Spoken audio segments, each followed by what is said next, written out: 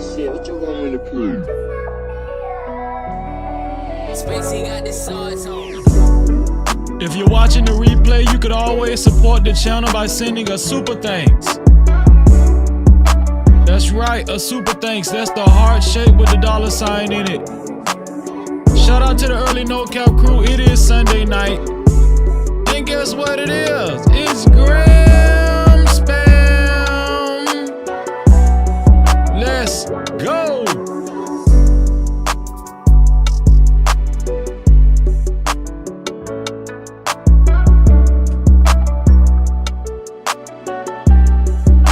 Spacey got the sauce on.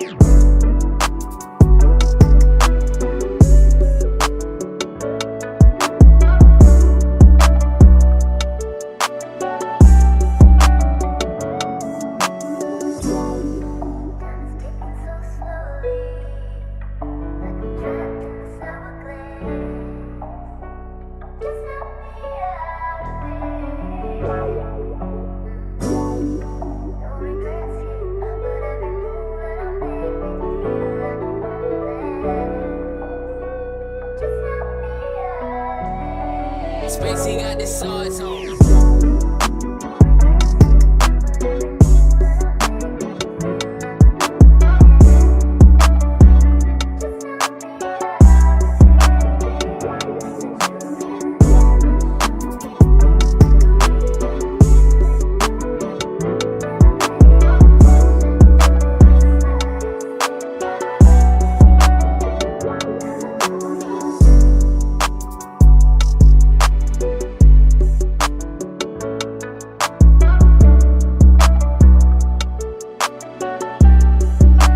Spacey got the sauce on.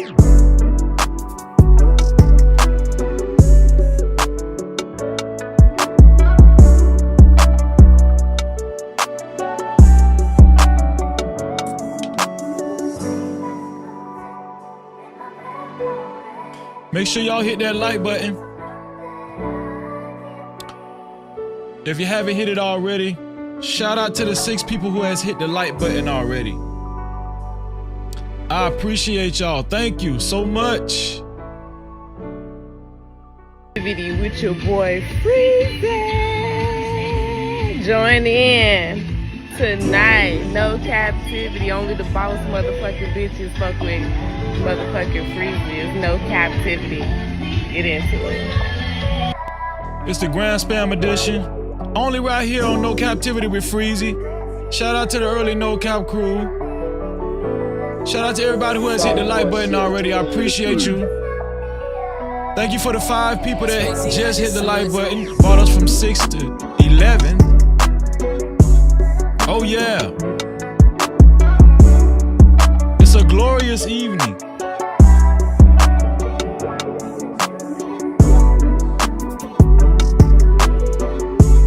If you're watching the replay, you could always send a super thanks. That's how you can support the channel. When we're offline, you can send a super thanks. That's the heart shape with a $sign in it. Right below the video. We're gonna be talking about Sukihana and Umar Johnson, along with a plethora of other people. Khaotic and Scrappy going through drama. We're gonna talk about relationships on YouTube. Can they be real? Can they be real? We're gonna be talking about a lot of stuff. Tune in. Don't hesitate to hit that like button. Thank you.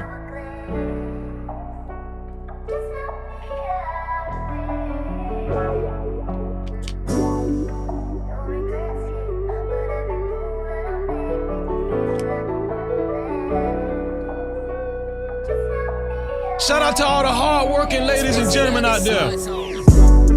Shout out to everybody that's out there that ain't stopped going to get it.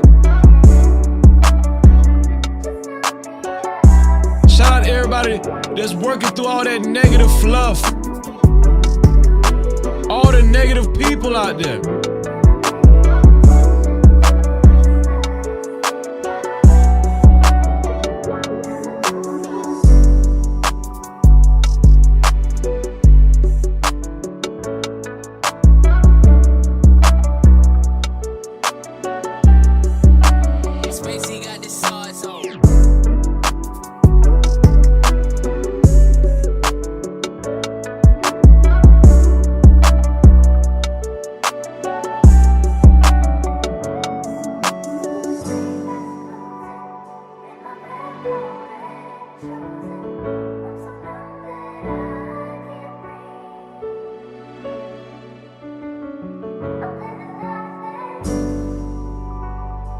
Captivity with your boy Freezy.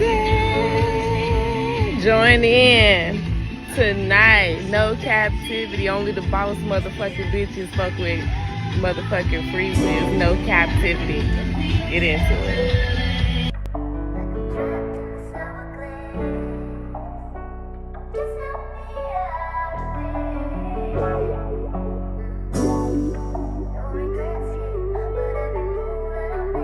Shout out to everybody that showed up just to show out, just like your boy Freezy. Spacey got the sauce on. Shout out to all the content creators in the audience. If you're watching from the clouds, don't be shy. Come on in through the door. Get in the chat. Get involved. Participate. Make sure you hit that like button. Thank you, family. I appreciate you.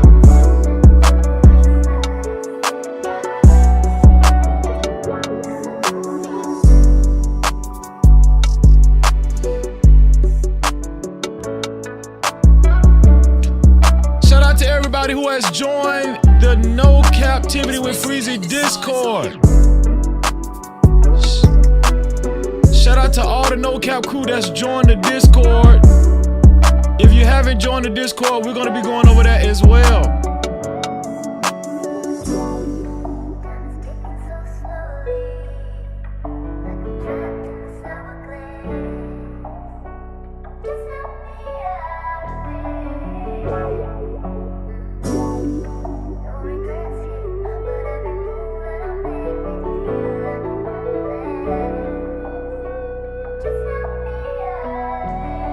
Spacey got the sauce on.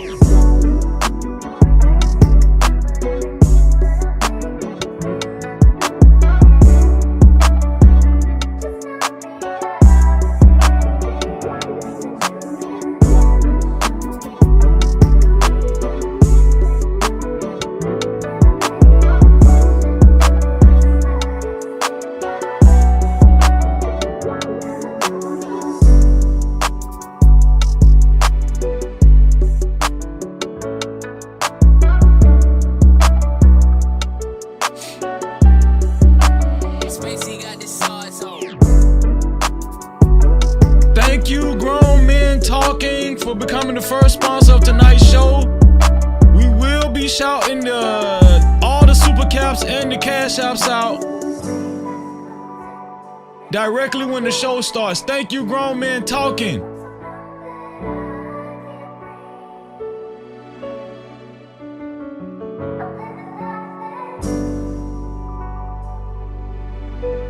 With your boy Freezy. Join in tonight. No captivity. Only the boss motherfucking bitches fuck with motherfucking Freezy. No captivity. Get into it.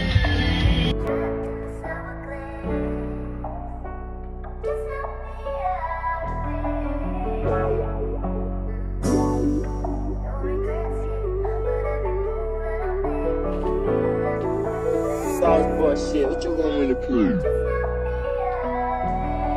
Spacey got the sauce on.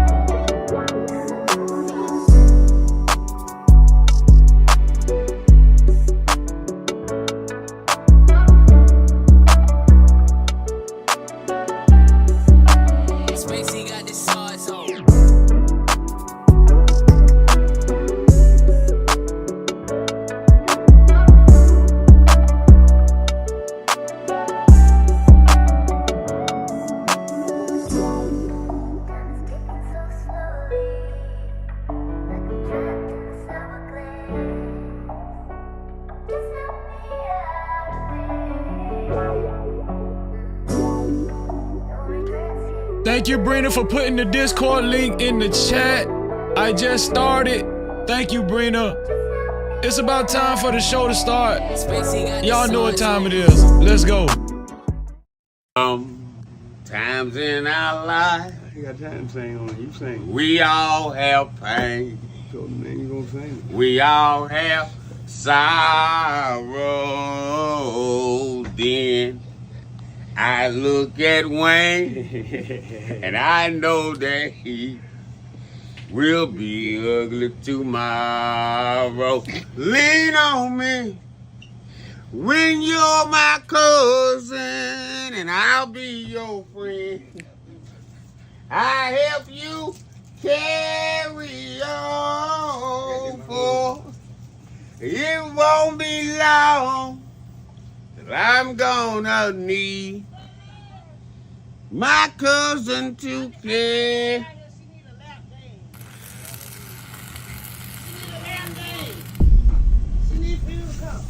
No Cap-tivity. Freezy.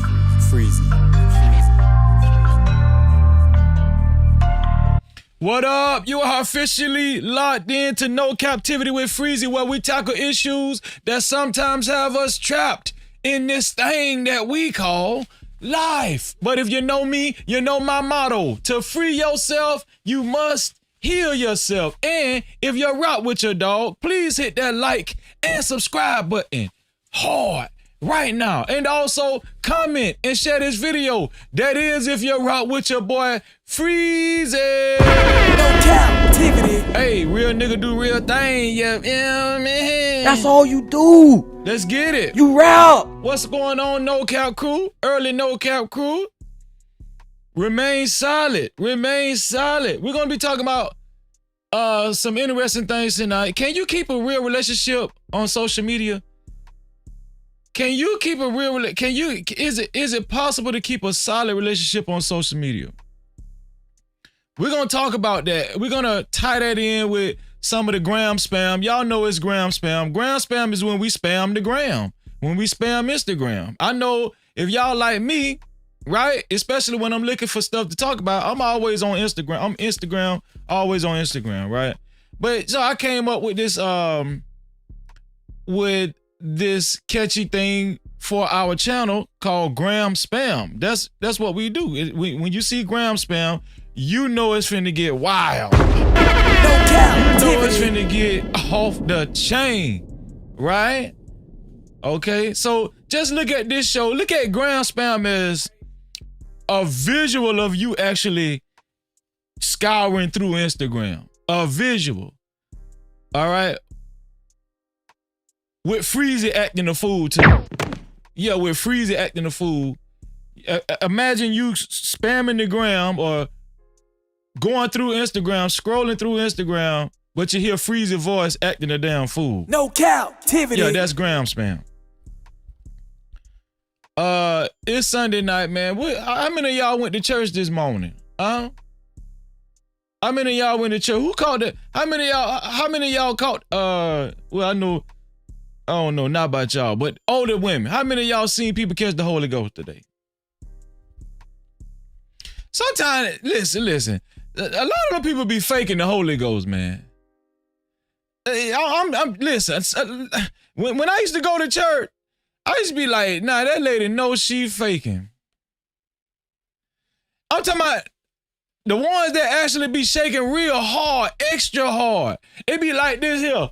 Oh, thank you. Oh, thank you. And then they be looking out the corner of their eye to see if you're watching.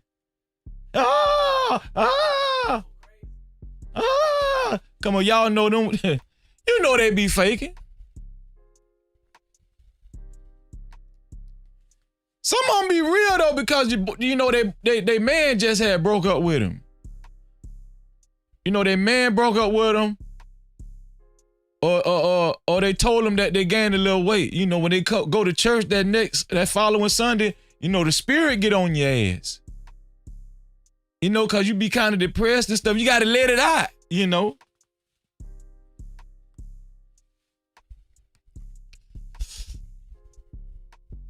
Especially when your man leave you. You be in church thinking about your man leaving you. You know why? The biggest reason why they catch the Holy Ghost, they be hoping somebody else tell their man, man, you need to check on Sonya because, man, not Sonya, that's the wrong word. You need to check on Tiffany You need to check on Gertrude. You need to check on Gertrude. Why, dog? Why I need to check on? Man, Gertrude fell out in church, man. She must have thinking about you. Then you break up with her? Yeah, but I don't think it. Man, you need to check on her. That's what they be hoping. Oh, pray God, help me, God, because you the only one that's been there for me the whole time. Y'all know how it go. I'm telling you, it's plenty of reasons why women catch the Holy Ghost in church. In church, huh? When them bills late and them lights finna get cut off and that stress settle in, huh? Oh, God help me. Only you can work it out. You can work it out, Lord. You can do it. Y'all know how it is. He catch the Holy Ghost.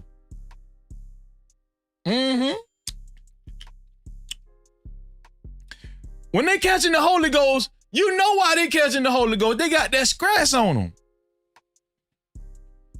There's a lot of stress. When they have that stress on them, I'm talking about, listen, I think I tried to catch the Holy Ghost one time in church. I just wanted to see what it felt like. I wanted to see what it felt like because I was stressed out. I know that if you stressed out, just catch the Holy Ghost at church. So I tried it one time to see if it was gonna get better for me. You know what I'm saying? I just when I stopped, I was just dizzy as hell. I was like, God damn, I'm dizzy as hell. How they do this every Sunday? No Cap-tivity. We about to do roll call, man. Shout out to everybody that's done settled in the chat. Thank y'all for being here. I appreciate you. And I love you. We're going to laugh and we're going to talk about some serious things tonight. We're going to be talking about Umar Johnson and Sukihana. Umar Johnson and Sukihana is very peculiar. Don't y'all think so? Umar Johnson and Sukihana are a very peculiar couple. There's some things up with Umar Johnson and Sukihana that I just can't put my finger on it. But we're gonna investigate this tonight. We're gonna investigate the relationship between a righteous man with a straight up slut bucket. Why is it so intriguing? Why do slut buckets like really righteous men, right, that their image are leaders, like because Umar Johnson his image is pretty much like a black leader, right? Sukihana her image is pretty much slut bucket. It's very peculiar because I'm gonna tell you, these two, every time they see each other, they have the googly eyes that they really like each other. And every time they see each other, I'd be like, damn.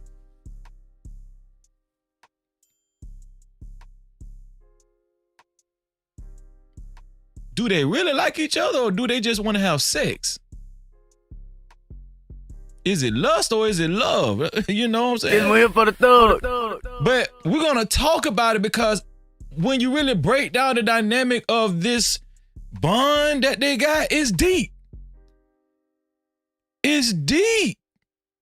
Umar Johnson want to go deep. No Cap-tivity. I think he want to go deep, but that's a whole nother conversation. We're going to talk about that too, right? We're going to talk about Scrappy and Khaotic. Scrappy and Khaotic. For the past few months, Scrappy and Khaotic, they've been on social media as if they were best friends. I thought that Scrappy found almost like a best friend soul. I don't want to say soulmate, but like a. You would have thought that their bond was inseparable. You would have thought that Scrappy and Khaotic found an inseparable friend in one another. You know. And when I used to look at how they used to carry on and joke and hang out in the streets with one another, I actually thought it was real. I thought they was real friends. But they've been going through it on social media, and it just make you lose faith on, you know, on these relationships on social media. Can it be real? Can you actually trust people on social media? Can you trust people? Can you trust people? I've learned a lot since I've been on YouTube. I'm gonna tie in Lil Scrappy and Khaotic with what I've learned about social media. If you don't know how to move on social media, don't come, especially YouTube. If you don't know how to move on YouTube, talk to somebody. Talk to somebody that's experienced. Talk to somebody that can give you some wisdom, because I'm gonna tell you something. You can end up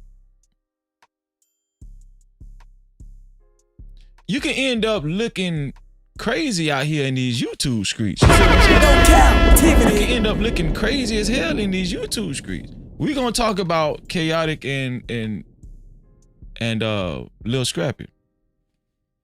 We're gonna talk about a lot of stuff. We're gonna gram spam. That's what we're gonna do. Before we gram spam, how about we do a roll call?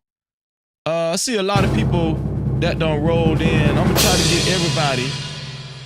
A lot of people is in the chat, man. Shout out to my sister, Genesis 1. Shout out to Genesis 1. Reminding y'all to hit that cash cap, right? If you would like your comments read, and this is perfect. Thank you, Genesis 1. If you would like your comments read and highlighted, you can either send a super cap, aka super cap, aka super chat, or you can send a cash cap, aka cash app to $Freezy 1976. That's $Freezy 1976, and I appreciate y'all. Shalom, thank you, Genesis 1. I appreciate that, sis. Genesis 1 is one of my day ones. Just in case y'all didn't know. Shout out to one of my top tier mods, Emperor Kojak 313 the Great. He say, "What up, though, Freezy and chat? Smash that like button. Make sure y'all do what Emperor Kojak 313 said." Shalom to Emperor. No Cap-tivity. A lot of people in here. I'm gonna try to get through this quickly. Shout out to Dr. Quantum, aka Quantum Love in the building. Waving the Freeze and the No Cap crew. Shalom to Quantum Love. No Cap-tivity. Shout out to Trey White. He say shout out to the No Cap crew. Shout out to Drip Nation. Shout out to Trey White, man. I appreciate you being here. Always good to see you. Shalom, bro. No Cap-tivity. Shout out to Grown Men Talking, excellent podcast. One of the better panel shows here in this space on YouTube. And they kind of migrated in this space. He was in the space of his own, but I be over there all the time watching Grown Men Talking. Shout out to GMT. GMT say, "No Cap crew, Freezy, what's good, brother?" Shout out to GMT. Make sure y'all subscribe. No Cap. Make sure y'all subscribe to Emperor's gaming channel as well. Shout out to Emperor, man. Shout out to Hassan Ta'ir Show. What's going on, Hassan? How you feeling? Shalom. He said, "Freezy, salute to you, bro. Salute to you too, bro." No Cap-tivity. Shout out to Easy, DJ Easy, DJ Ant doing it big, aka doing it big in the building. He said, "Watching the fresh mangoes off Elam Street." Shout out to Elam Street. 11. That's he trying to say 11 Street. That we talking Florida. Shalom. No Cap-tivity. Shout out to DJ Easy. Shout out to my sister Brina, our beloved sister Brina. Thank you, Brina. I appreciate you. She said, "Freezy, blessings." Blessings to you, sis. Shalom. No Cap-tivity. I say Jerome in the house. I say Jerome in the house. Watch him. He say, "Salute, Freezy, my knees and into the No Cap crew. What it do?" Shout out to Jerome. Shalom. No Cap-tivity. Impressive vibe. How you feeling, sis? Impressive Vibe always painting the city. She said, hey, Freezy and No Cap crew. Shalom to our sister, Impressive Vibe. No Cap-tivity. And shout out to my homeboy, my brother, man, Next Level in the building. He said, what it do, Freezy? Man, shout out to Next Level. Solid. One of the solid brothers I know in on YouTube, man. Shout out to Next Level. I appreciate you, bro. Always. Shalom. No Cap-tivity. Who else is in the building? We got a lot of people in here, man. I don't want to skip nobody. Who else is in the building? Let me see.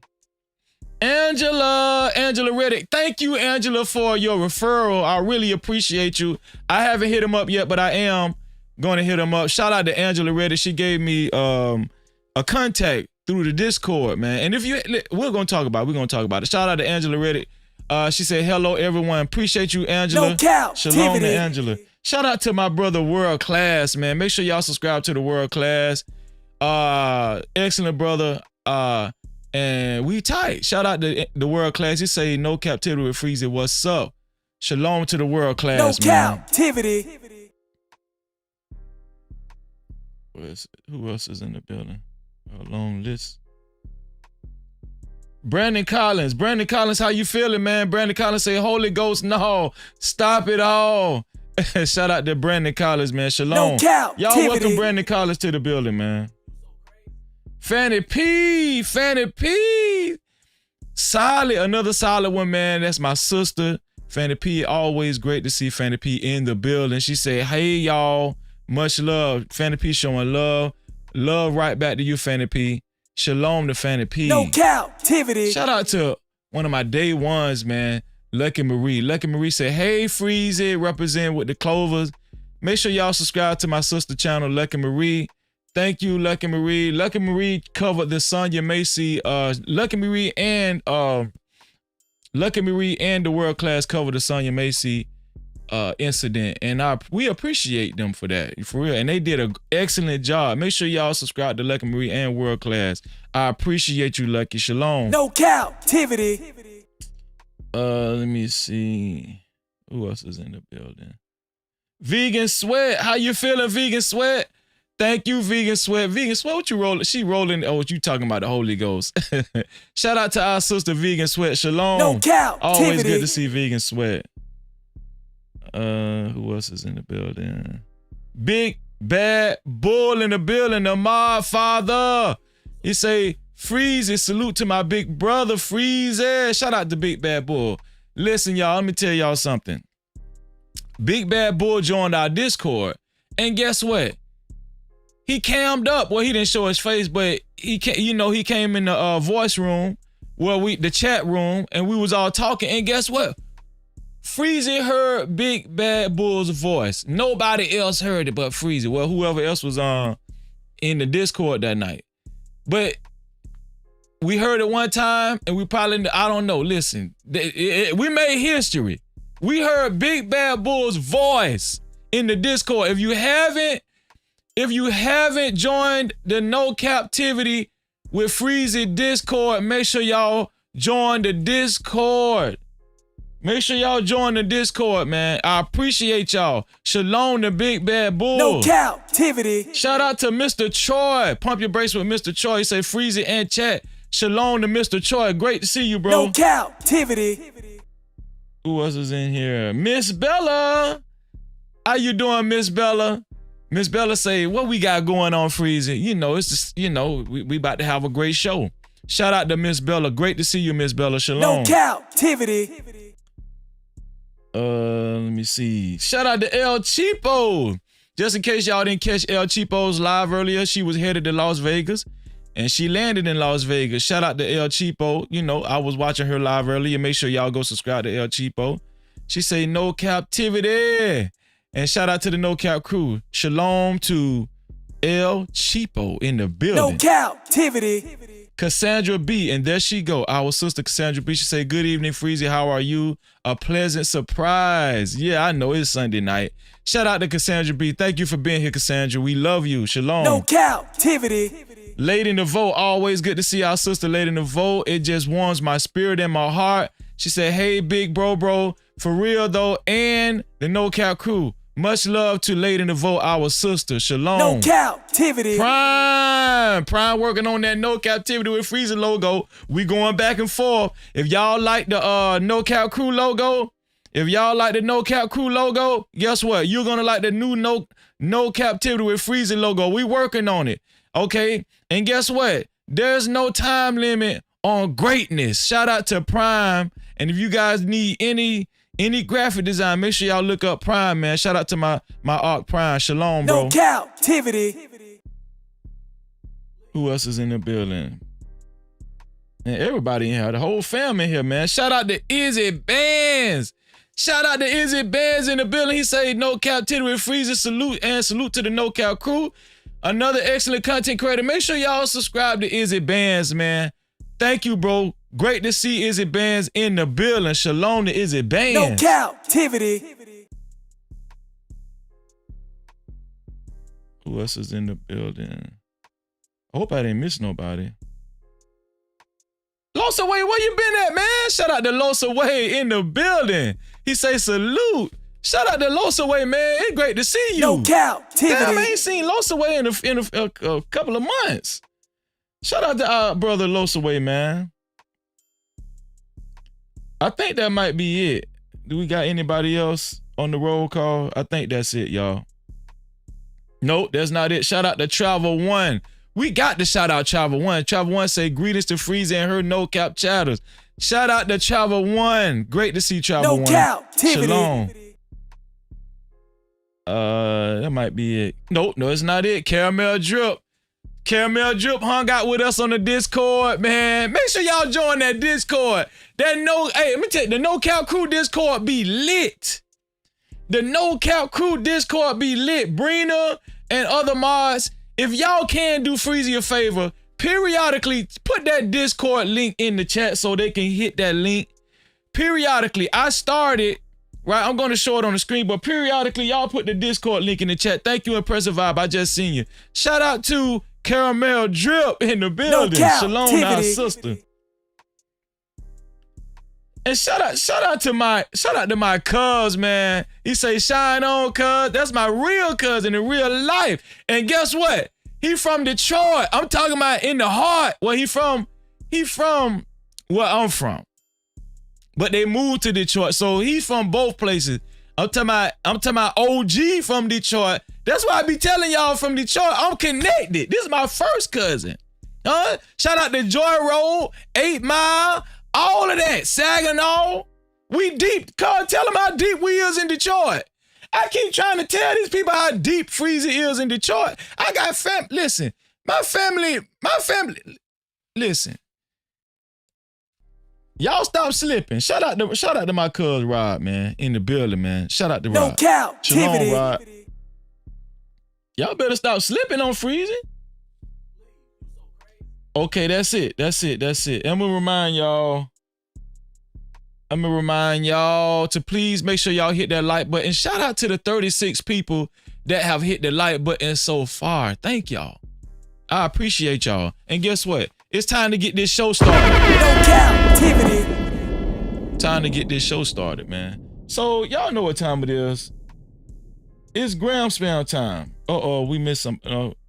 Our sister just came through the door. She just rang the doorbell. Shout out to 907 Good Eats. Make sure y'all subscribe to my sister 907 Good Eats. I was watching you today, 907.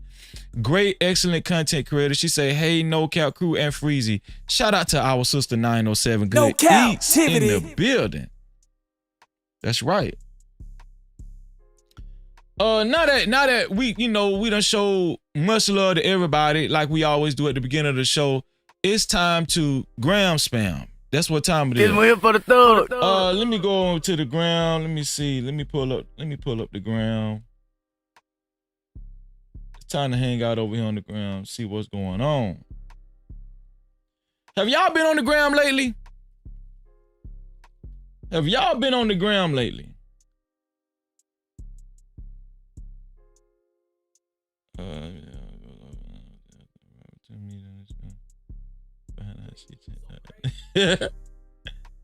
And cause well, damn, this just hit the ground. Let's see what's going on, cause they already off the chain over here. Let's see. But we're going to talk about Sukihana. We're going to talk about Umar Johnson. We're going to talk about Scrappy and Khaotic. Let's see. We're going to talk about a lot of that stuff. We're going to talk about the gram.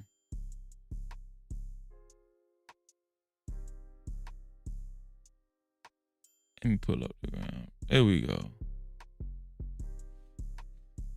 Come down here to the chat room with y'all. So I'm just seeing this. Let's see what's going on with this video. How about we do that? Is he?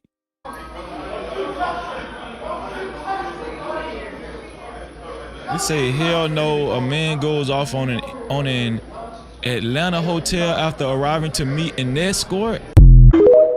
Let's see what's going on. A man goes off in an Atlanta hotel after arriving to meet an escort. And finding out she checked out early, calls a staff member a racial slur and runs.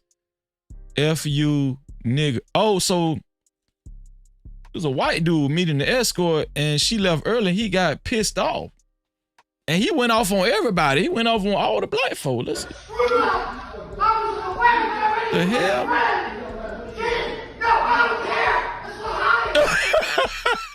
Yo, god damn, this man really wanted some damn PUSSY. No Cap-tivity. This man really wanted some PUSSY. He mad that his escort left. Hey man, you got to get that frustration off of you now. I halfway feel him. Even though I don't like you, he got to go off on the black folk. He calling us niggas with the hard ER and everything just because his escort ran off. There probably was a damn black girl. Probably was a black escort. That's probably why he mad. Somebody in handcuffs. Let me see.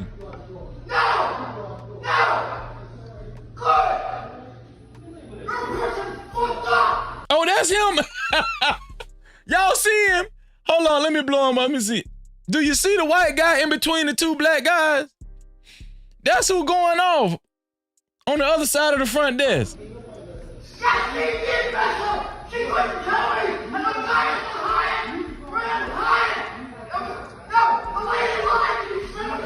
That guy looked like he about 80 years old.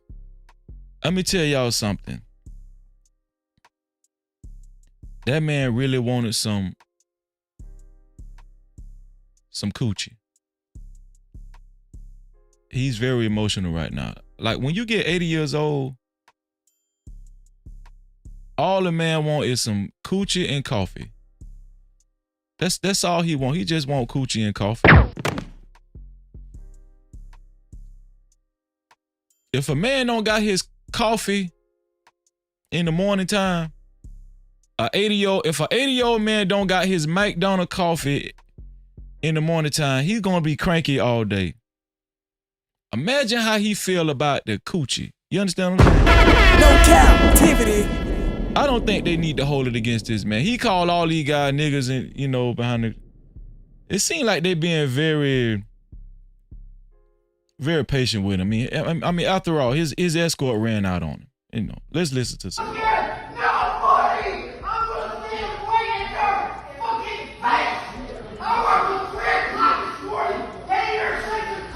He going crazy too. Look at him. He jumping up. Look at him.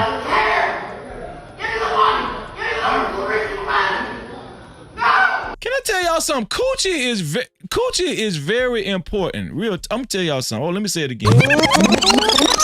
Coochie is very important. Do y'all see how crazy this man is acting? This a white dude. They could have called the cops on him. You know why them guys didn't call the cops on this? Did he call them niggas and everything? You know why them black guys didn't call the cops? Because they done been there. They done been there. They probably sending this up, man, no, don't call the cops on it, man.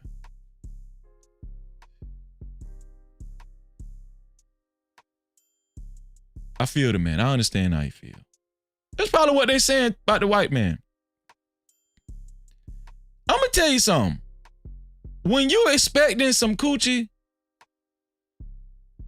and you don't get it,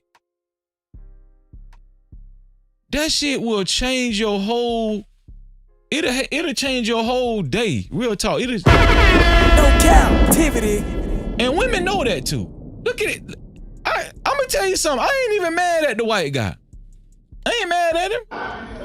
Cause he ain't in his right mind. That man ain't in his right mind. Look at him.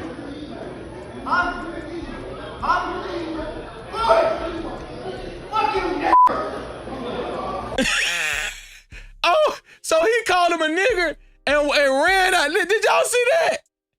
He called him a nigger and ran. He said, fucking nigger, and he ran out. That man about to lose his damn mind. No captivity. This dude about to lose his mind. No. Look at him. Don't hit him, man. Don't hit him. That man got the blue balls with him.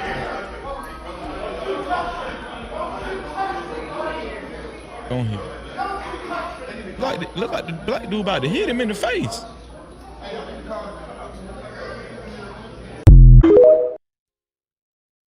That shit powerful, man. No captivity.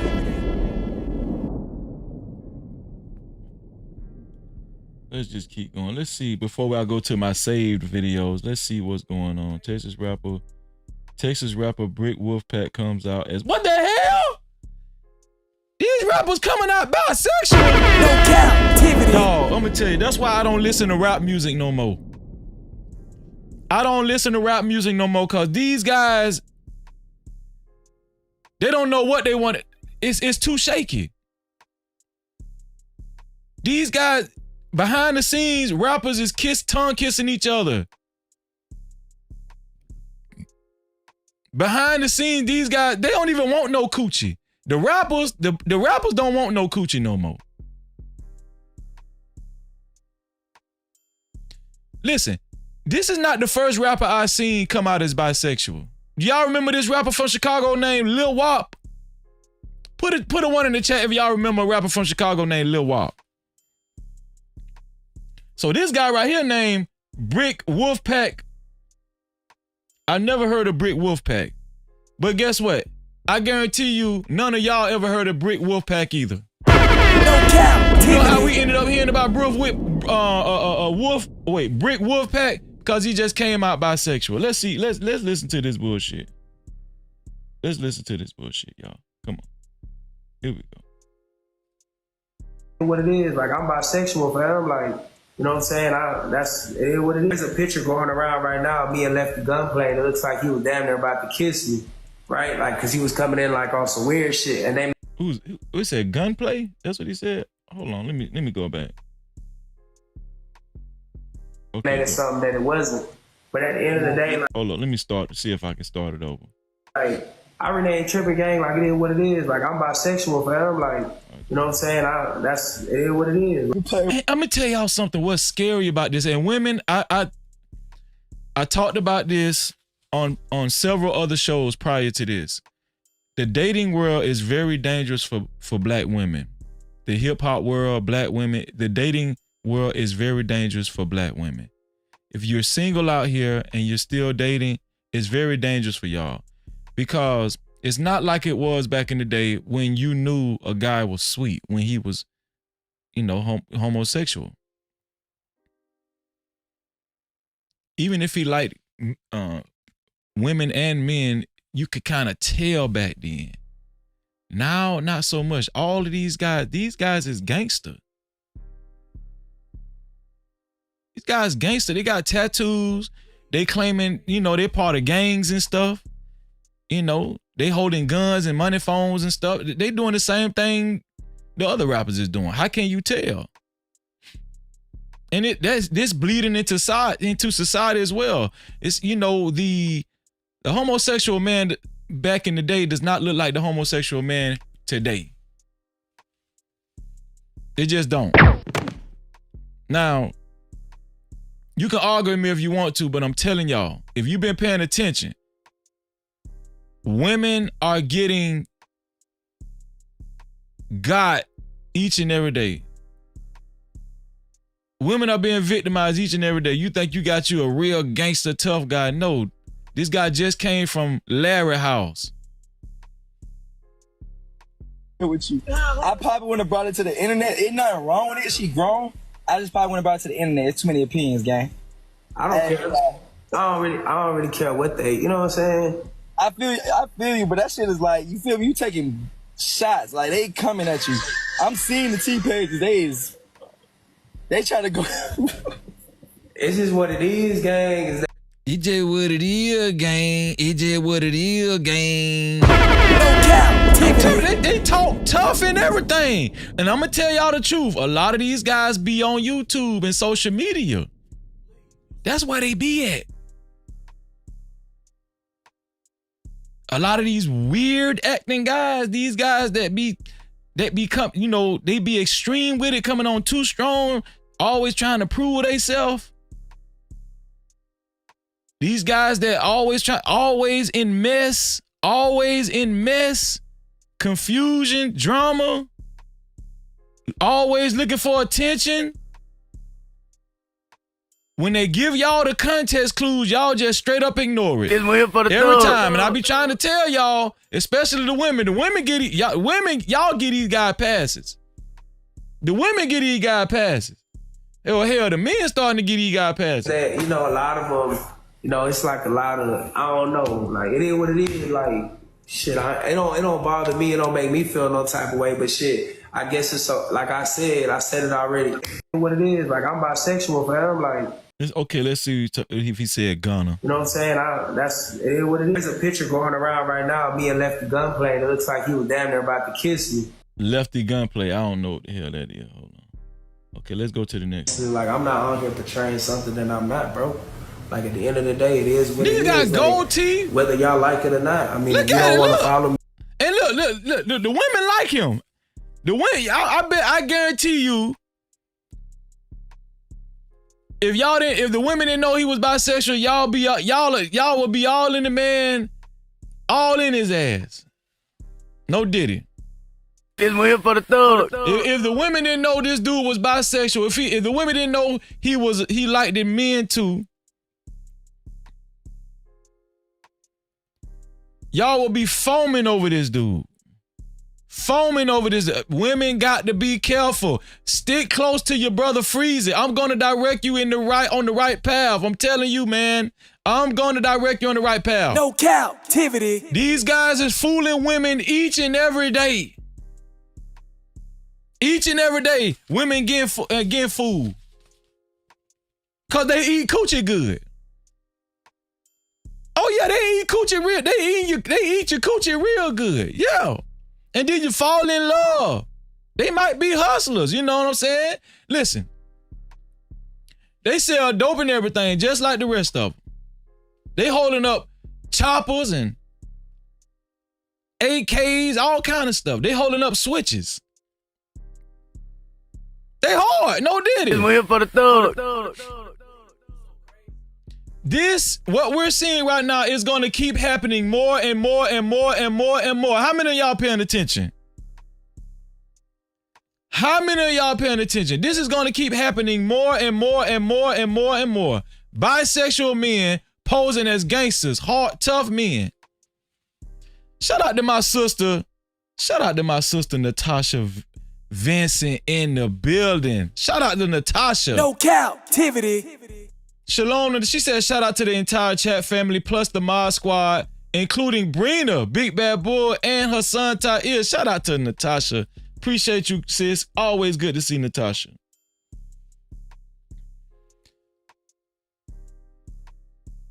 Now, you know what? We need to do a live stream to help women, right? We need to do a live stream so we can help the women understand on what red flags to look for so they can try their best to avoid these type of guys. They come in all shapes and sizes, I'm telling you. All shapes and sizes. I mean, you don't want to be a part of this journey, you don't have to. But at the end of the day, you know, everybody gonna say what they say. And now some of y'all might like that stuff. Some of the women might like the freakiness. Some of the women might be bisexual. Right? Some of the women might be bisexual, so you might not mind your man being bisexual.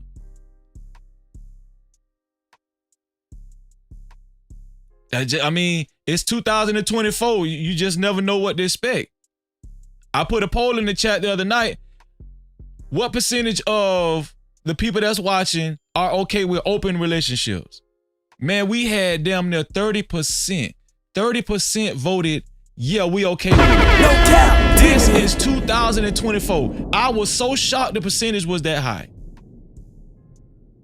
It's a lot of women, just because they like the way this dude look, right? They will go with it. It's a lot of women that's lonely, that don't have a man, that's so desperate to just be in a relationship. They don't so desperate for love. People are desperate for love nowadays. All that Kevin Samuels shit, y'all might as well throw that shit out the window. Listen, they don't care about Kevin Samuels. All that manosphere shit, women do not care about that no more.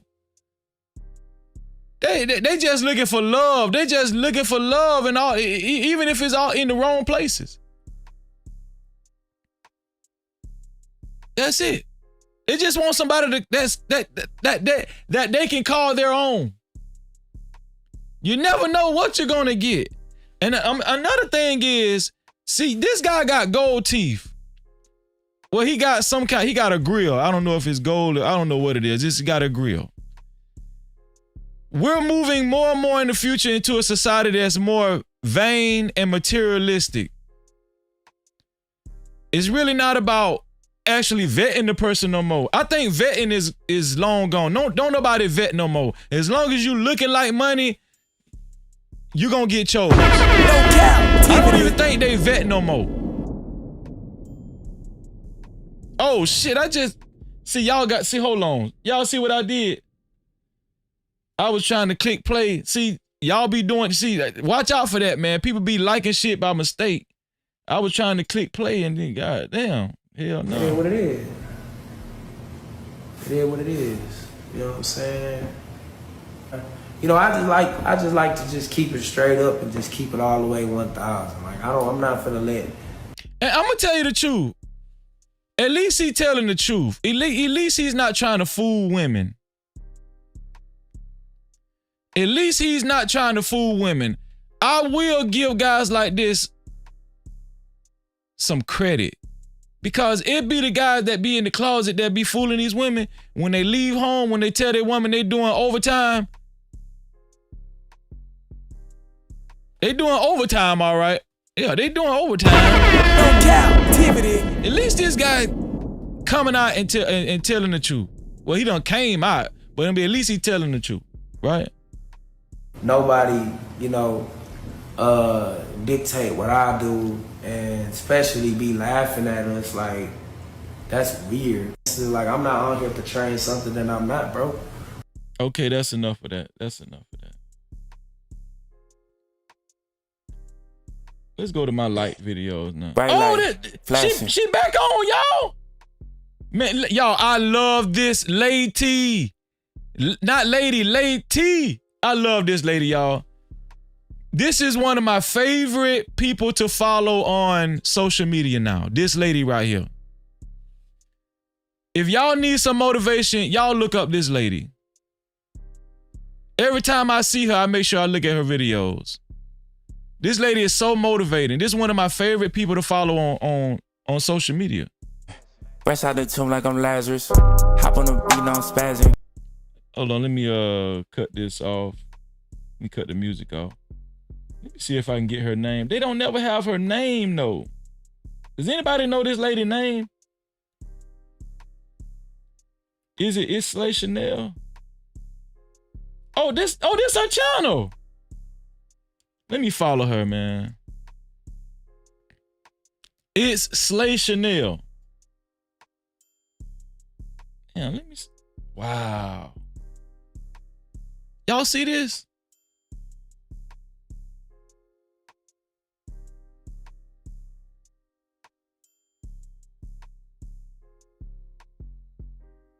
Wow. If this don't motivate y'all, man, That's how much she weighed.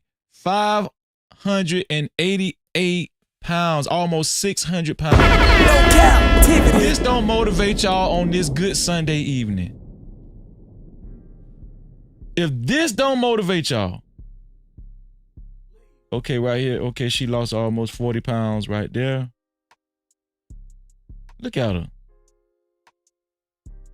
This one of her latest videos. Flashing. Fresh out the tomb like I'm Lazarus. This is one of her latest videos, y'all. I love this, man. I love this, man. I'm finna get my ass up tomorrow morning and start back working out. I don't give a damn if I hurt my knee.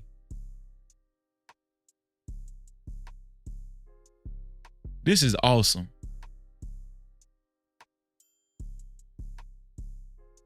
This is awesome, man. Listen, I'm so glad I found her channel. I've been seeing her all on social media. And every time I see her video, I look at them. I'm so glad I got a chance to, I'm so glad I just found her channel and I followed her. Wow. Hold on, let me see. It's Slay Chanel. It's Slay Chanel. If y'all want to follow her at It's Slay Chanel. This is the video that we seen the other day.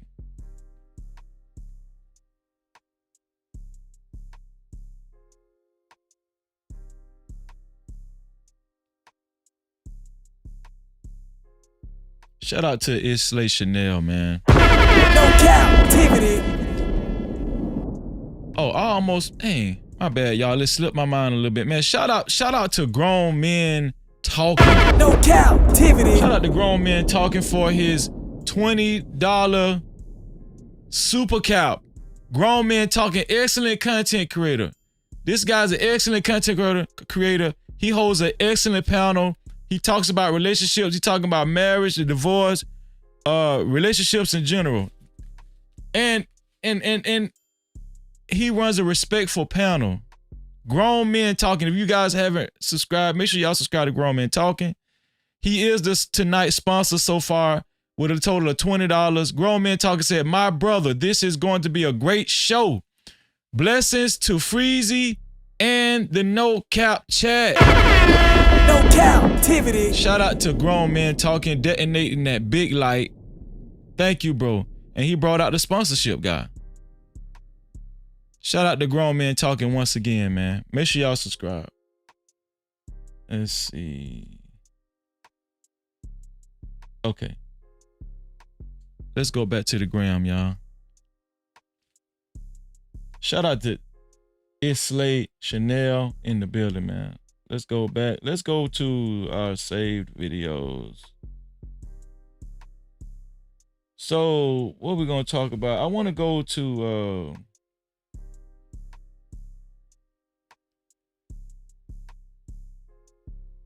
what's been going on with this guy? Brashear Y Gray. Brashear Gray. What's been going on with this guy? This guy got arrested again in Florida, y'all. Girl, we taking off the stress, this bit.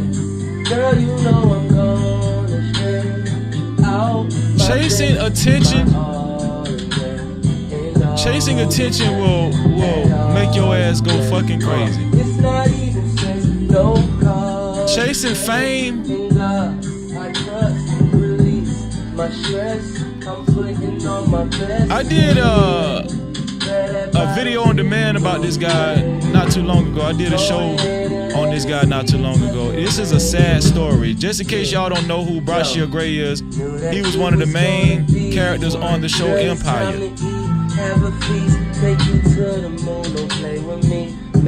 I guess he's trying out singing now. This guy just got arrested in Florida.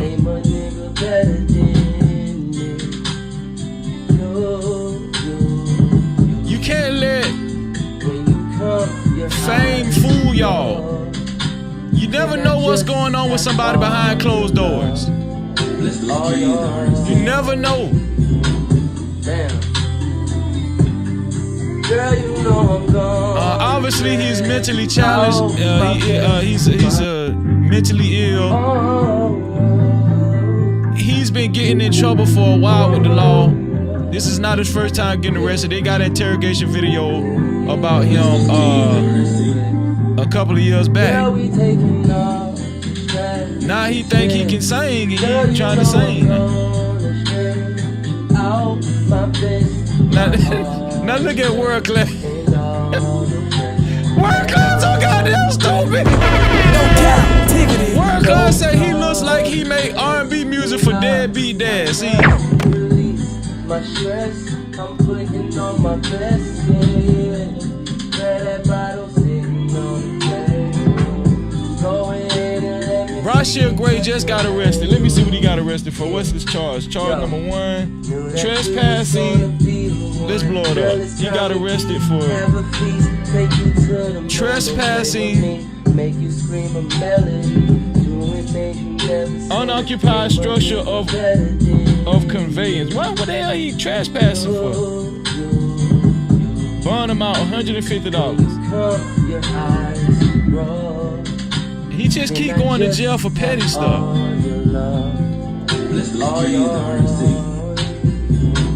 Damn.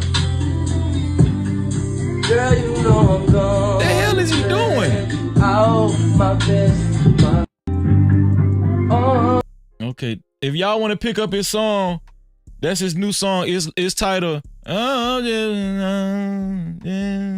That's the name of his new song. So y'all want to pick up Brashear Gray's new song? Y'all check it out, man. I don't know where to go find it, so I can't tell you. I don't know here. Shout out to Yaham X in the building. Great to see you, bro. No Cap-tivity. Shalom to my art. Yaham X. He says shout out to Freeze and the No Cap crew. Appreciate you, bro. Good to see you. For real, for real.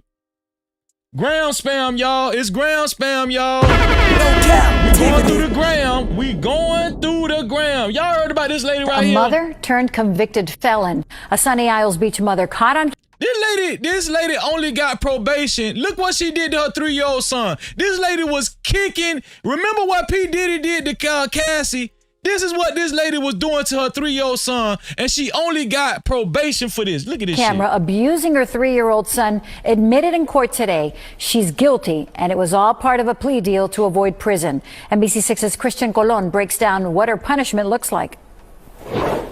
The woman only got 3 years probation for abusing her child. Today, the court also suggesting the mother and child could be reunited in the future. A warning, some of the video you're about to see is disturbing.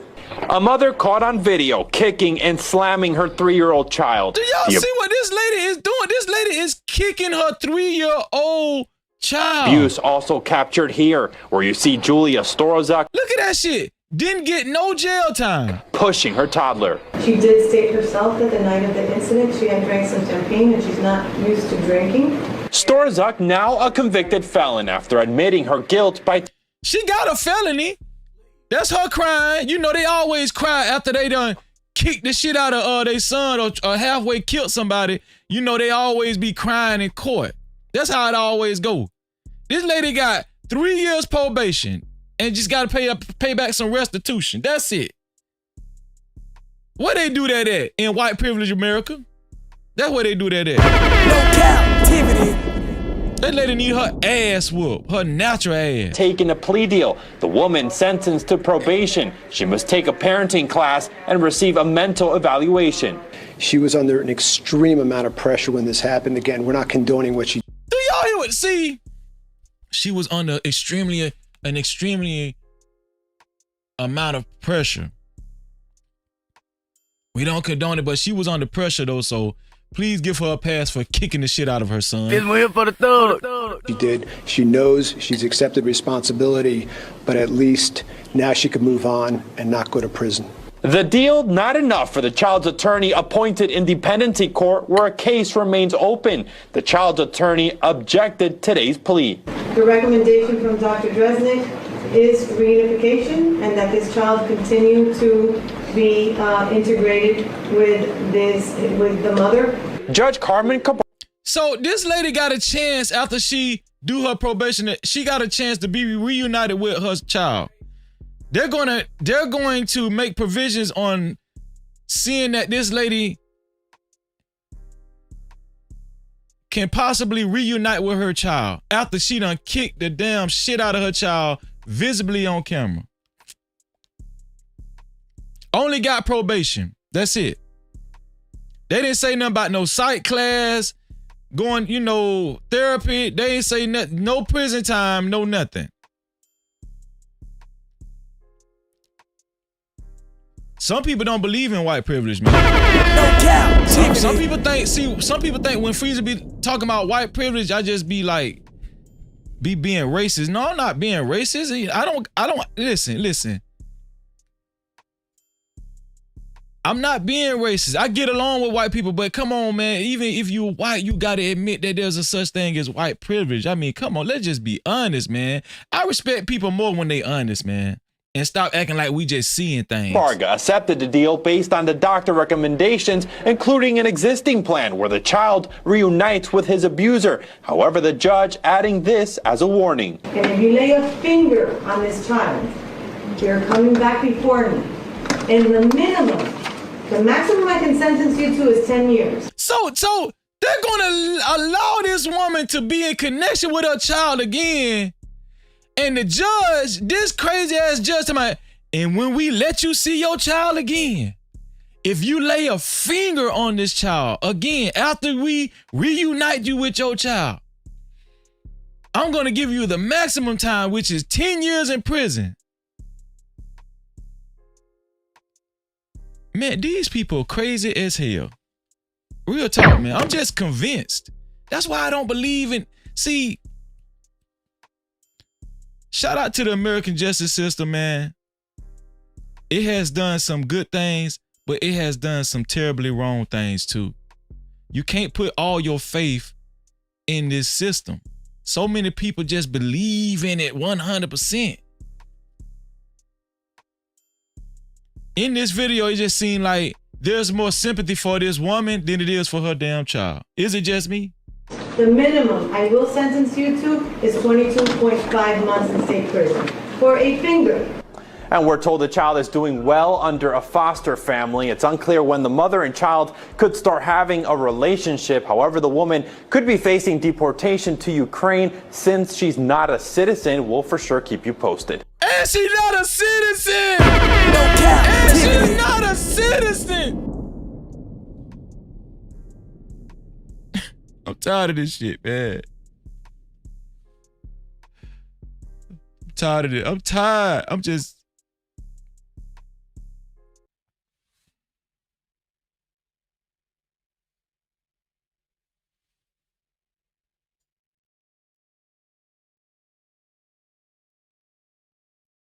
tired, man.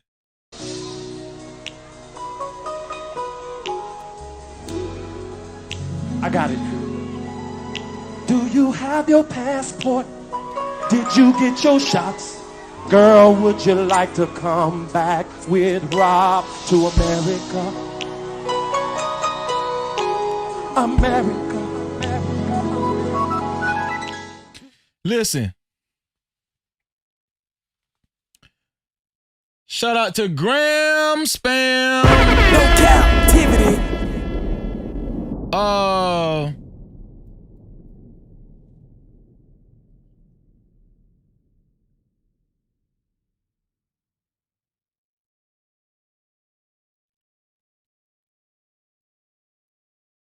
I like this video right here. I had saved this video right here. What y'all think about I this thought video? my husband was the enemy because I had to change so much. And I also felt like spiritually that when we got married, all this stuff was coming out of me that was ugly.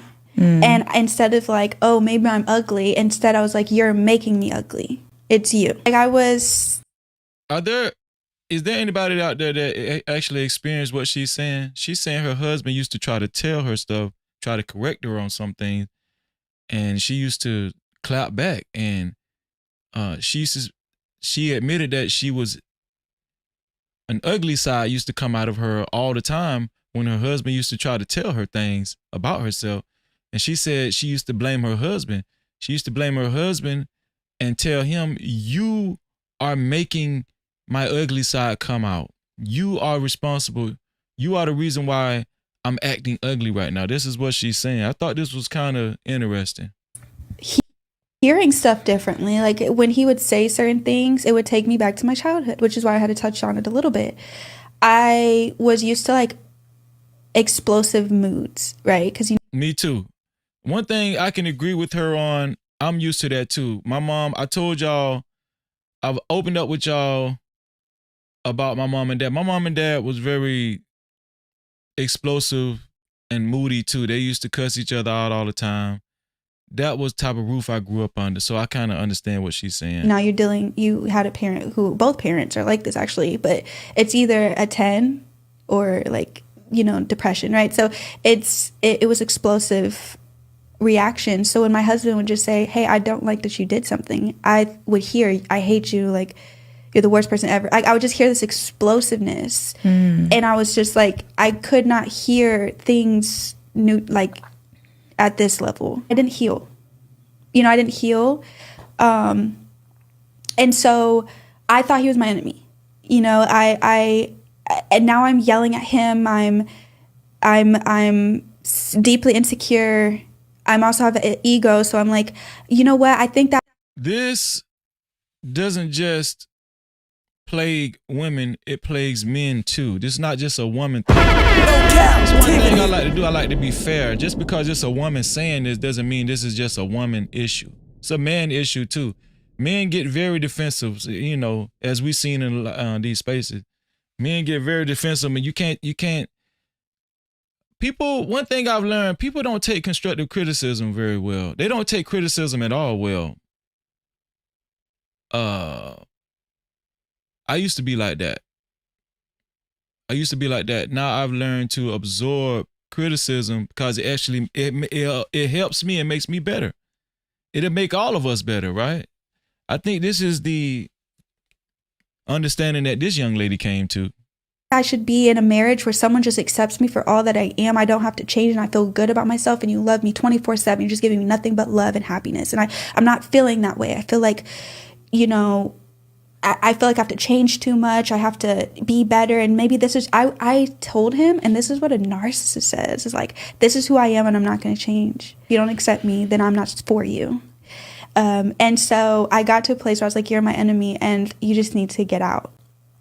And he left. Like, I packed up all his stuff. I was like, and did y'all hear what she said? She said she got tired of her husband always trying to correct her.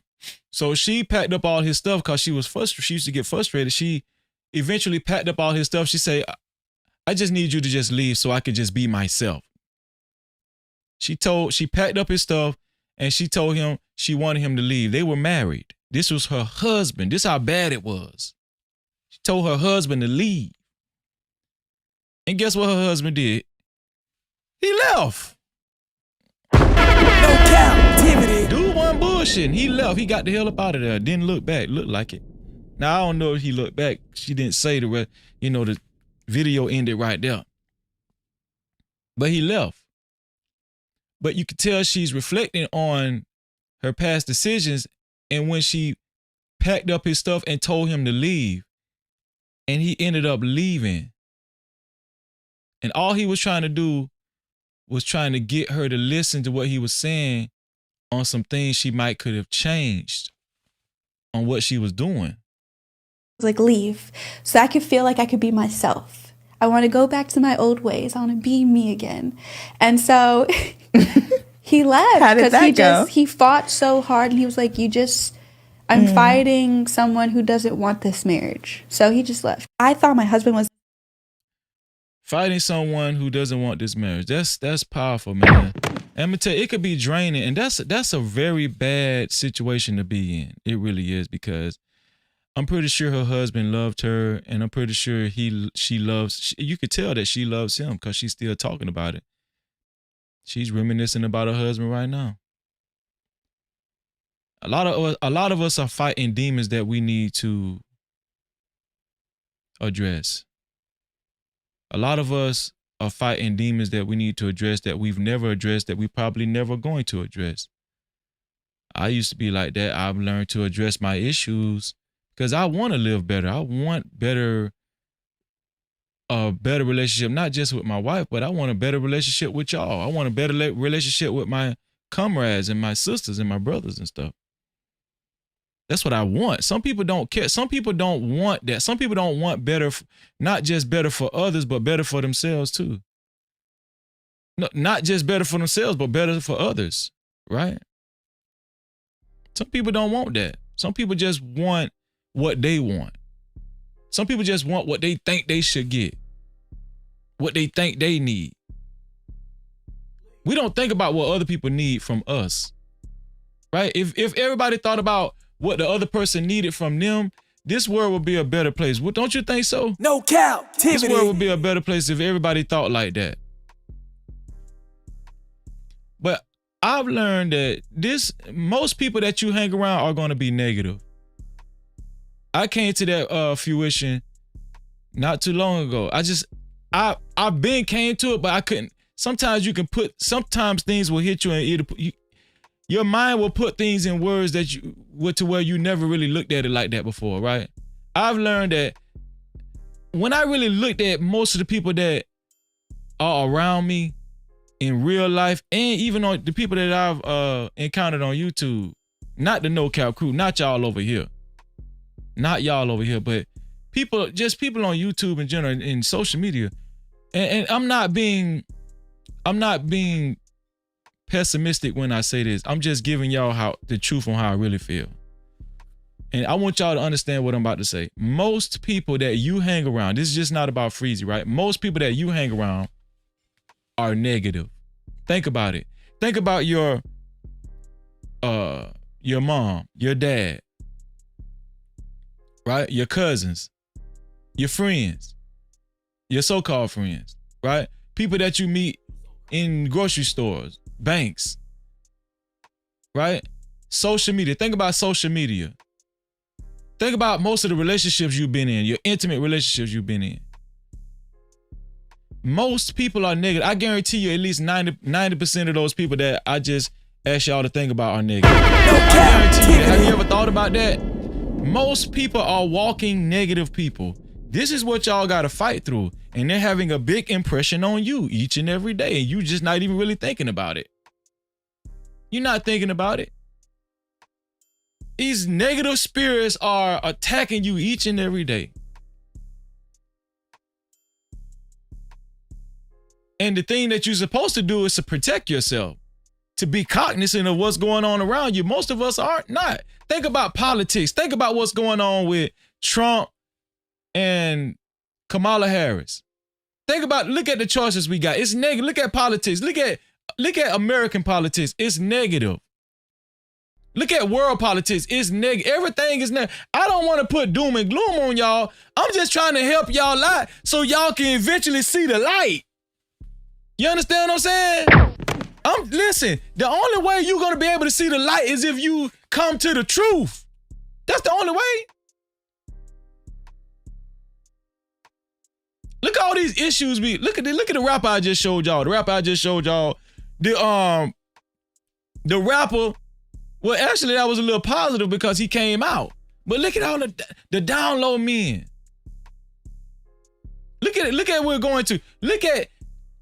And I hate to say it, one of the most negative races is the black race. We just hate on I just feel like we hate on each other the most. Think about if everybody else experienced negativity. Imagine how much negativity black people experience. I'm not just saying that. Listen, and you know I love black people. I'm just telling the truth. Look at the Christian church. Look at the black church. Look at the black negativity, just negative. T.D. Jakes couldn't even retire he couldn't even die as the pastor of the church or just retire. This nigga got pushed out because of the shit he was doing. Hanging out with P. Diddy, questionable action. It's just negative. Negative.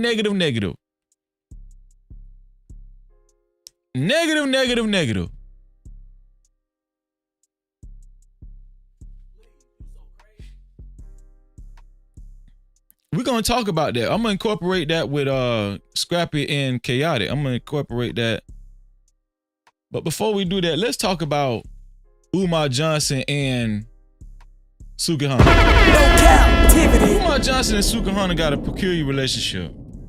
They've been running into each other, and every time they run into each other, people take pictures of them. They make sure they videotape it, they vlog it, and everything. Why is this relationship between Sukihana and Umar Johnson so peculiar? Well, it's because they're supposed to be total opposite, right? But we know they ain't, because Umar Johnson got caught with a stripper not too long ago. He got caught with a stripper in the hotel room. He was banging a stripper. Umar Johnson likes strippers. We know that, man. But he portrays himself as a righteous, pro-black dude, right? But he like thoughts. Umar Johnson got a thought demon. He got a thought demon, man. That's what he got. But this relationship is peculiar because Umar Johnson, when he meet up with Sukihana, I examine them extensively. I examine Sukihana and Umar Johnson because I'm like, damn, they really like each other. This ain't just for the camera. Like, they want each other. Umar Johnson and Sukihana want each other. They want to have sex. Well, we know Umar Johnson want to have sex because he likes strippers. But Sukihana, I think Sukihana really likes Umar Johnson. This one here for the I thug. think she likes him. She like him.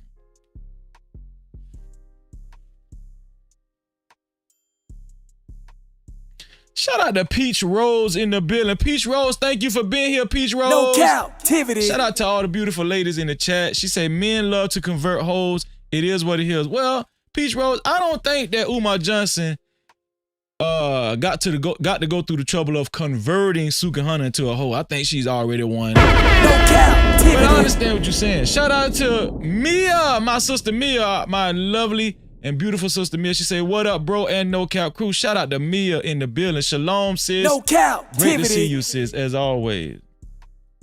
But yeah. So they met up at some event. I really don't know yet. I'm going to do the research with y'all.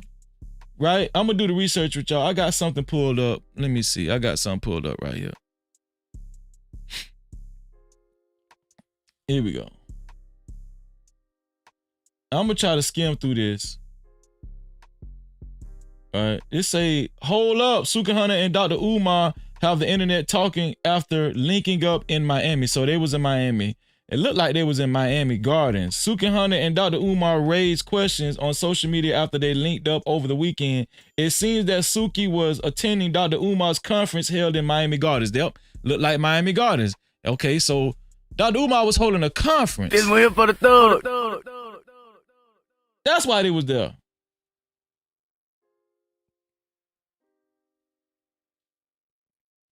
We don't need to see no more of that. So we know that they was at a conference. Let's look at some of the pics in the conference. Let's look at some of the pics, y'all. So this is the conference. I'm guessing this is outside, or did he have the outside? Did he speak outside? I don't know. But these are some of the people he took pictures with. These are some of the people he took pictures with, y'all.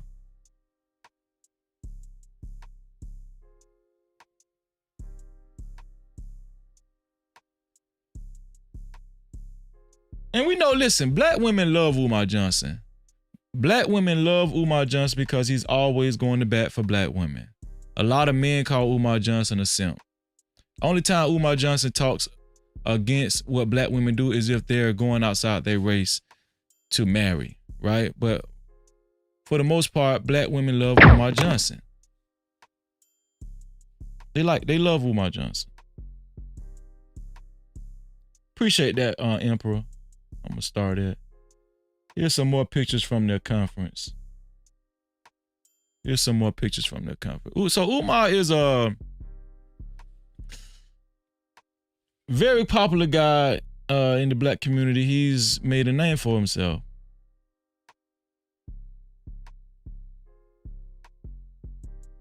There we go. Miami Gardens. I went to Miami Gardens when they had jazz in the garden.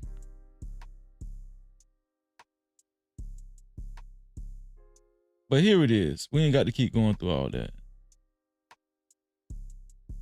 Let's see. So here's Dr. Umar and Suki. This is their pic. As you can see, do y'all notice a difference between the other pics that I just showed y'all and the picture that I'm showing y'all right now with Dr. Umar and Sukihana? Does anybody see the difference? Or is it just me?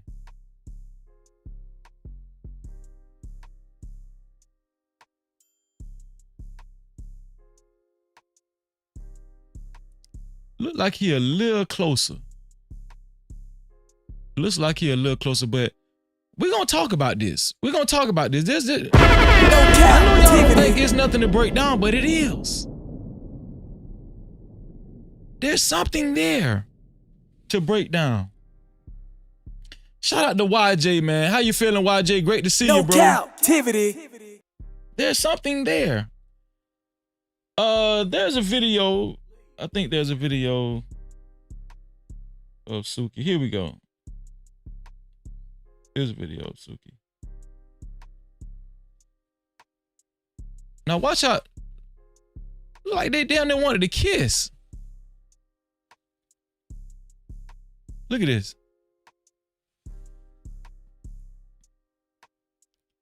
I'm gonna tell y'all something. Sukihana, oh, he did kiss on the forehead. Look like they wanted to kiss on the mouth just then. But I'm gonna tell y'all something. Umar wants to bang Sukihana, but I'm about to tell y'all something that y'all really not gonna believe.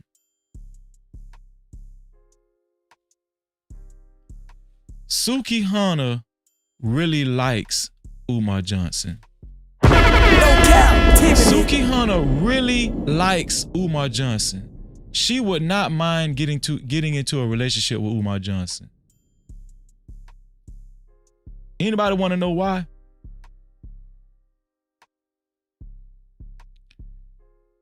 It's because even when women are portraying themselves as bad bitches,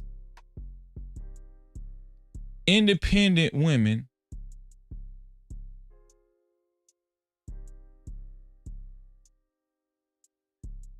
bitches who are getting the money, and I'm just saying bitches because that's what they call each other. Bag chasers, you know, all that kind of stuff. Getting flued out. All of the bad bitch rhetoric. Even though she carries all of these characteristics, Sukihana, just like many other women in her category, are looking for some type of stability and leadership. Cap-tivity. That's what they're looking for. If you want to entice a woman, if you want a woman to be very attracted to you, show leadership skills. If not, she's going to use you for money. She's going to use you for the time being to her advantage. But she really respects Umar Johnson. She really likes Umar Johnson. I don't even know what they whispering to each other. Like, see how she grabbed his face? Do you know what kind of face grab that was? That was, you so cute. Boy, I will. Boy, I will. That's what kind of face grab that was. Boy. She looked like she just got out of church, like she respect her pastor or something. Look at her.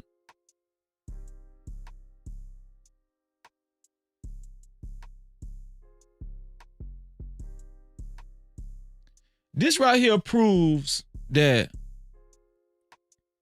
women are attracted to leaders or men with leadership qualities or men that even just present themselves or exemplify any type of leadership skills. Women are attracted to this. Women are attracted. I'm talking about even the thoughts. Even the thoughts. The thoughts can make it seem like they want dope boys. No, they don't. They don't. Listen. The only time they really want a dope boy is when the dude is he's exuding leadership qualities even in the dope boy world. I don't care what kind of man you are, whether you illegal or legal, women want a man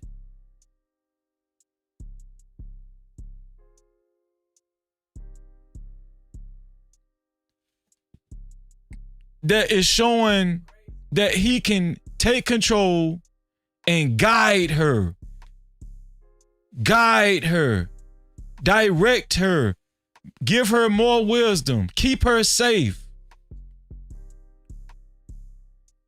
It's not even about having a lot of muscles. It's not even about having muscles or nothing. It's about mentally stimulating a woman and convincing her that you can guide her.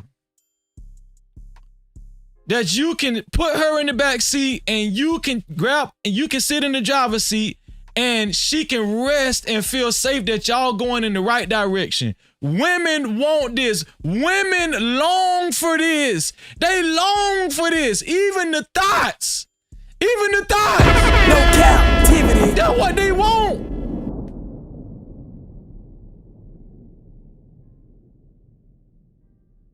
Even if they're faking it, even if they're lying and making it, even if a man is faking it and making it seem like he's a leader. There are some guys I've seen on YouTube.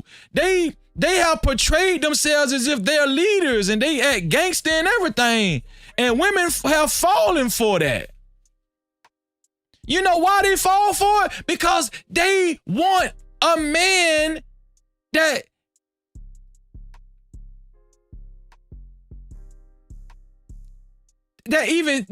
to where he even seems like he's taking control.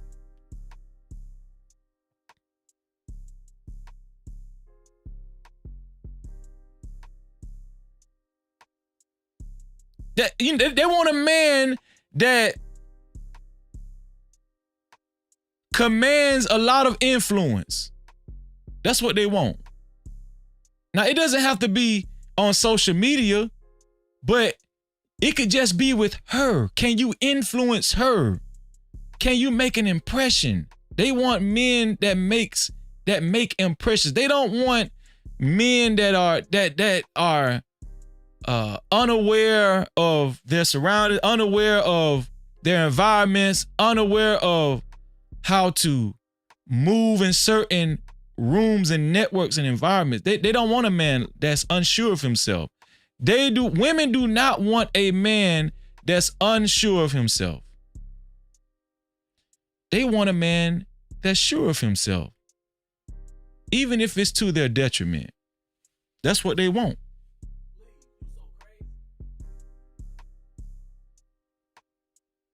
Quantum say, I seen a bunch on YouTube too. They be lying. That's a fact, Quantum. That's a fact. No Cap-tivity. Yes.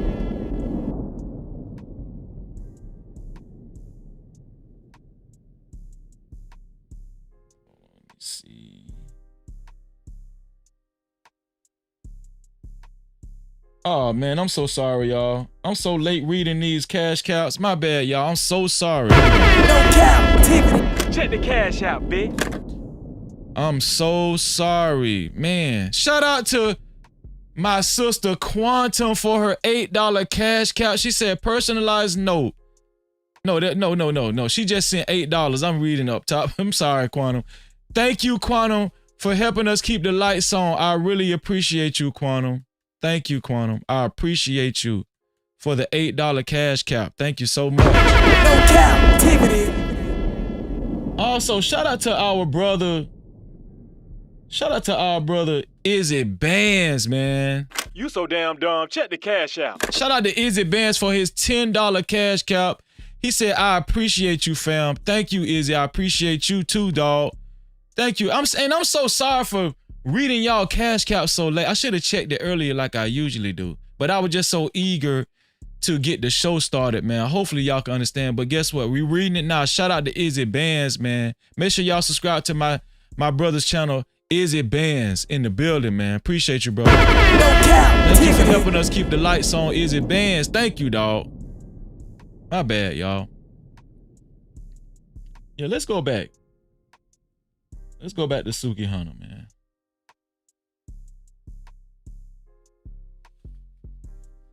She's very happy. I can talk all day about this shit, dog. I'm real talk. I can talk all day about this interaction between Sukihana and Umar Johnson. One thing I will say about Umar Johnson, let me tell y'all what I like about Umar Johnson. No homo, real talk. No did it. One thing I like about Umar Johnson, as he should, Umar Johnson has a lot of charisma. Umar Johnson is not a slouch. He is not a slouch by any means. Let me tell you something. Women smell blood from slouches. When women meet slouches, when women meet dudes that's unsure of themselves, when women meet dudes that's socially awkward, very timid, just shy too much, women smell blood. And guess what? If they even, and men like that, just because a man is like that doesn't mean he don't got money, or doesn't mean that he doesn't have a nice career, a good career. It doesn't mean that this dude don't got money just because he's, you know, he doesn't have no charisma and he's awkward. It doesn't mean he don't got money. But women smell blood, and they will be a vampire and suck every resource they can out of you. But when they know a man has charisma, when he commands the room, Umar Johnson commands the room. Umar Johnson commands the room.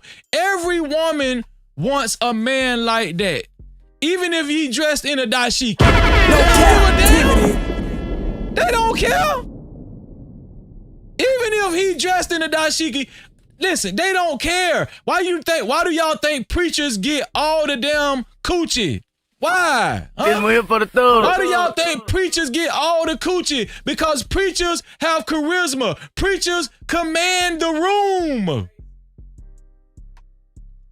Sukihana wants to take off her drawers and throw them in Umar Johnson's face right now. You don't believe me? She wants to beat the brakes off of Umar Johnson. But not only that, Sukihana wants to be in a relationship with Umar Johnson, y'all. She tired of them lame ass, listen. She tired of them dudes where she got the tote and they leech off her. She tired of them dudes that she got the tote. Them dudes that be sleeping on her couch. Them dudes that be feeding off of her name. And she a thought. She's a thought. But guess what? She got motion. She got motion, and she want a guy that got motion as well. Yeah, that's what she want. She don't want no guy that's gonna use her. She wants a guy that's going to guide her. Are the women listening to what Freezy is saying? There's a difference between being used and guided.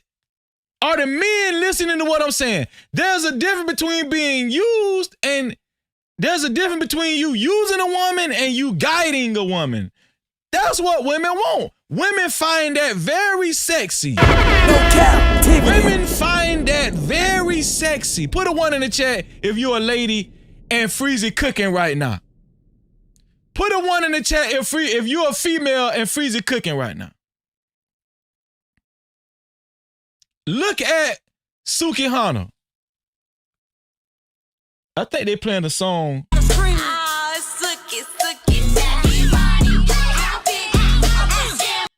Oh, Suki Suki. And that was kind of catchy. Suki Suki. Sukihana, get it? Suki Suki. No Cap-tivity. Thank you, 907. Thank you, Quantum Love. Thank you, Impressive Vibe. Shout out to Antoine in the building. I appreciate you being here, Antoine. No Cap-tivity. Thank you, Miss Bella. So y'all know Freezy ain't telling no lies. This is the type of man a woman will cook for. This is the type, let me tell you something. You know why a woman will cook for this man? You know why a woman will clean for this man? Because she believes in this man. That's why she believes in this man. Most of the men in society today are not worthy to believe in. Shout out to Mia. See? Freezy is not far off. Does your woman believe in you? We can sit up here and complain, right? We can sit up here and complain that women aren't the women of yesterday. We can complain all the time, right? But one thing men have to address is that men aren't the same as yesterday. No Cap-tivity. It has been a change.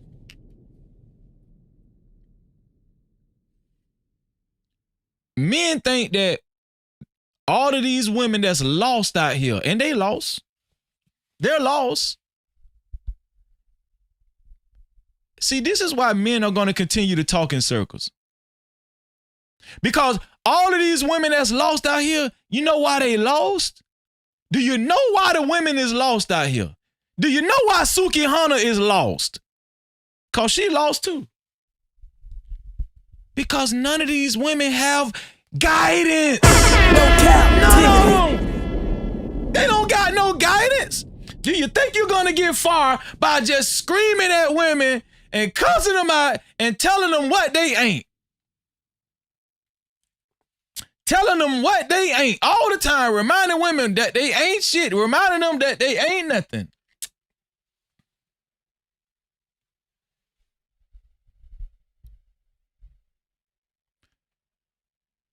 I guarantee you Umar Johnson can get far with Sukihana.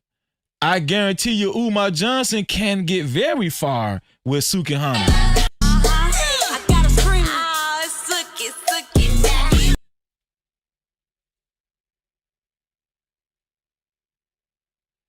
I guarantee you he can get far with Sukihana.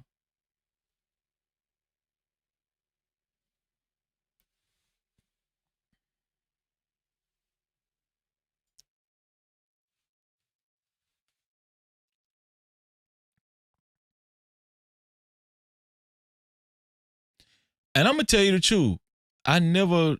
This is just my opinion. I never thought Sukihana was a looker. I never thought she was a looker. But one thing that always holds true, a man can bring out the beauty in a woman. Can't he? Can't no Cap-tivity. A man that has the capabilities can bring out the inner beauty in a woman. When Sukihana smiled just then, it wasn't just for the camera. Let me try to pause it. Do y'all see that right there? When Sukihana smiled just then, it's not just for no, she's flustered on the inside. She's flustered on the inside. She is flattered. Let me try to pause it again so y'all can see the smile right. Hold on, let me see. Right there. Y'all see Sukihana? Sukihana, the face on Sukihana right there, the face that she's making, she does not look bad right there. Like, I think Sukihana looks pretty right there. It's not because I think she's a naturally pretty woman. I think that Sukihana looks pretty right there because she's blushing, and it's like a It's an organic reaction to Umar Johnson. That's what it is. It's an organic reaction.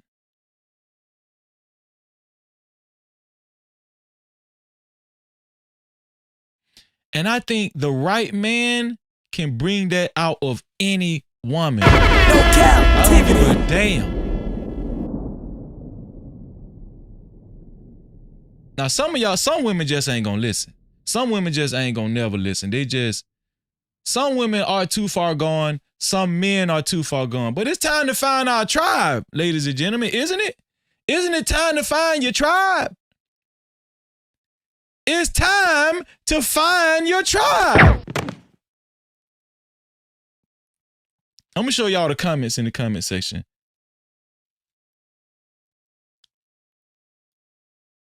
Guy named DJ Chuck.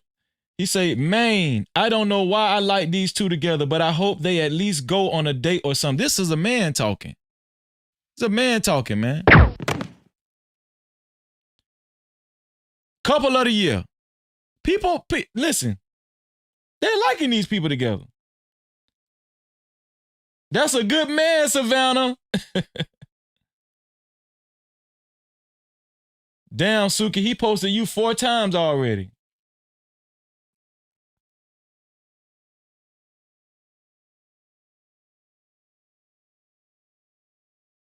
Such an unlikely connection that is absolutely black and beautiful. I believe you can teach him just as much as he can teach you. I don't know about him, you teaching him. I don't know about that. No Cap-tivity. I don't know about that.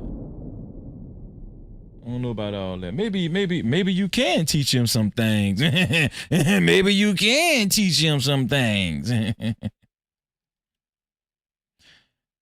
Shout out to Menelik McConey. I appreciate you being here, bro.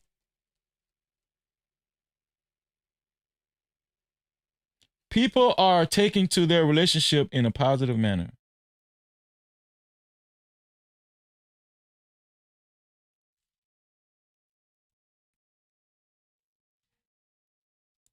People are taking to Sukihana and Umar Johnson's relationship in a positive manner.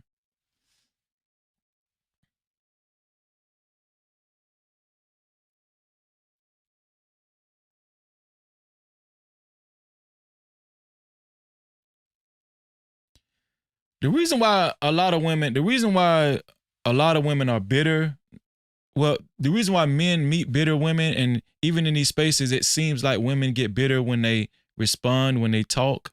Let's talk about that. Hold on. Have y'all ever noticed women don't like to come on? Has anybody ever noticed women don't like to come on a lot of these panels?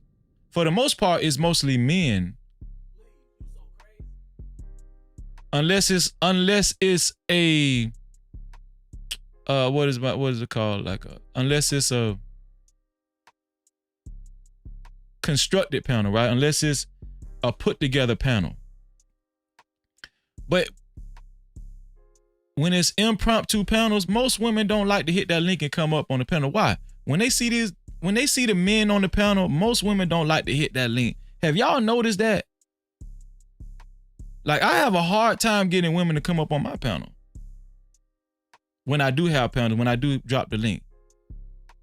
Right? I'm talking about like in numbers, right? I have women, and it's not just over here. In this space, women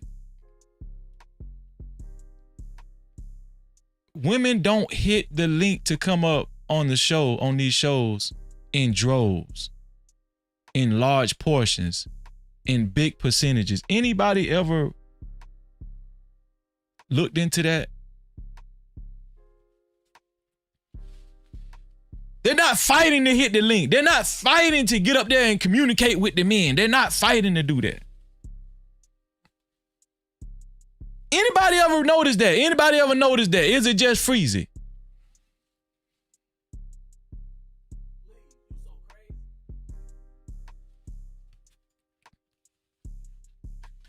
Here's the thing though. Women, don't you think for 1 second the men would not love for the women, for the men that the men would not love for the women to hit the link in large proportions. Don't think for 1 second, women, that the men would not love for y'all to hit that link and come up and talk to them. But here's the thing. The women that stay in the chat, they see the women that hit the link. A lot of times they see the toxicity, and a lot of women don't, they got enough of that in their life. We want the women to hit the link.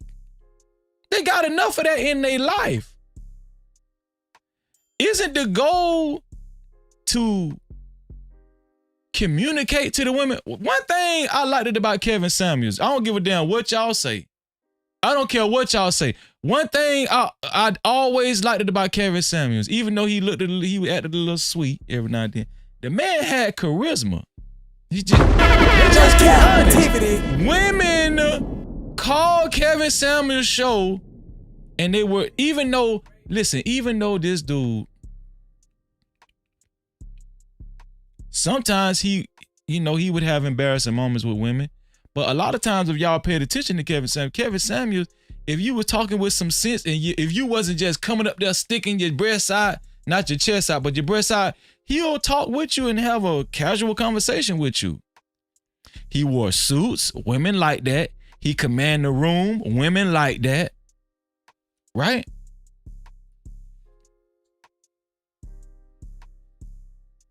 He was funny, women like that. He had a lot of charisma, women liked that.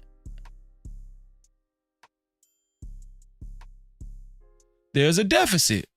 There's a deficit with that, with men in society today, especially black men. Especially black men. There's a deficit with men with charisma. I'm going to tell the truth whether y'all like it or not. See, y'all can't call me no simp. I'm trying to help the men out. I'm trying to help you niggas out. You feel what I'm saying? I'm trying to help you niggas out whether you want to listen or not. Look at Sukihana. Not saying you guys want Sukihana. I'm not saying that Umar Johnson actually wants Sukihana. I'm just showing y'all the effect that men with charisma, men that command the room have on women, even like Sukihana. Hardcore, independent-minded, flued out women. She's showing this man a lot of respect. Not to even mention, she's there at his conference. Let's talk about that. She came to his conference. Guess what? She's not even, let's look at how she's dressed. Let's look at how she's dressed. She's actually, she got a, look, this is the most clothes I've seen on Sukihana. This is the most clothes that I've seen. Sukihana is actually dressed a little classy. She's showing, you know, she's showing cleavage, but I ain't mad at her. I'm not mad at her. Look how she dressed. She showed up wanting to respect Umar Johnson at his conference.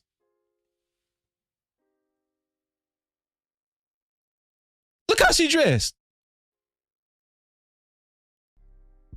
This is how you have an effect on women. Listen, this is how you get women to change even in the least little bit. It's you. It's you.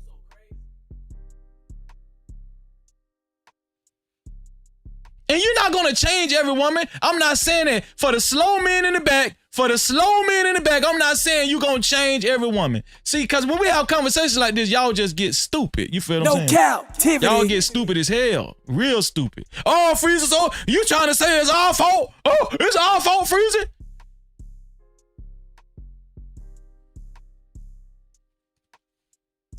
No, I'm not saying it's nobody's fault. I'm telling you how to get results. Telling you how to get results, even in the least little bit, right? Yeah, Bella, her dress is cute. Her dress is cute. See, I'm gonna give women like Sukihana credit when credit is due. I'm not finna sit. I'm gonna give them credit when she's making an effort. When she showed up at this man conference, she showed up for positivity. And she crushing on your boy. Thank you, man, Menelik. He said the dress was not provocative, to say the least. It's a good look. Thank you, Menelik. That's what I'm saying. And look how she's looking. Oh, Suki. Oh, Suki, body. Shout out to Umar Johnson and Sukihana. Make sure y'all use a rubber. No Cap-tivity. Let's talk about Scrappy and Khaotic, man. There's a lot to break down with this one too. There's a lot to break down with Scrappy and Khaotic. Scrappy and Khaotic, let me see if I can show y'all some of the funny videos, Scrappy and Khaotic.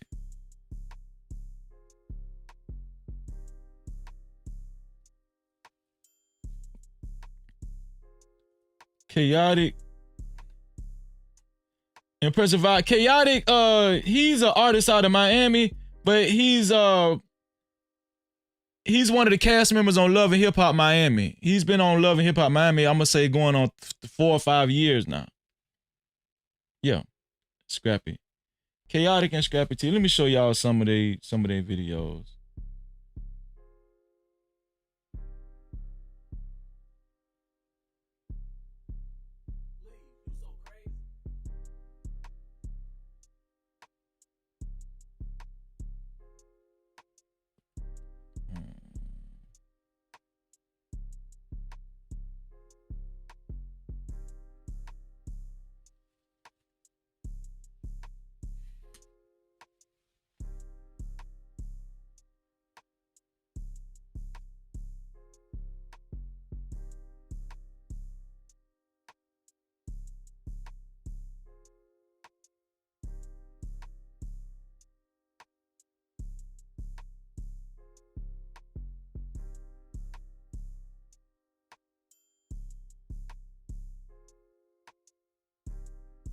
Okay, here's one.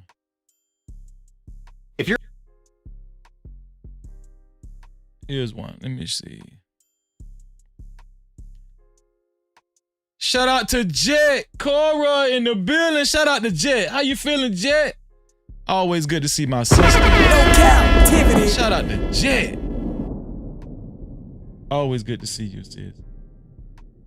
Okay, here we go. I feel real emotional today. Father, I ain't no daddy, so Scrappy got the weight of the world on his shoulders. A lot of people don't know that. You feel what I'm saying? This is some of their videos that they used to show. I think they had a channel together, the Khaotic and Scrappy TV channel, right? This is one of their videos. I'm just showing y'all an example on how they used to do funny stuff together. And you know, everybody, they had the impression that they were best friends. You know, they found close friends in one another.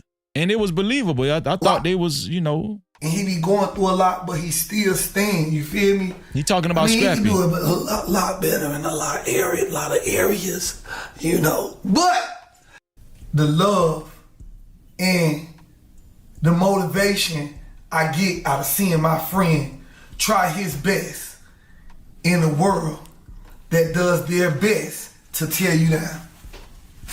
Wow. So he was talking about Scrappy, right? If you guys follow some of their content, these guys, they look very close. You know, no Diddy, I'm just saying like they was homeboys. That boy got Khaotic and got been on my neck for like 80 days, man. Ever since he got to man. And we know a lot of this is you know. That is Scrappy. That's Scrappy at the door, y'all. And listen. Scrappy is a reality TV veteran. Let's keep that in mind, okay? So I'm pretty sure Scrappy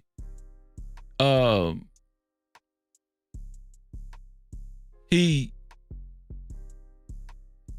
was bringing Khaotic along, kind of training him in the reality TV world, right? It's important. You do a lot, bro. Me watching you Easter with them kids. Yeah. Me watching you on Instagram with them kids, me watching all of the hate, all of the weirdos and comments, all of the stuff you go through, how hard you work and grind to get this paper, me watching. Listen, bro, what I'm gonna do for you, bro? But I don't want yours. Hey, come on, bro. Like, I don't want flowers, bro. You talking about, bro? No, I really wasn't. And they smell good. Smell the Scrappy, man. Go. So obviously this is a comedy skit, right? This is a comedy skit. No Cap-tivity. So I was just showing y'all some of their old footage. Scrappy and Khaotic. They used to do skits on their little YouTube channel. And they were the best of friends. Well, recently they've been in social media. They've fallen out with one another. They've fallen out with one another. Word is Scrappy tried to attack him during one of the Love and Hip Hop screenings, tapings. Scrappy tried to attack him. There's a lot of insinuations going on. I'm about to try to bring y'all through it, but there's some things to break down with this brotherly relationship. There's some things to break down with this brotherly relationship that I've been thinking about, that I want to share with y'all. I want to have a conversation with y'all. These guys met in the entertainment world. Now, they actually met each other in real life because they're on the set of Love and Hip Hop Miami. Well, no, not Khaotic started out in Love and Hip Hop Miami. Maybe he's with Love and Hip Hop Atlanta now, because that's where Scrappy. I haven't watched Love and Hip Hop in so long, so I don't know. Maybe the women know better than me. I think Scrappy is still with Love and Hip Hop Atlanta.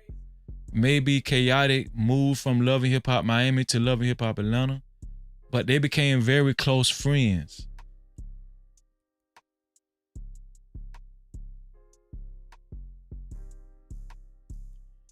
So let me show y'all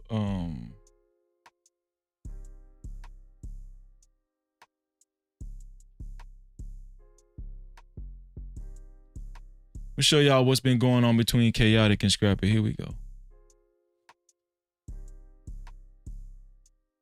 A lot of people too. I'm gonna beat your ass. It's up, my nigga. It's up. Would you run up like you ready to? Like I told him, ain't no sitting down talking to me, homie. You shouldn't have lied. Shouldn't have got on here lying, trying to get your little clout, trying to get your little click. Okay, thank you, Jet. Both of them are on Love and Hip Hop ATL. So Scrappy, he's airing out no Diddy. This one here for the thug. He's airing out his grievances with Khaotic.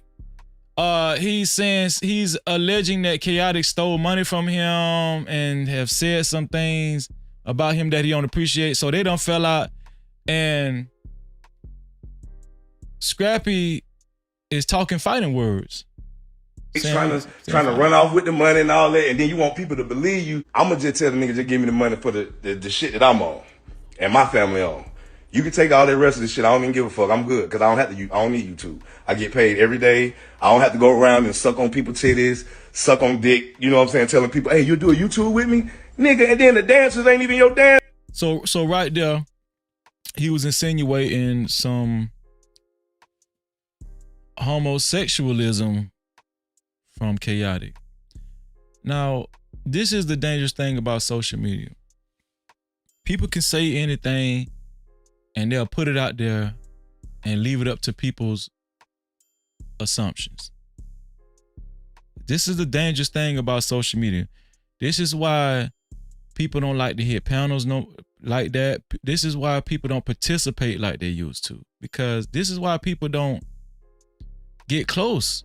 It's why it's dangerous to get close to people on social media, or not even close, but to just actually, not saying that y'all actually getting close to people, but this is why it's dangerous to form any type of relationship with a lot of these people, because they can say any type of disagreement, something like this can be said, and it's out there in the stratosphere, whether it's true or not. We're going to talk about relationships on YouTube. Can you have real, sincere relationships on YouTube, whether it be I ain't even talking about intimate wise. I'm talking about friendships. Can you have sincere friendships on YouTube? Shout out to Carla Brown in the building. Appreciate you being here, Carla. No Cap-tivity. Thank you so much, Carla. It's great to see you. Nigga, I ain't talked to you in a month. I ain't talked to you in the whole fucking month. So don't act like you talked to me, nigga. I had your phone number blocked for. Make sure y'all hit that like button. If you haven't hit the like button so far, please go do so at this present time. Let me tell you something. YouTube registers when you hit the like button. They know when you participate. It highlights your channel as well. Trust me. YouTube likes when you participate. And part of participating, and the easiest way to participate is hit the like button. It don't just help this channel out, it help yours too. Oh man, you know that. You know that. I don't fuck with you. You're sassy. You're damn near a girl. Only women go to social media when something just happened because they can't hold it. They can't hold it. A woman would do that. I'm gonna beat your ass. It's up, my nigga. It's up. Like I told him, ain't no sitting down talking to me, homie. You shouldn't have lied. Shouldn't have got on here lying, trying to get your little clout, trying to get your little clicks, trying to run off with the money and all that, and then you. Okay, we heard Scrappy. Let's hear from Khaotic. Fight. If you just coming to talk, first of all. So this is the physical altercation that they almost got into at the meetup, the Love and Hip Hop meetup. Scrappy initiated it. This is what Khaotic is about to get into. Second of all, bro, you got my number. If you had a problem with me, we seen each other 10 times that day. If you my friend, if you got a problem, why you ain't been addressed it? I mean, you could have addressed the problem countless times. You done seen me outside of Love and Hip Hop countless times. Why you ain't address it? Why you wait till we get on the camera on set of Love and Hip Hop to act like we got a problem? Knowing we don't got a problem. I don't got a problem. I'm gonna tell y'all the truth. At this point, when I seen both of their videos, I didn't know who to believe. That's the crazy thing about social media. You don't know who's telling the truth. Lord ADS say, bruh, that shit staged. That's how I was thinking, Lord ADS. Shout out to Lord ADS in the building, man. That's how I was thinking. No Cap-tivity. It's staged, right? But when a dude question your manhood and say you sucking penis, I don't give a damn how much stage that shit is. It's here for the thug. Nah, nigga, a real nigga ain't going for that. I don't know what kind of staging they doing. But there's more information that I'm gonna show y'all. Y'all can come to your own conclusions after I show y'all these videos. Here we go. Problem with you, Scrappy. You know that. You like my brother. Nigga, I love you. So why you acting like it's a problem when it ain't a problem? Why would you get in front of the cameras on Love and Hip Hop and act like it's a problem and come up, run up like you bullying me or something when you know it ain't that? First of all, you know I don't fear no man. You know I don't fear no one. How would you run up like you ready to fight if you just coming to talk? First of all. Second of all, bro, you got my number. If you had a problem with me, we seen each other 10 times that day. If you my friend, if you got a problem, why you ain't been addressed it? I mean, you could have addressed the problem countless times. You done seen me outside of Love and Hip Hop countless times. Why you ain't address it? Why you wait till we get on the camera on set of Love and Hip Hop to act like we got a problem? Knowing we don't got a problem. I don't got a problem with you, Scrappy. You know that. You like my brother. Nigga, I love you. So why you acting like it's a problem when it ain't a problem? Why would you get in front of the cameras on Love and Hip Hop and act like it's a problem and come up, run up like you bullying me or something? Okay, so everybody's saying, so y'all, some people in the chat believe that it's staged. Some people in the chat believe that it's staged. Okay, I can kind of understand why y'all feel like that at this point, right?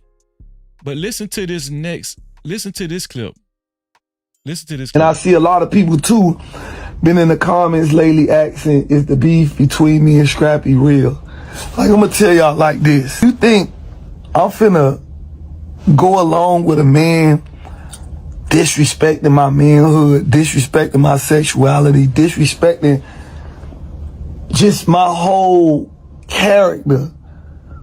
No, I ain't finna be cool with that for no storyline.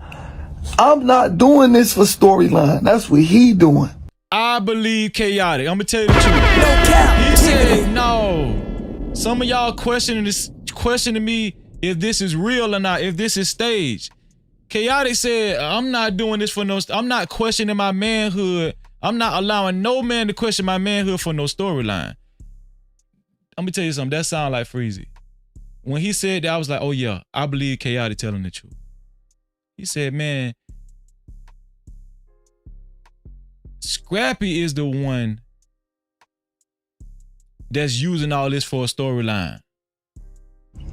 So of course, while we out here filming, you know, we're gonna have to address all of this beef and stuff for the show. But I'm not doing this for no show. This is what he wants.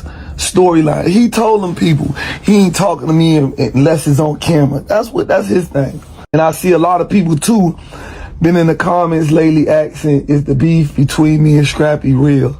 Like, I'm gonna tell y'all like this. You think I'm finna go along with a man disrespecting my manhood, disrespecting my sexuality, disrespecting just my whole character? No, I ain't finna be cool with that for no storyline. I'm not doing. Okay, look at this. Look at Carla. Carla said Khaotic sound disappointed. I will agree with you. I don't think Khaotic actually, I don't think he actually cares 100% about them remaining friends, because I'm pretty sure he got friends in real life that he grew up with. But I think what Khaotic really does care about is how Scrappy is muddying up his name. I think that's the thing that he's most disappointed in, how Scrappy is taking cheap shots and sneak dissing. Well, now he ain't even sneak dissing. He just flat out saying that this man is on some homosexual tendencies and everything. A real dude that's about his issue is going to take that serious. So yeah, I would agree with you, Carla. He sounds disappointed, but I don't think he's disappointed because they ain't friends no more. I think he's disappointed because of the way that Scrappy went about handling their relationship. On some real nigga shit. Doing this for storyline. That's what he doing.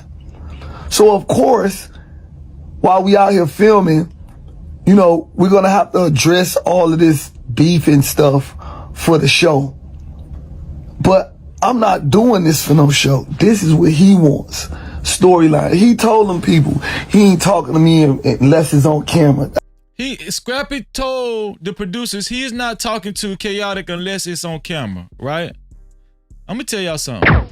Some people are just good at social media. Some people are just good at social media. They've been doing it for so long. They understand how the game go. You understand? They know how to capitalize. Some people are just good at social media. I learned that myself. I learned that the hard way. People understand optics. They understand how people are viewing these live streams, these videos. They've been in it for a while. And they are trained on how to be effective on social media. YouTube, Instagram, TikTok, Facebook, you name it. Some people just know how to capitalize. Scrappy is one of those people. Scrappy has been on Love and Hip Hop for a long time. I think Scrappy might have been on, he's been on Love and Hip Hop longer than 10 years. It's got to be more than 10 years. It's got to be over 10, 12, something like that. Scrappy knows the game. He knows the game. He knows the camera. When the cameras cut on, when the cameras come on, Scrappy understands how to capitalize at any expense, at any cost. He doesn't care who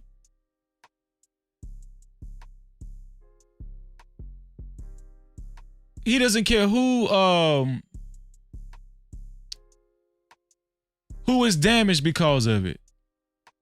Who is hurt because of it? All Scrappy.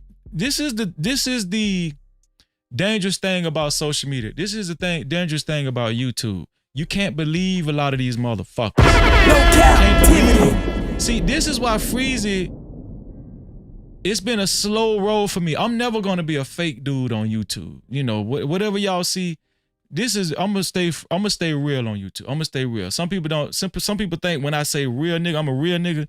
That's the hood way of saying I'm solid. I'm solid. You don't see me, you know, sparking.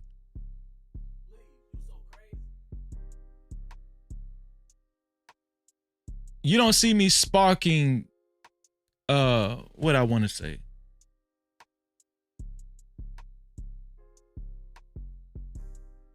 What am I trying to say, y'all?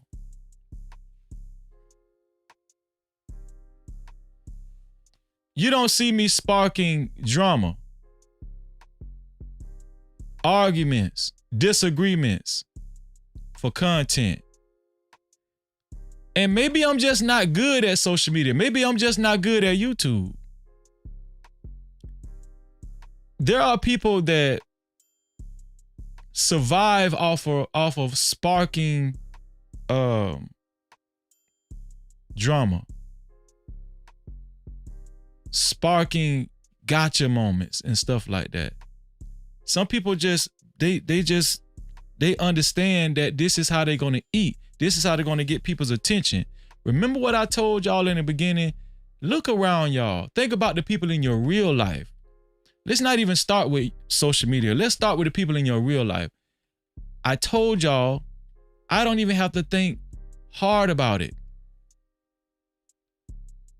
Most of the people, I guarantee, that you're surrounded by in your real life are negative, have negative energy. They don't support you. They're looking for the first chance to talk bad about you. They're always geeked when something bad happens to you because it's word on the street. It's more gossip. People get a high. A lot of people get highs off of your downfall. Most people get highs off of your downfall. That's how YouTube works. Scrappy gets a high off of other people's downfall because it creates a storyline for him. Storyline is the same thing as content. I'm learning that all this shit is the same. On reality TV, they say it's a story, it's creating a storyline. On YouTube, it's creating content. I came to the understanding that creating a storyline and creating content is the same damn thing. It's the same shit. All of this shit is a big reality show. And people on the outside are just outside waiting to see the drama, waiting to watch to see what happens, waiting to see what's going to go down. We had 68 likes. Let's get it to 70 likes. How can you avoid that? See, it's sad that we can't trust each other. I be wanting to trust people. Listen, y'all can call me soft. In real life, you can't call me soft because, you know, I can fight. I can fight really good. I fight hard. Huh? No diddy. I can really fight. I'm not pussy. So when people try to paint that picture, a lot of times you gotta just let that roll off your shoulder because in real life is totally different from you. You understand? But I don't even want to get into that. When you're a solid dude like me, right? When you're a solid dude like me, you actually you want to be able to believe that somebody is reciprocating sincerity and not playing games. The biggest thing that I learned about social media, especially in the last couple of months, hardly anybody is sincere. Hardly anybody is really for your best interest.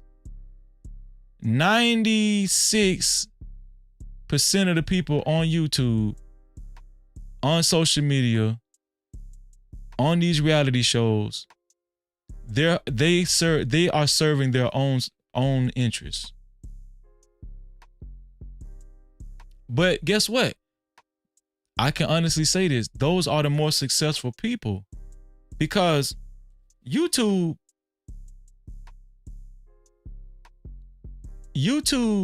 is fueled by wickedness. YouTube is fueled by negativity. You want to get people's attention?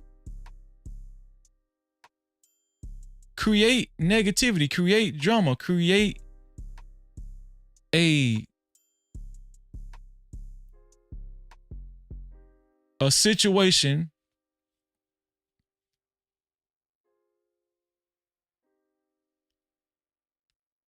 that will either be bad for someone, shameful, embarrassing. Remember high school? Remember how high school was? When did most of the kids gather around? When did most of the kids gather around in high school? I can assure you, it wasn't to pray. I'll give you one more time. It wasn't to pray. And you threw. I done gave you too many chances, baby. It ain't no joke. That's a fact, living humbly. That's a fact, living humbly. You calling him brother and he violating your ass. No didn't. Win for the thug. But I know what you're saying. Thank you, Jet. Thank you, Jet. That's when most of the kids gather around when it's a fight.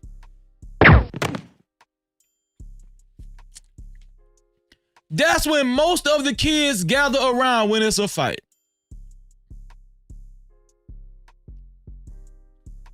Y'all see this damn, it's like a swelling on my face. It's like a big ass, it's not even a pimple yet. It's like a swelling right here. Y'all see it? That's when most kids gather around when it's a fight. Well, guess what? I got news for y'all. Most of them kids that was in high school that gathered around when it was a fight, either when it was a fight or something embarrassing happened to a student. Like they fell down, they tripped, they got tripped. Somebody walked behind them and pulled their pants down. You know, the little games they used to play. Oh, when it's a food fight. When somebody made a F on their test. Oh, you see his test, he made an F. That's when kids talk the most. That's when kids pay attention the most. Let me tell y'all something. Those same kids that we're talking about that we experienced in high school, we used to be them kids. We used to be those same kids. Guess what? They're adults now. No captivity. But they never grew up. They just kids in adult bodies. They have the same mentality. Now, what Freezy has been trying to figure out is how I'm going to coincide in these spaces. But at the same time, staying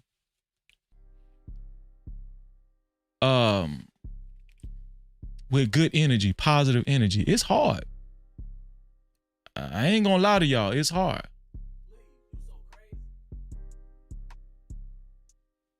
It's really hard, but guess what? It doesn't matter. It doesn't matter because my goal is to actually help people. My goal is to actually uplift people. My goal is to actually bring people peace. And listen, I know I've disappointed y'all in the past couple of months. I know I have. Because I fed into the negativity. It's easy to do it. It's easy to do it. But once I fed into it quickly, I withdrew myself. Some people live in it. Each and every day, all day. They live in it. This is how they eat. This is how they do it. I can't go to sleep like that. I can't live like I can't. But guess who can? Guess who can? Lil Scrappy can. Would you run up? I'm gonna beat your ass. It's up, my nigga. It's up. Like I told him, ain't no sense. All of this is fake. All of this is for content. I'm showing y'all how YouTube works. I'm showing y'all how social media works in general. This is all content. This is it. The person that actually is doing this to capitalize and create drama is Scrappy. Scrappy is a pro at this. Sitting down talking to me, homie. You shouldn't have lied. Shouldn't have got on here lying, trying to get your little clout, trying to get your little clicks, trying to run off with the money and all that. And then you want people to believe you. I'ma just tell the niggas just give me the money for the shit that I'm on and my family on.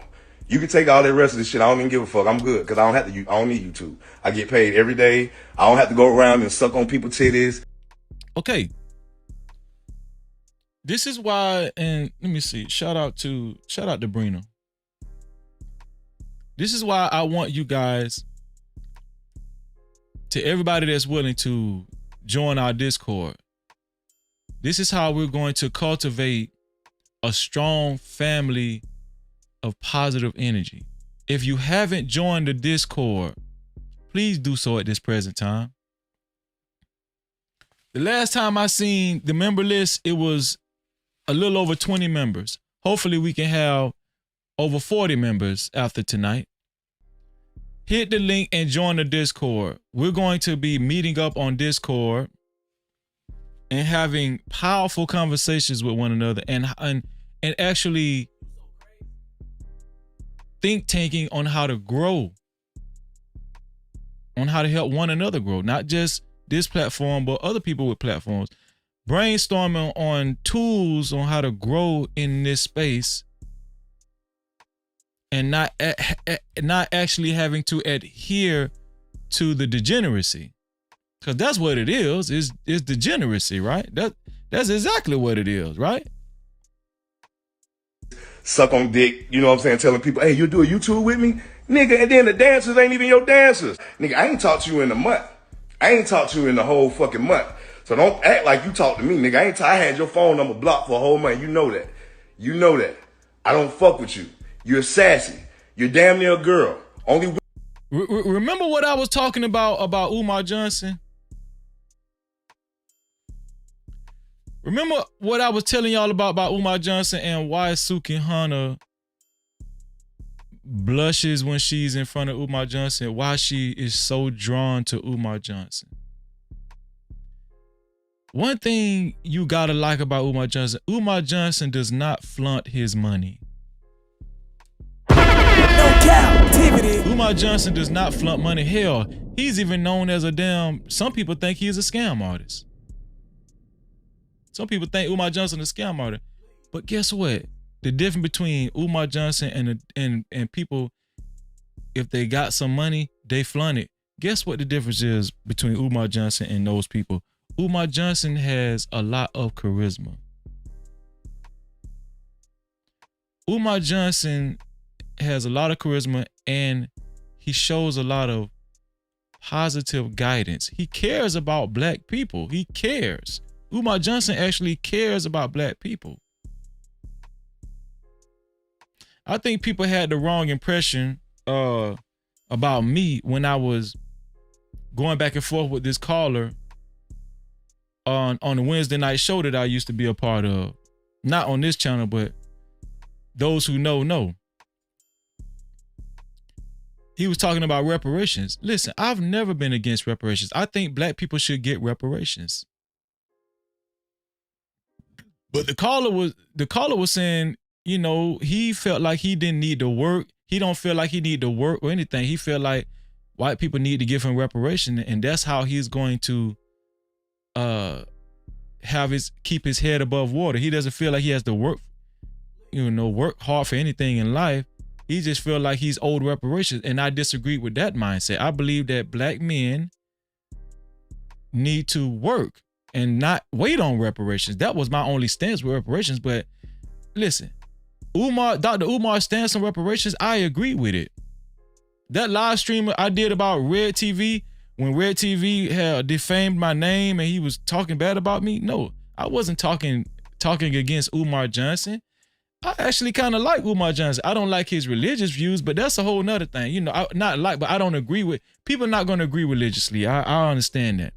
But when it come down to Umar Johnson being for black people and the betterment of black people, I get down with that. You know, you can call me woke, you can call me all you want to call me, but I love black people, and listen, I believe in being a collective. I do. I don't think I'm better than y'all, and hopefully y'all don't think y'all better than me.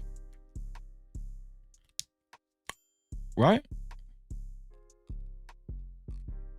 The point I was trying to make is, it's a reason why Sukihana is drawn to Umar Johnson. It's because Umar Johnson is a natural, charismatic leader.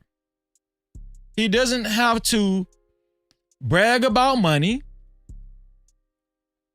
He doesn't have to take a bunch of pictures in foreign cars and wear Rolexes. He don't got to do that.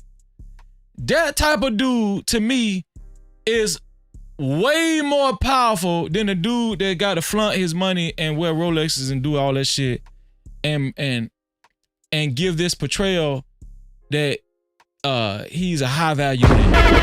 That's what was floating around with Kevin Samuels.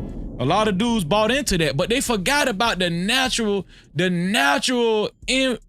that just got influenced, the natural dude with charisma, the natural dude that just got game and charisma and intelligent. And that's what he leaned on. His game is in his mind, not his pockets. But these dudes done lost it. These dudes done lost the whole concept of what a real man do. A real man is. Money shouldn't make a man. It's his thought pattern. The way he thinks. His capability of guiding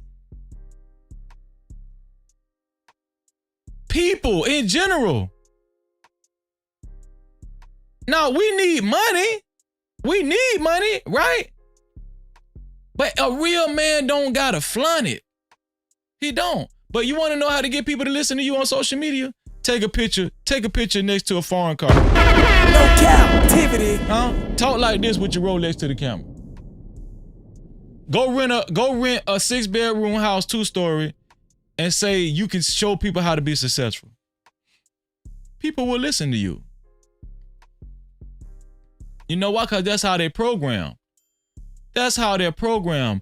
People get scammed every day, B. It's easy. Let me tell you something. This is the easiest generation. This is the easiest modern society. This is the easiest society to scam. There used to be a time it wasn't really easy to scam people. People are so easy to scam now. You can scam people like it ain't nothing. You want to make some money, get into the scam business. If you want to make some damn money, get into the scam business. Tell people that you can show them how to level up and get the bag. But if you're not prepared to go shopping, at least buy some fake stuff, some fake Gucci and some knockoff Gucci and Louis Vuitton, and go lease a Ferrari or a Porsche or a Lamborghini. If you're not willing to go lease that shit and pay rent for a high-rise apartment and actually film in there, actually get some footage, you ain't gonna be successful. I'm sure. I'm not trying to show y'all how to scam, but this is how you scam. This is how you get people to believe you. This why, see, and listen, maybe Umar Johnson is scamming with the school. Maybe he had good intention. Maybe he still got good intentions on opening that school, but he was just in over his head. I don't know. But one thing I do know is he doesn't scam by showing people a lot of money and showing people high price things. I'm not saying he's not a scam. I don't know, right? I know he ain't opened that damn school yet. But get what? This is about Sukihana. Sukihana don't give a damn about that damn school. No Cap-tivity. Sukihana do not give a damn about that damn school. She like his charisma.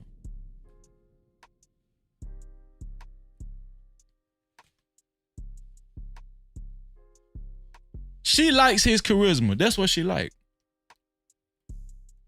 But here's the thing. Most of the people, most of these relationships on YouTube involve a lot of scammers. You got low-level scammers, you got high-level scammers. If you think at least half of these people out here, especially black people, are genuine, if you think at least, if you think just half of them are genuine people, you got another thing coming. You're not going to be around a lot of genuine people. Most of the people around you are not genuine people.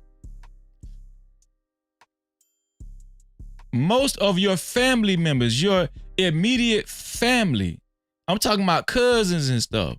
Some of y'all mamas and daddies, sisters and brothers, they're not genuine. They don't really care about your best interests. And I mean, listen, I'm not saying that they're bad. That's just how most people are conditioned.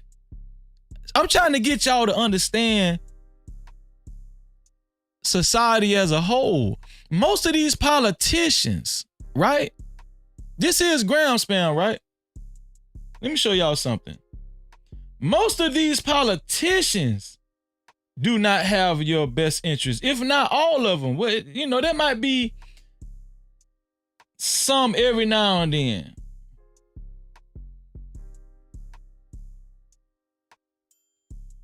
Let me see if I can find it.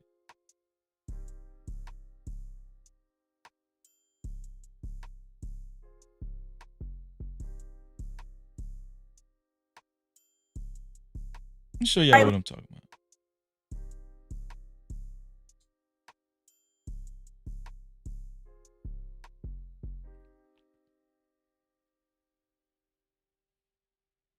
Let me see if I can find it.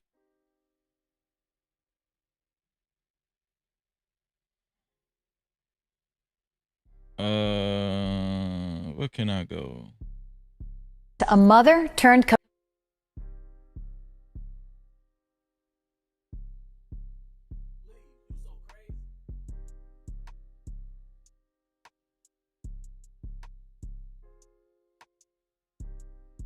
where is it? Okay, here we go. Right here. These people will tell you whatever you want to hear. And it's not, they don't just lie to black folk. They lying to their own people. They lying to white folk. Everybody getting lied to. I'm telling you, everybody is lying.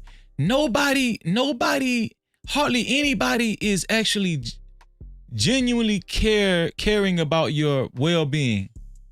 Nobody cares about you. Nobody cares about you. I'm telling you. Most of y'all wives and most of y'all husbands, they don't care. They don't really care about you. Because that's just how they've been conditioned from kids. That's how their mama and daddy was. That's how their family was growing up. They get it honest. Watch what Donald Trump tell these people.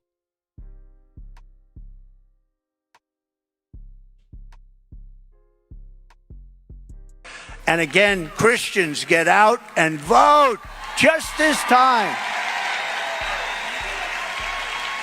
You won't have to do it anymore. 4 more years, you know what? It'll be fixed. It'll be fine.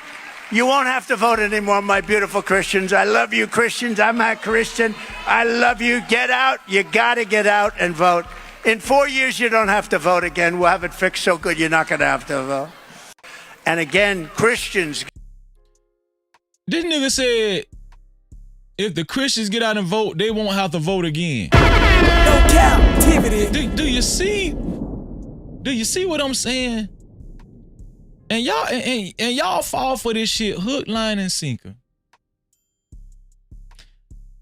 Social media is a place where they showing you if you want to survive, you gotta lie. If you want to survive on social media, if you want to make a lot of money, if you want to have a chance at getting a lot of followers, you damn near got to lie. That's why I told y'all a long time ago, I'm probably not going to do well on social media. You got to cause drama. You got to keep up mess. You got to be messy. You got to create storylines. You got to create content. You got to always bait people for content. Get out and vote just this time. You won't have to do it anymore. 4 more years, you know what? It'll be fixed. It'll be fine.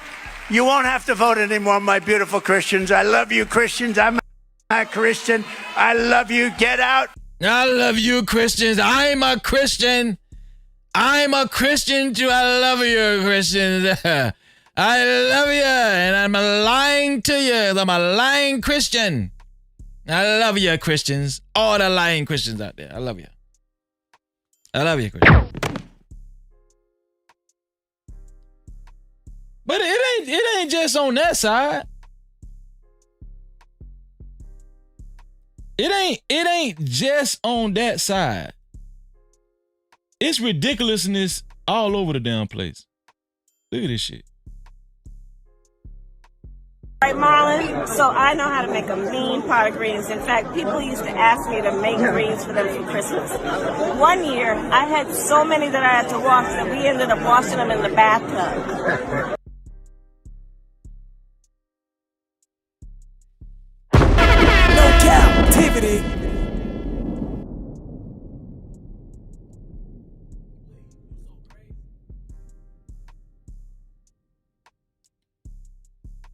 Anybody ever known somebody to have so many greens where you had to fill the bathtub with them?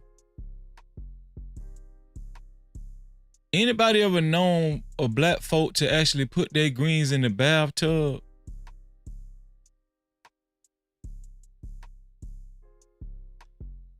And here's the thing: she grew up primarily, mostly with her mama. Her mama is Indian. Indian people cook collard green.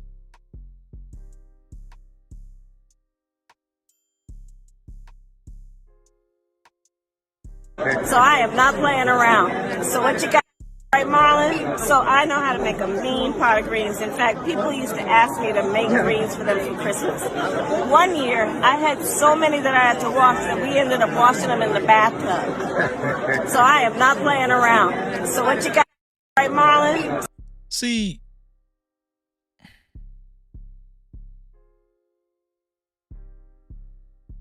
shout out to Chicago Real in the building, man. No captivity. Shout out to Chicago Real. Make sure y'all subscribe to Chicago Real, man. Chicago say, put the like button in the tub. No captivity. Shout out to Chicago Real. And see, I'm happy Chicago came through. Chicago, whether you like Chicago or not, whether you like Real or not, Chicago is one of the genuine people in this space. He's one of the genuine people, and he's not trying to bait you for content. He's not, whether you like him or not, I don't care. Whether you like him or not, he's not trying to bait you for content. He's not trying to capitalize, he's not trying to create story. I'm telling you, what I'm telling y'all is that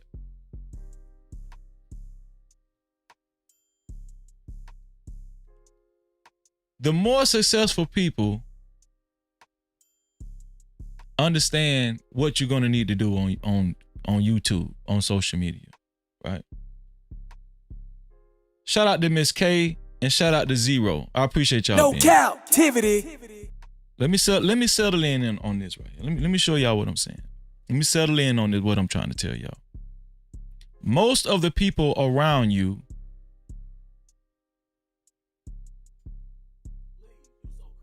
they don't want the best for you, but they will tell you they want the best for you. It's no different from if you vote for me, you won't have to vote anymore. It's no different from that. We're living in a political society.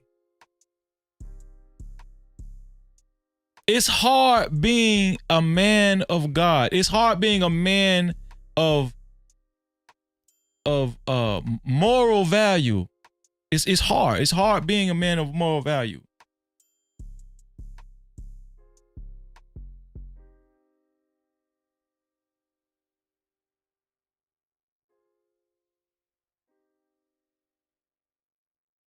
Even the women, most of the women understand how you get attention. You either have to lie, you have to alter your body surgery, cosmetic surgery. You have to show body parts. They understand sex sells.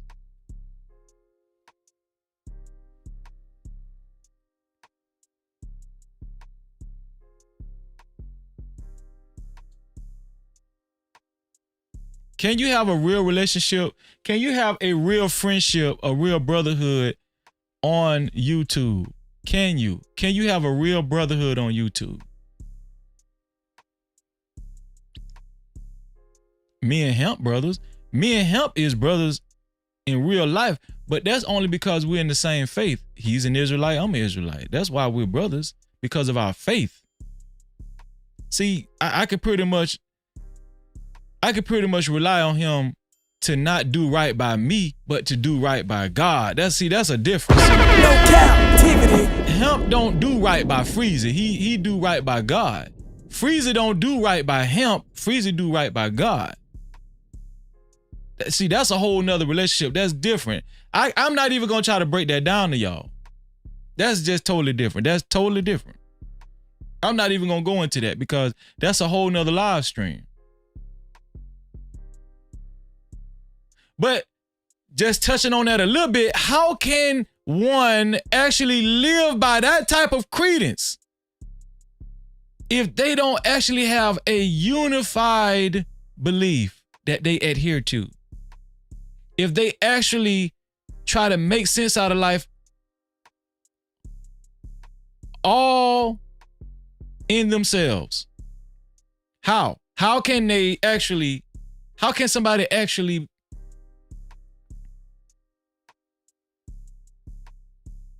serve as a positive entity, a positive force 100% in your life? Not for their own life, but for your life.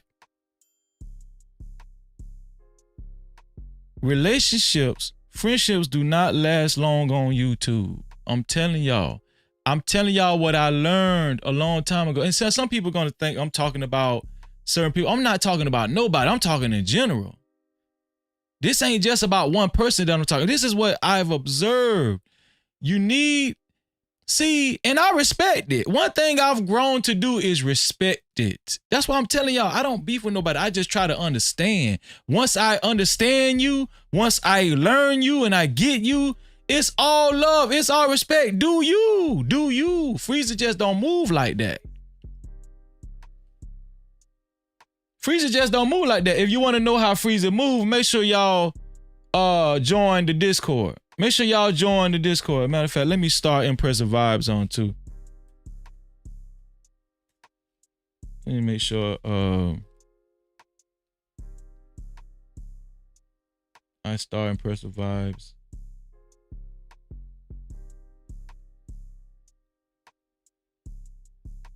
Big Bad Bull, he did it too.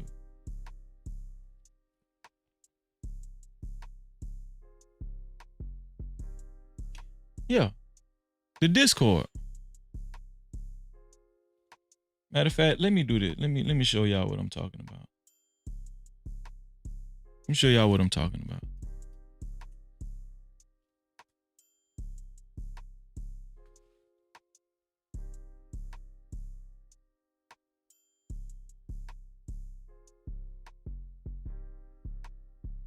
Let me show y'all what I'm talking about. This is our Discord right here. This is the No Cap Crew Discord. This is the No Cap Crew's Discord. This is a community of people that decided to come together and actually figure this out and how we can grow a positive vibe on YouTube, social media in general. Right? Let me show y'all this right here. How can we grow? We got a section called How Can We Grow? Shout out to El Cheapo. She was saying, happy Sunday to all of us. Okay, do y'all see Next Level? Next Level said, Freezy. Can I blow this up? Let me see if I can blow it. Yeah. Next Level said, Freezy, I got some no cap Discord ideas for all of us to come together and actually have good conversations on Discord and try to grow with one another. He said, let's have movie night, comedy night, game night.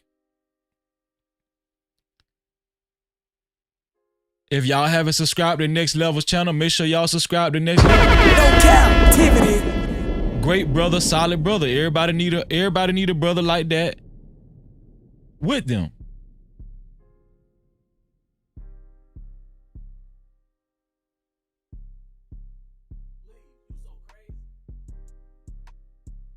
This is our Discord.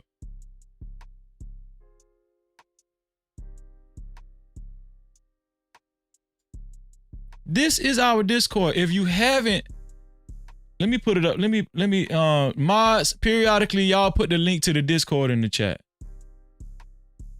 If you haven't joined our Discord, hit the link. Hit the different links that they put in the chat. Hit the different links that they put in the chat. Let me show y'all again. Let me show y'all something else. Where is my sister? See, I'm still learning Discord myself.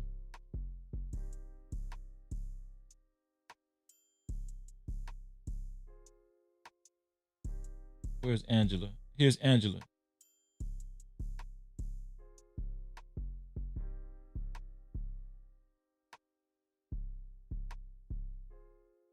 Let's go to Angela message.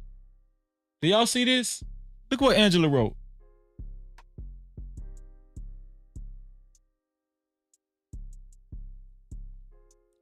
Angela gave me a resource. Angela gave me a resource on who to connect, on how to grow this network, how to grow it. She said, go to IG and look up this person, right? Look up this person. This for all y'all. Drea the Virgo. Look up Drea the Virgo. Okay, sis. Thank you so much. Good morning, Freezy. I forgot to mention, just leave Drea a message on IG and she will contact you back. Have a good weekend. This a sister. This our sister. This is Angela Reddick.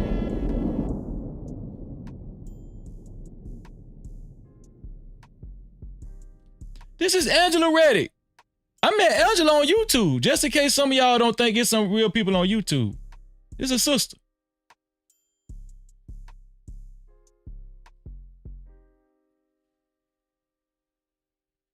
If you haven't, one of the mods, y'all put the link to the Discord in the chat.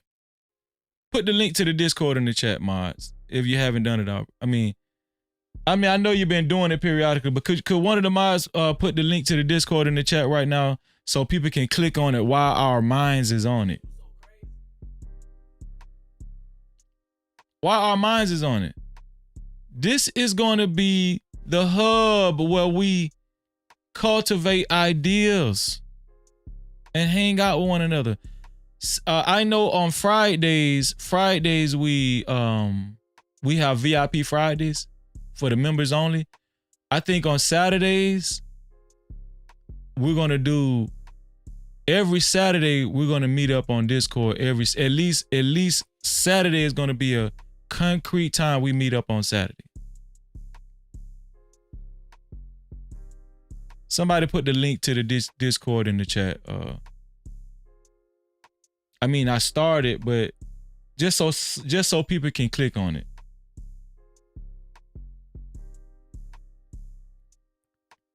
Just so people can click on it. People can't have discussions. Grown men cannot have this. Thank you, Impressive Vibe. Grown men cannot have discussions on these panels without disrespecting one another, without showing one another up, without having a gotcha moment. I don't operate like that. Can y'all name one time I actually tried to catch one of y'all in a gotcha moment? Freezy. I'm talking about me. Right? No Cap-tivity. Just name one time, y'all, that I tried to catch you in a gotcha moment. Name anybody that's watching, just please. The reason why you probably can't think of a time is because I'm not like that. I'm not like that in real life. I don't care. I don't fiend for attention. I don't need it that bad. I don't fiend for attention. That's one area of my life I'm very secure. I don't need attention. I don't. I want to help y'all, and I want y'all to possibly join minds with me and help me as well.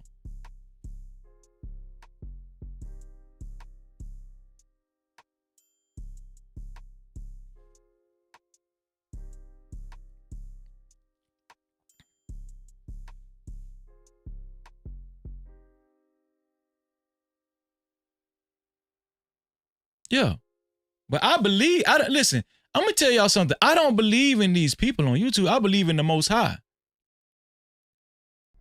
I believe in the Most High. They can't stop me. Listen, people can't stop you from reaching goals. They can't stop you if you don't believe in them.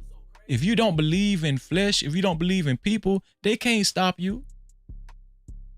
They can't stop you. A lot of people stop. A lot of people stop doing what they're doing.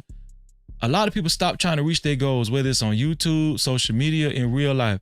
It's because you keep paying attention to how far it looked like your competitors have gone. You want what they got so bad. You want the numbers they got so bad. You don't listen. Your life is not their life. Your numbers ain't their numbers. The way you're gonna reach your success, the way you're gonna reach your goals is not gonna be the way they reach it. It's just different. It's different. But people want to be these people. You are not secure with your life. You don't even. The reason why you want what these other people got, the reason why you covet what other people have assessed, is because you don't know yourself. You don't even know what you want. You don't even know what you want. You just feel like you want what they got. You just feel like in yourself, you want what they got. But when every time, it never fails. Let's just say if you was ever capable of getting it, you don't want it no more. You realize this is some bullshit. It ain't all what it's cracked up to be.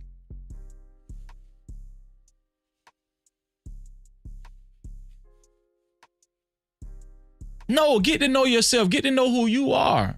Shout out to Holden Caulfield. He said, and shout out to Holden Caulfield in the building. I appreciate you being here, Holden Caulfield, man. Appreciate you, bro. Shout out to Holden Caulfield in the building, man. He said, some people want a reason to quit, and that's a fact.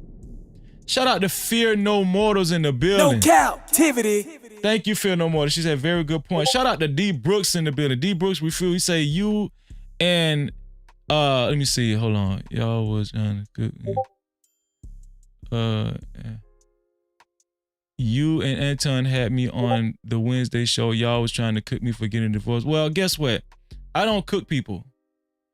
I don't try to get no. Obviously, your situation that you probably explained, I was trying to hold you to being a man. That's one thing I'm gonna do. I'm gonna hold you to being a man.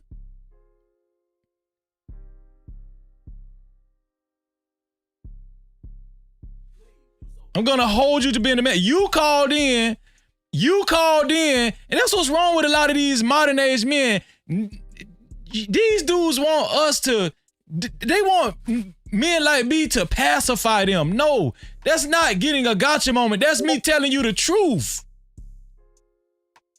That's me telling you the truth. That's what I'm saying. Some people just can't take criticism. Some people, I told y'all it ain't just women, it's men too. Let me show y'all this again. I think people are joining as we speak. Shout out to Trendy Locks in the building. Shout out to Trendy Locks. Thank you, sis, for being here. I appreciate you. And stay here, Trendy. Let me show y'all what I'm talking about. Hold on, let me see if I think people are joining as we speak. I think people are joining as we speak. Let me see. I got to learn how to navigate this.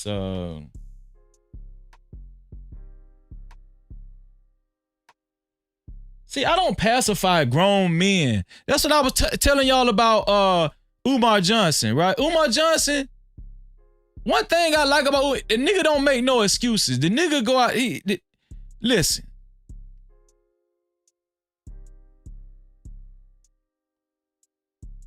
And this man, Umar Johnson, gets ragged every day.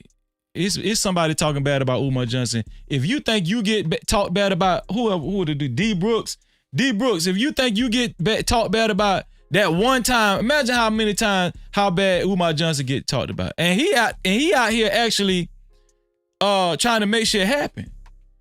Allegedly. Let me see. Okay, here we go. I think people are joining. Let me show y'all. People, see, thank you.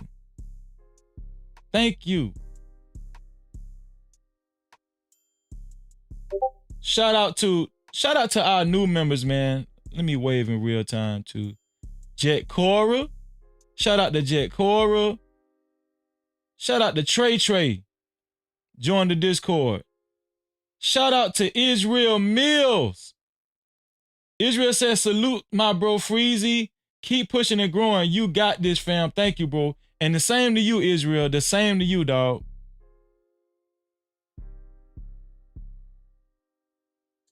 Jet Cora, shout out to Jet Cora and Israel Mills for joining the Discord in real time. Shout out to Bree Nicole in real time. Bree Nicole for joining the Discord in real time. In real time.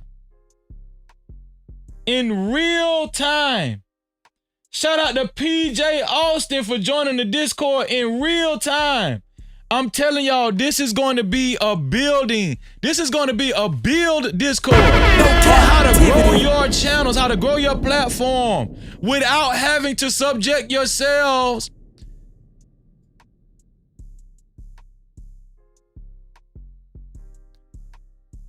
to degeneracy, to selling your soul, selling yourself short.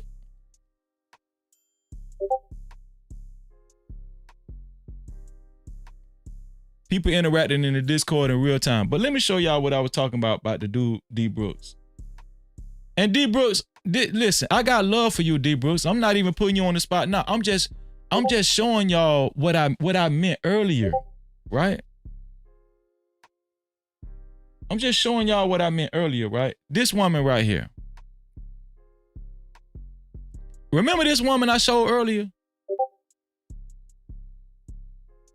Remember this woman that I showed earlier? Watch what she said. The enemy. Hold on. I thought my husband was the enemy because I had to change so much. And I also felt like spiritually. I thought my husband was the enemy because I had to change so much. When somebody telling you something that's good for you, some people just can't take it. Some people just can't absorb it. Some people can't accept the truth. They look at it like you're trying to cook them. No, we're trying to help you. It's not a gotcha moment. Look at the maturity that this woman came to. This is a woman. That when we got married, all this stuff was coming out of me that was ugly. And instead of like, oh, maybe I'm ugly, instead I was like, you're making me ugly. It's you. So she was blaming her husband when he was trying to help guide her into a more positive outlook on life, on how to, you know, how to carry herself, how to help not only him, but help herself and help their entire household, help their marriage. He was trying to give her constructive criticism. He was trying to give her wisdom, guidance, right?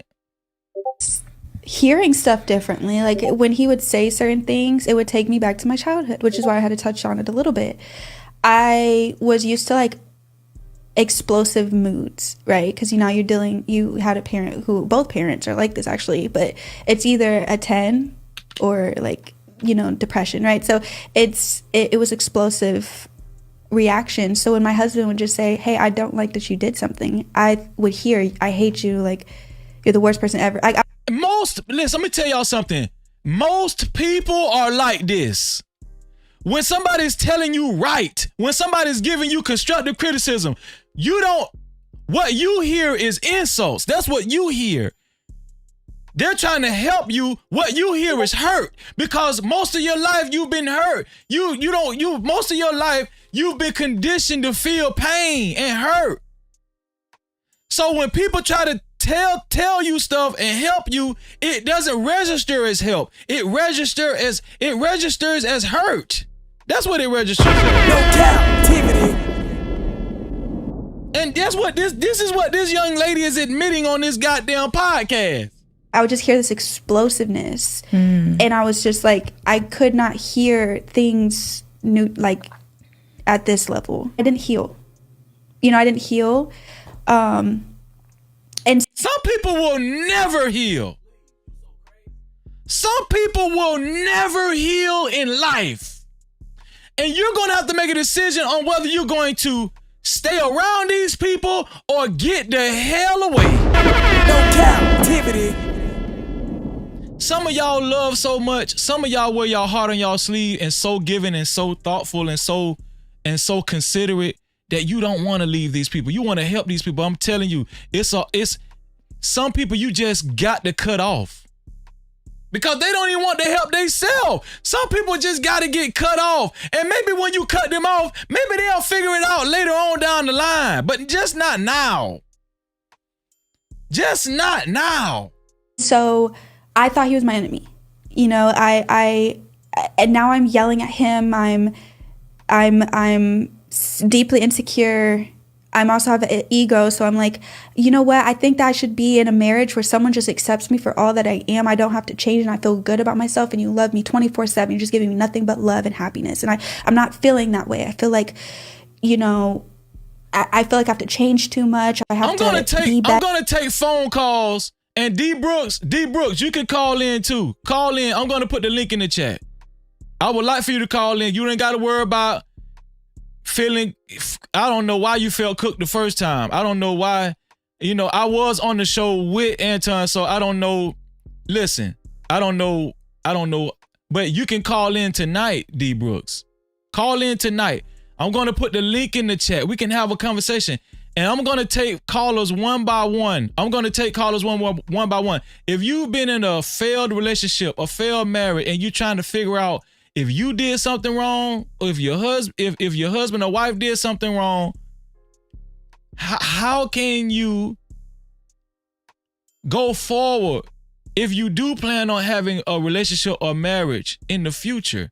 How can you be a part of a healthy one in the future? How can you make sure it's healthy? How can you make sure you're doing your part? Or if you just want to vent about what happened to you in these relationships, vent. It ain't even got to be a marriage. It could be a friendship that you really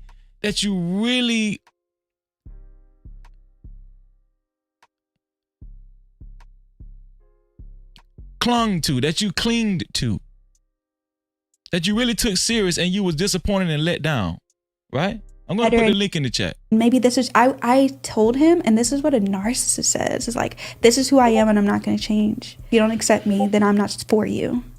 And so I got to a place where I was like, you're my enemy and you just need to get out. And he left. I packed up all his stuff. I was like, leave. So I could feel like I could be myself. She packed up all his stuff and told him to leave. Now, D Brooks, you said, I think if I'm not mistaken, I think you were the one that filed for divorce. Well, it might be another caller. I don't want to quote you on that. Put it in the chat if you was the one that filed for divorce. See, what I'm telling y'all, it's a reason. I don't cook people. I tell people the truth. There's a difference. I don't cook people. I tell people the truth. No Cap-tivity. I don't cook people. I be cooking on my platform when I be talking, but I don't go out my way to cook people. No, I tell you the truth.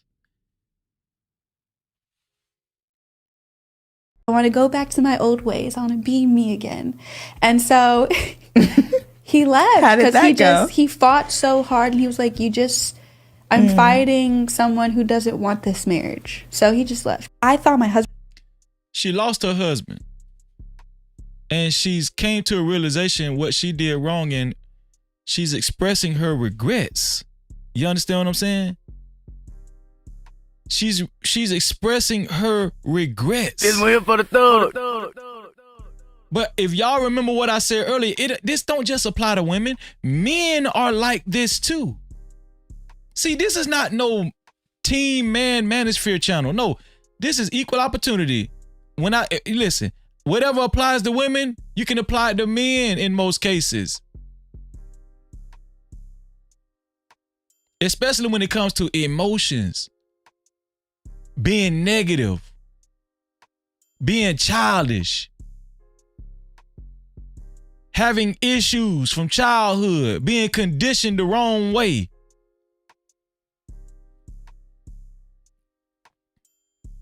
Let me put the link in the chat. See if we can get some people to call so we can have a real conversation. One by one. One by one, I'm taking callers. This is not a panel show. I'm taking callers one by one. If anybody just wants to call in and talk.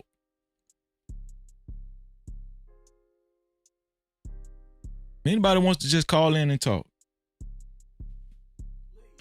This is not a casual conversation. Listen, if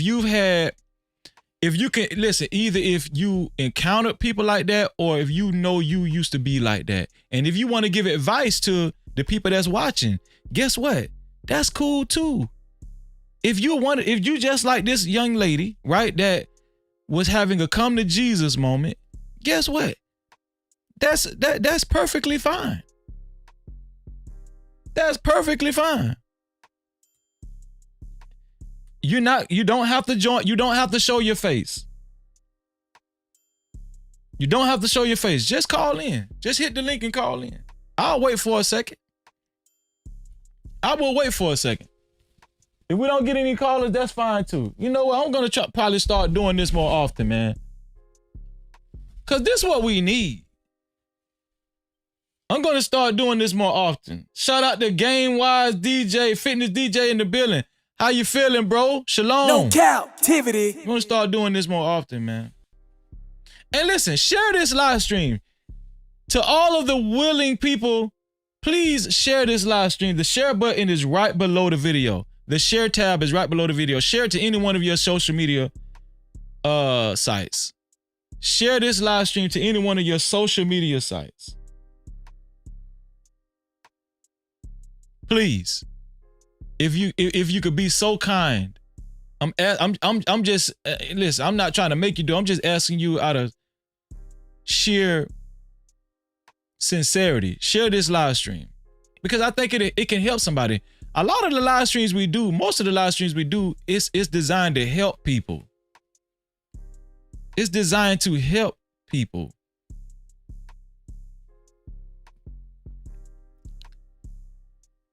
We do have a new sponsor of tonight's show. No Cap-tivity. We do have a new sponsor of tonight's show.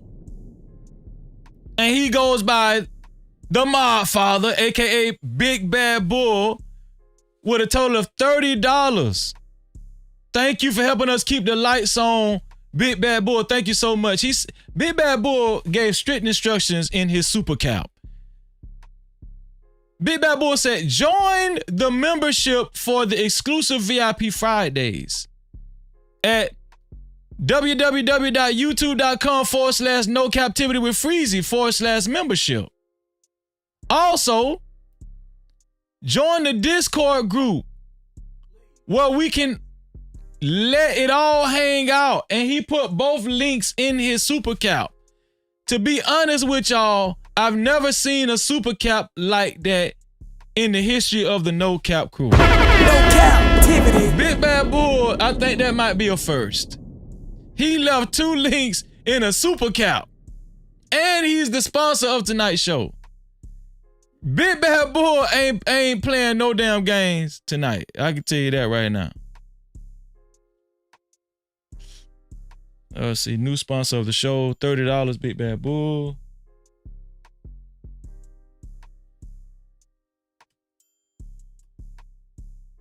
Big Bad Bull is the new sponsor of tonight's show. Let me make sure his name is spelled correctly, because sometimes I be going too fast. Big Bad Bull, $30, new sponsor of tonight's show. Big Bad Bull, thank you, bro. I appreciate you, dog. Thank you so much, bro. No Cap-tivity. We do got another cash cow too. Let me see. You so damn dumb. Check the cash out. We do have another cash cow.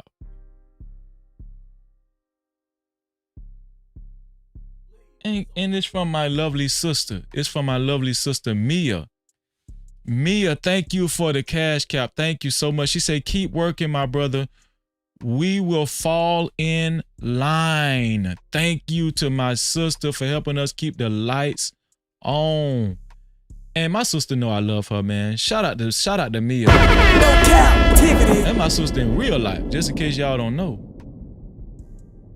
That's my sister in real life. Yeah, so, you know, I'll wait a few, you know, so people can call in just so they can tell me their side, tell me their experiences with relationship or any type of relationship. Any type of relationship, you can call in. Did I pin the link to the top of the chat? No, I didn't pin it to the top of the chat. Okay, I just pinned it to the top of the chat. People getting, I'm gonna tell y'all what most people have in common, right? I'm gonna tell y'all what most people have in common. Let me show y'all what most people have in common.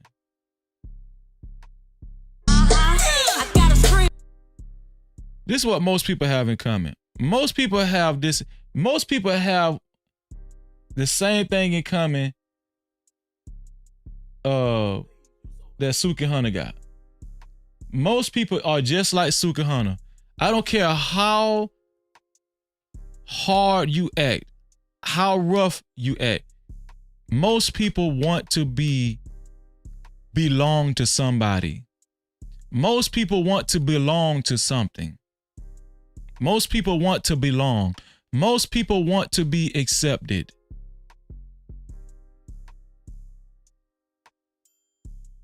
But where most people go wrong, they care more about belonging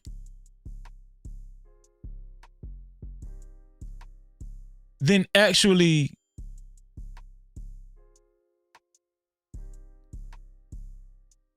making sure the relationship they're in is a healthy one. Mostly people care about just belonging. Sukihana, all she cares about is belonging. Let me show y'all something. And most women nowadays, all they care about is belonging. I want y'all to look at most of Sukihana's Instagram pictures, videos. I want y'all to look at most of Sukihana's Instagram videos. Now, I told you, I did a pre-recorded video on Sukihana a while back on this channel. It's probably like about 10 minutes long. If y'all haven't seen it, go see it. It's under the videos tab, not the live stream tab. Sukihana, I told y'all, you can't count out Sukihana in this wicked society. I told y'all Sukihana she's probably gonna grow to be one of the biggest female rappers you've seen. Sukihana is not gonna stop until she's just as big as Nicki Minaj and Cardi B. And I believe that Sukihana is going to achieve that feat. I believe it. But I'm just going through Sukihana's posts on Instagram to show y'all how different these other posts are compared to how she's dressed with Umar Johnson. I'm trying to connect the dots. I'm trying to connect the dots. Listen, the link is pinned to the top of the chat. Come up and talk to your boy Freezy. You ain't got to show your face. I just want to hear your voice. That's it. No Cap-tivity. Shout out to my sister. Always keep it 100. The Sherelle Show, a.k.a. Sherelle. She say, hey, my brother Freezy. Shout out to Sherelle in this bitch. No Cap-tivity. Let me show y'all what I'm talking about, man. See, this Sukihana wants attention, just like most people do. I'm not talking bad about Sukihana right now. This is not one of them times where I'm talking bad about Sukihana. I'm trying to connect the dots with most of y'all. Most of y'all want attention. Most of y'all ain't no different from Sukihana. Guess what? Sukihana wants attention. No matter which way she can get it, she want it. That's how YouTube is. Look at this shit. It's the same thing.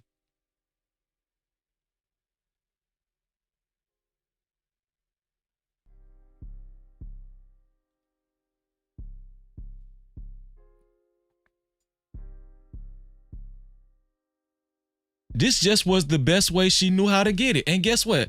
I'm finna tell y'all some real shit. For mostly everybody on Instagram, or not Instagram, but social media, for mostly everyone, this is the easiest way to get attention. It's very hard to get attention in the right way, the righteous way. It's very hard to get attention. Antoine, I see you in the back. I'm gonna get to you in 1 second. Just mute up for me, bro. We're about to have a discussion. But listen, remember I told y'all everybody want attention? Sukihana wants attention. No matter how she can get it, she wants it. But guess what? She doesn't close off getting attention in a healthy way, because guess what she did for Umar Johnson? She put on a classy dress. She came to his convention. Sukihana came to his convention. Sukihana showed up at Umar Johnson's convention and was googly-eyed.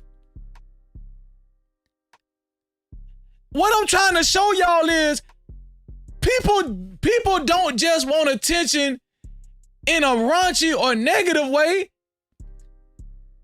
If they can get it in a healthy way, that's the best kind of attention that people want. That's the most attention. Let me tell you something. If everybody could have positive energy around them, that's what they would choose.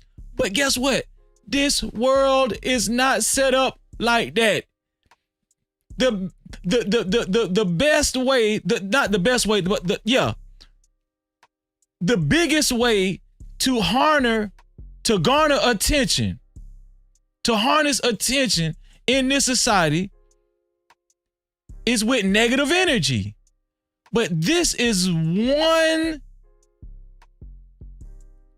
of the rare times that Sukihana will be able to smile organically in a healthy way. Look at her face. Everybody wants this. Everybody wants an organic relationship that's healthy. This is why Sukihana loves Umar Johnson. This is why Sukihana would probably marry. She would probably enter into a committed relationship with Umar Johnson, because she feels like Umar Johnson has the capabilities to guide her to a peaceful mind state, a peaceful life. She has this impression of him. That's why she's smiling like that. Y'all don't think thoughts get tired of being thoughts? Y'all don't think messy people get tired of being messy? Y'all don't think troublemakers get tired of being troublemakers? Y'all don't think people that done sold their soul tired of living like they sold their damn soul? No captivity. No! They want freedom! They want freedom!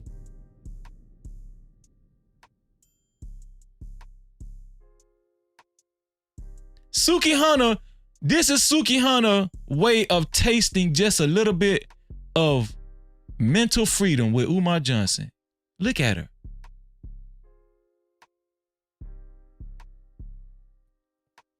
Do y'all remember when, what's the kid name from Jacksonville? What's the kid name from Jacksonville, the rapper that actually was touching all on Sukihana? Do y'all remember when she was at that damn, it was a conference, but it was some another type of conference. I forgot the boy name. He was touching all on, he had to end up apologizing to Sukihana because he was touching on her and he was giving her the wrong attention. And she went crying out on social media and felt like she was violated. People, let me tell you something. People was criticizing her because of the life she lived. But guess what? She don't want that type of attention. She tired of it. She want this type of attention. What y'all seeing with Umar Johnson, that's what she want. Look at her. That's what she want. Antoine, if you don't mind, I have a beautiful young lady in the back. I want her to, can she skip the line? I want my sister to go because ladies first. We don't usually get that. I want to talk to my sister. Ladies first, man. I'm good. Okay, just mute up until we get done, Antoine. The Sherelle show is in the building. No captivity. Sherelle, thank you so much. You know I love you so much. Thank you so much, Sherelle. Sherelle, I know you're gonna add to this conversation. The only way Sherelle know how to add to this conversation. When it comes to relationships, friendships on social media, especially YouTube, do you think most of these people have negative energy or positive energy, Sherelle? Negative energy. And I think YouTube is a place for people to escape so that they can kind of release that negative energy. So it's kind of like a breeding ground. You know how like it's like a breeding ground for negative energy. Yeah. And even in the midst of certain people trying to come with a positive, you know how it could be, you could be doing a good show and you'll have like a bunch of positive people and there's always a disruptor that can come up and that's just the devil. I could always see the devil coming and it's like, I seen a lady do it the other day. I was like, you believe in God? She said, I'm an atheist. I said, I know the devil when I see it. You really came up here to cause confusion. And you just start seeing straight through it. So yeah, it's definitely a lot of negativity here, but we're supposed to rise above it. That's just how things gonna be. Why do you think people feed, and I'm saying that word intentionally, actually feed off negative energy instead of feeding off positive energy? Why do you think that, Sherelle? Because it's kind of weird to me. I think it's very contagious. And I think it depends on where they are. You know, a lot of negative energy is low vibrational. And it's typically because that's how they feel about themselves.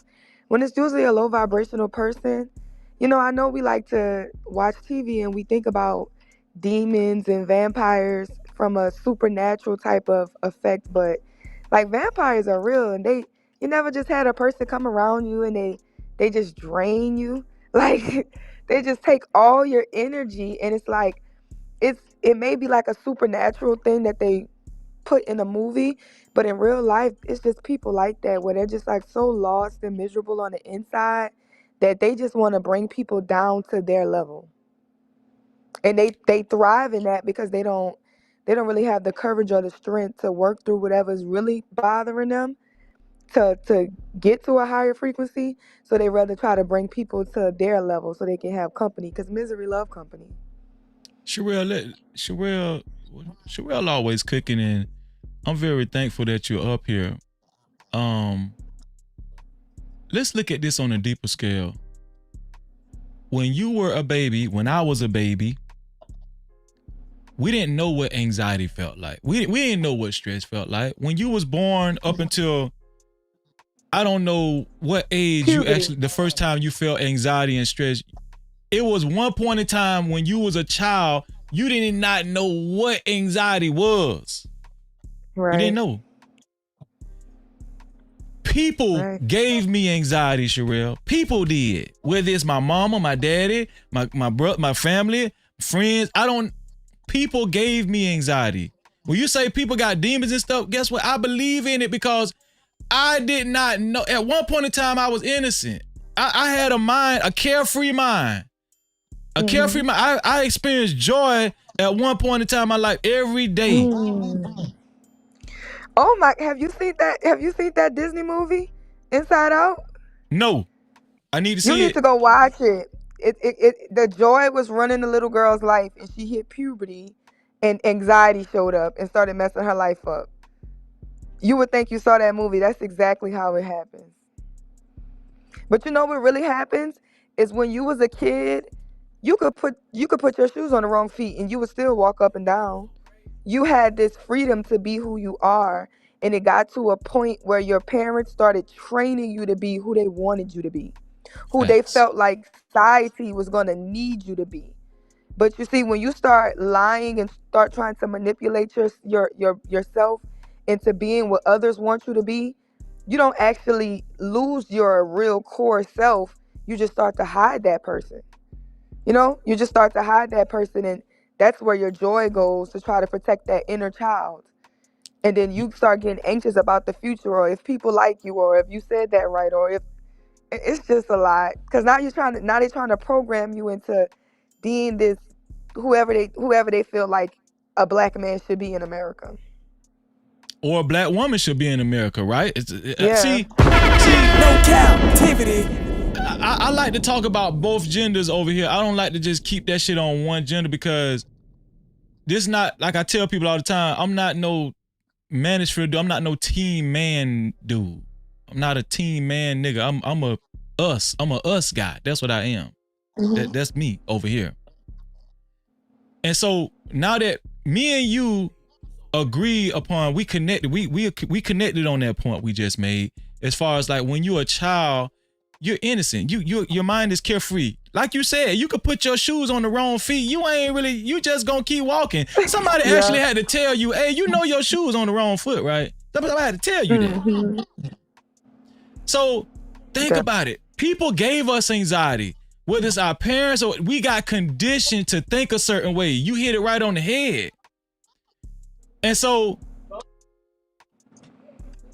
as we get older, and these spirits and this energy that we actually absorb, what I've grown to understand is that most people absorb that same shit.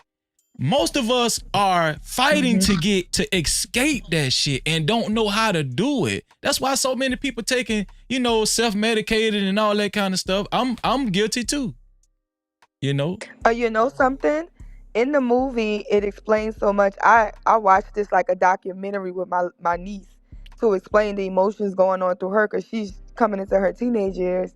So just understand that at one time you had joy, and when joy had to overdrive, joy damn near becomes delusion, trying to deal with anxiety. And anxiety unchecked can become depression. Depression unchecked can become addiction. You know what I'm saying? So now everybody's addicted to the same thing. It's escaping, because now you don't even want to be yourself, because you are confused on who you should be, because who you really wanted to be wasn't enough. Then you realize trying to change yourself to fit in is never enough. So now you start to kind of deal with anxiety and depression. That can lead to addiction, and addiction is just escaping. So a lot of us are just stressed and always trying to either work our way through something, or they start turning to substance abuse and things like that. It's a lot. And it definitely starts to happen just like that. Because when we were kids, man, We will jump in the oven. We will have fun with the boxes. We will do anything just to exist and enjoy life.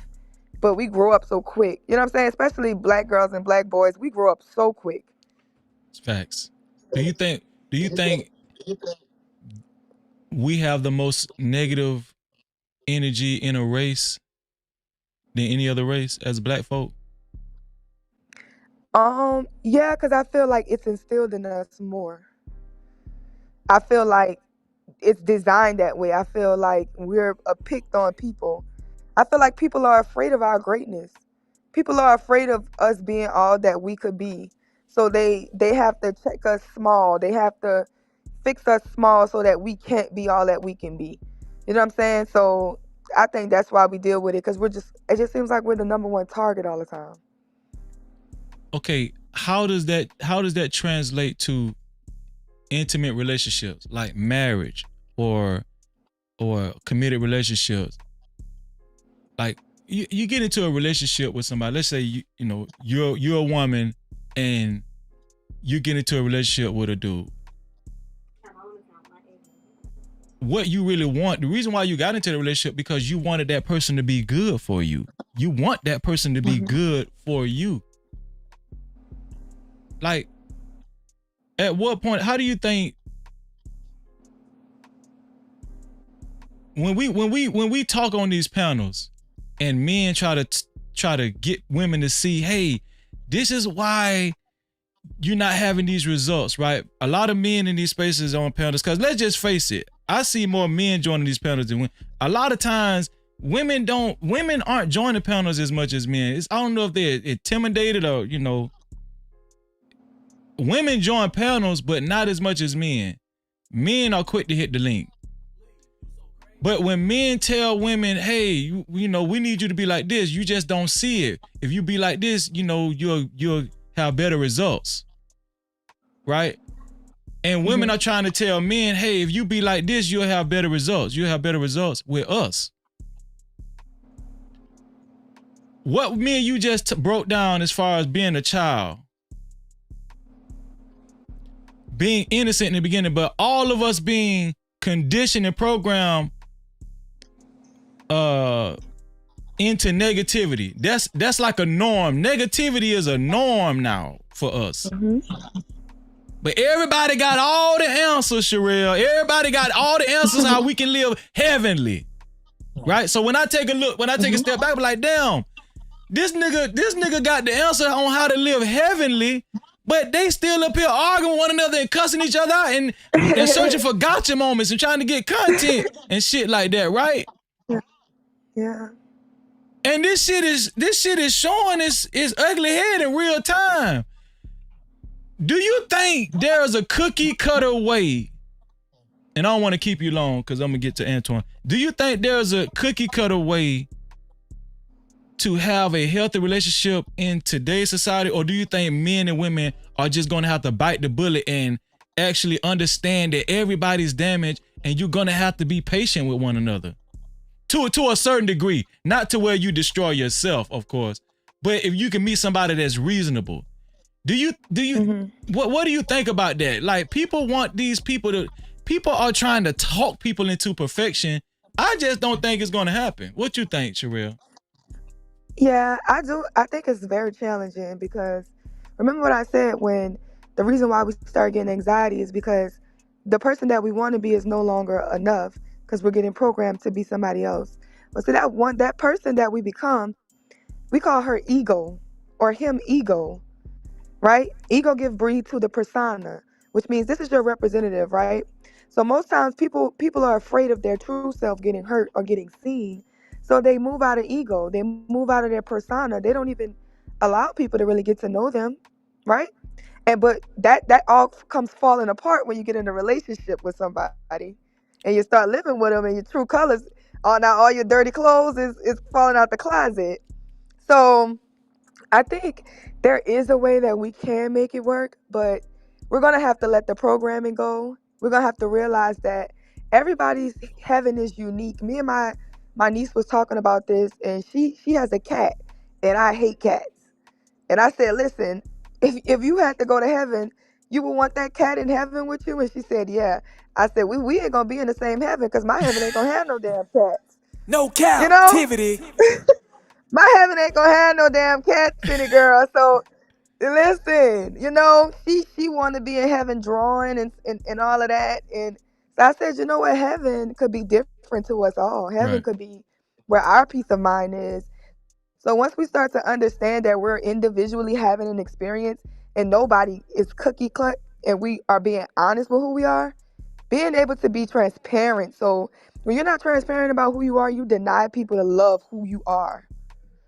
But instead of like having that fear of rejection, like somebody's going to reject me if I really show who I am, I'm not going to be enough. But if that's not enough for them, then guess what? Who you're pretending to be ain't going to be enough.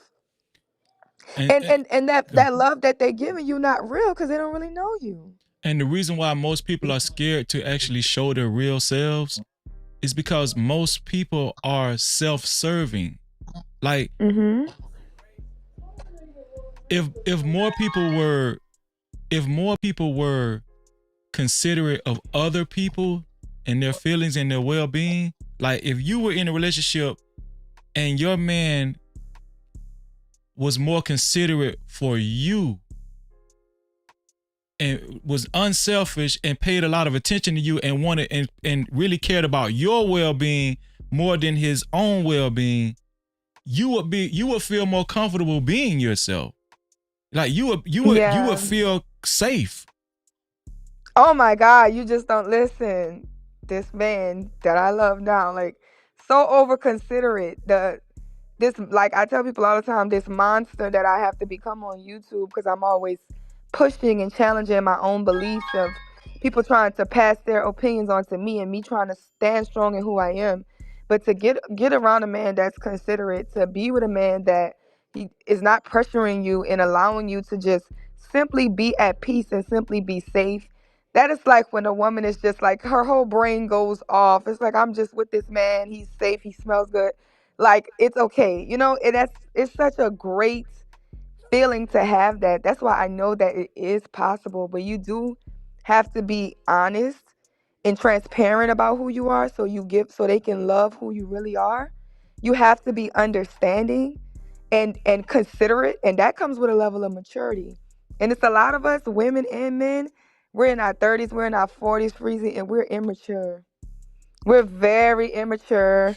We don't want to control women don't want to control our emotions. Men just choose to suppress their emotions. And we're all trained to be that way, right? You let the little girls cry. You tell the little boys they can't cry no matter how much pain they're in. So you're training them to suppress their emotions. You give the little girls what they want when they cry. So you're teaching them how to not control their emotions and lose it every time. But we all need to be able to express and control our emotions, be mature about it, and just have a level of respect and consideration. It's really that simple. It's really that simple. It's hard to, you know what I'm saying? It's easy to say, but it's really that simple. But that comes with a level of healing.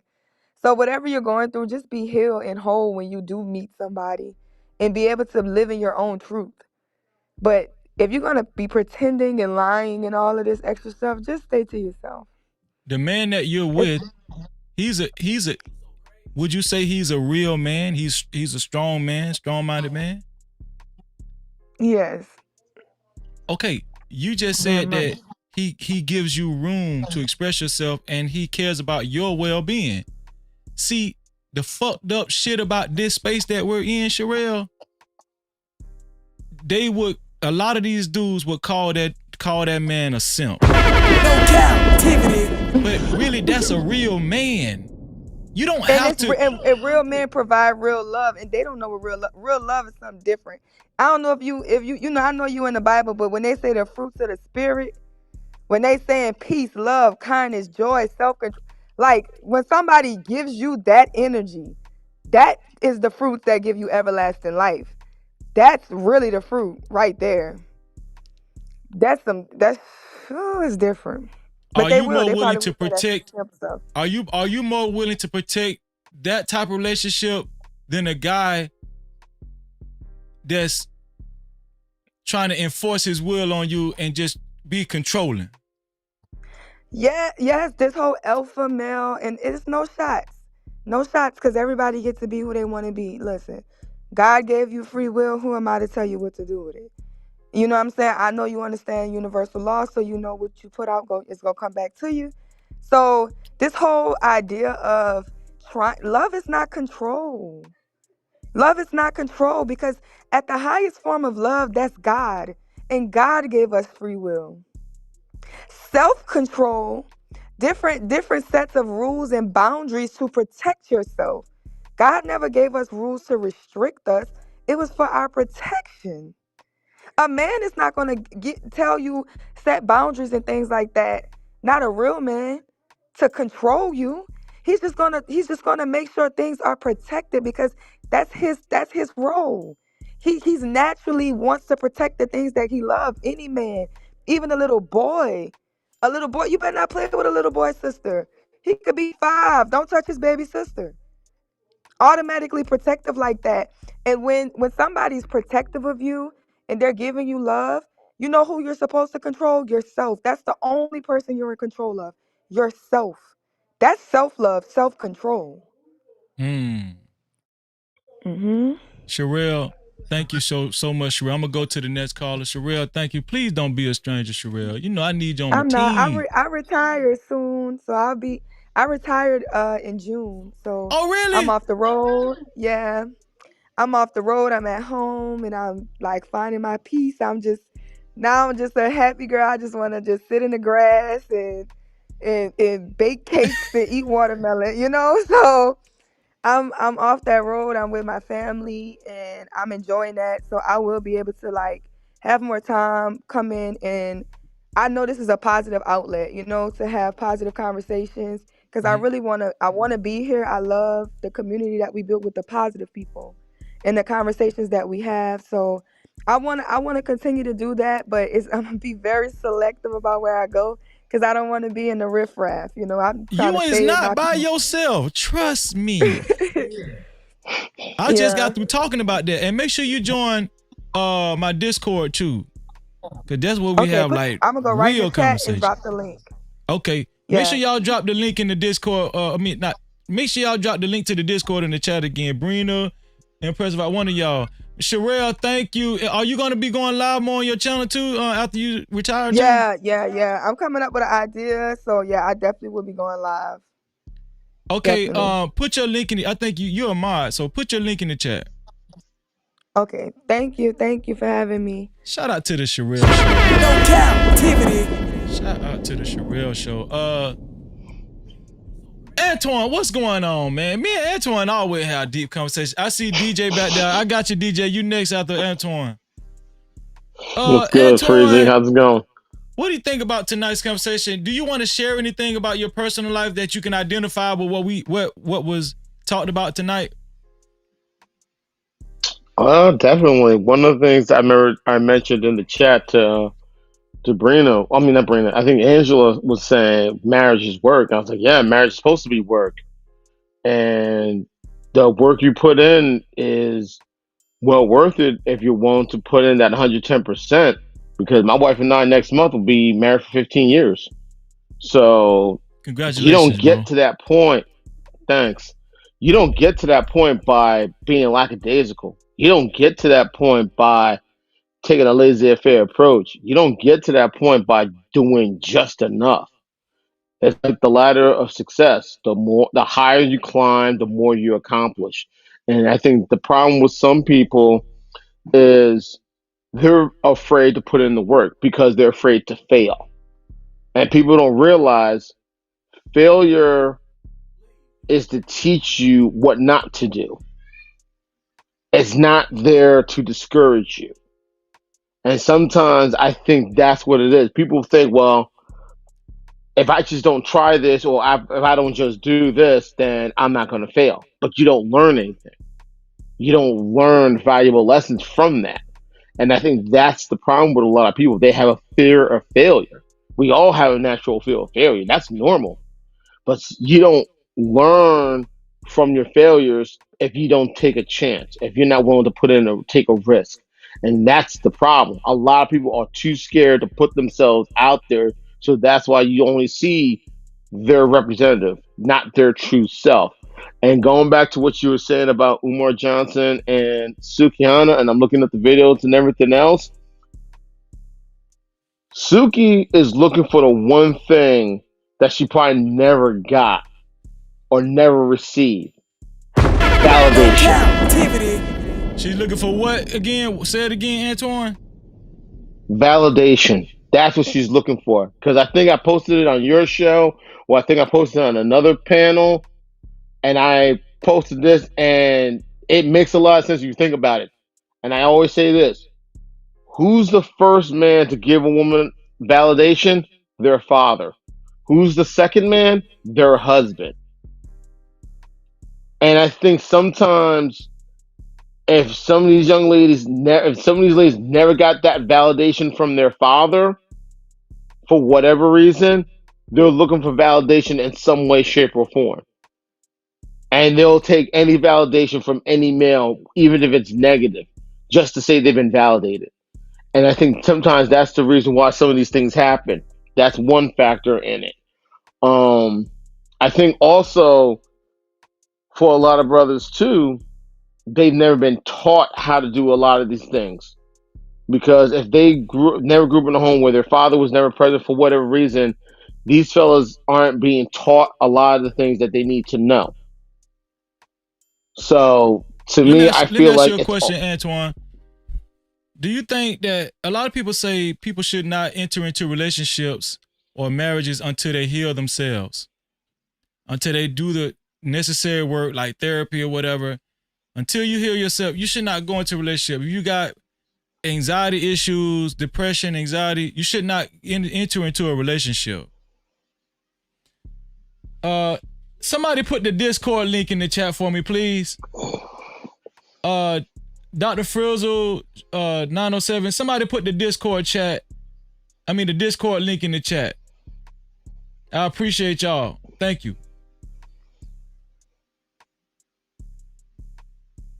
Or maybe I should do it. Let me see.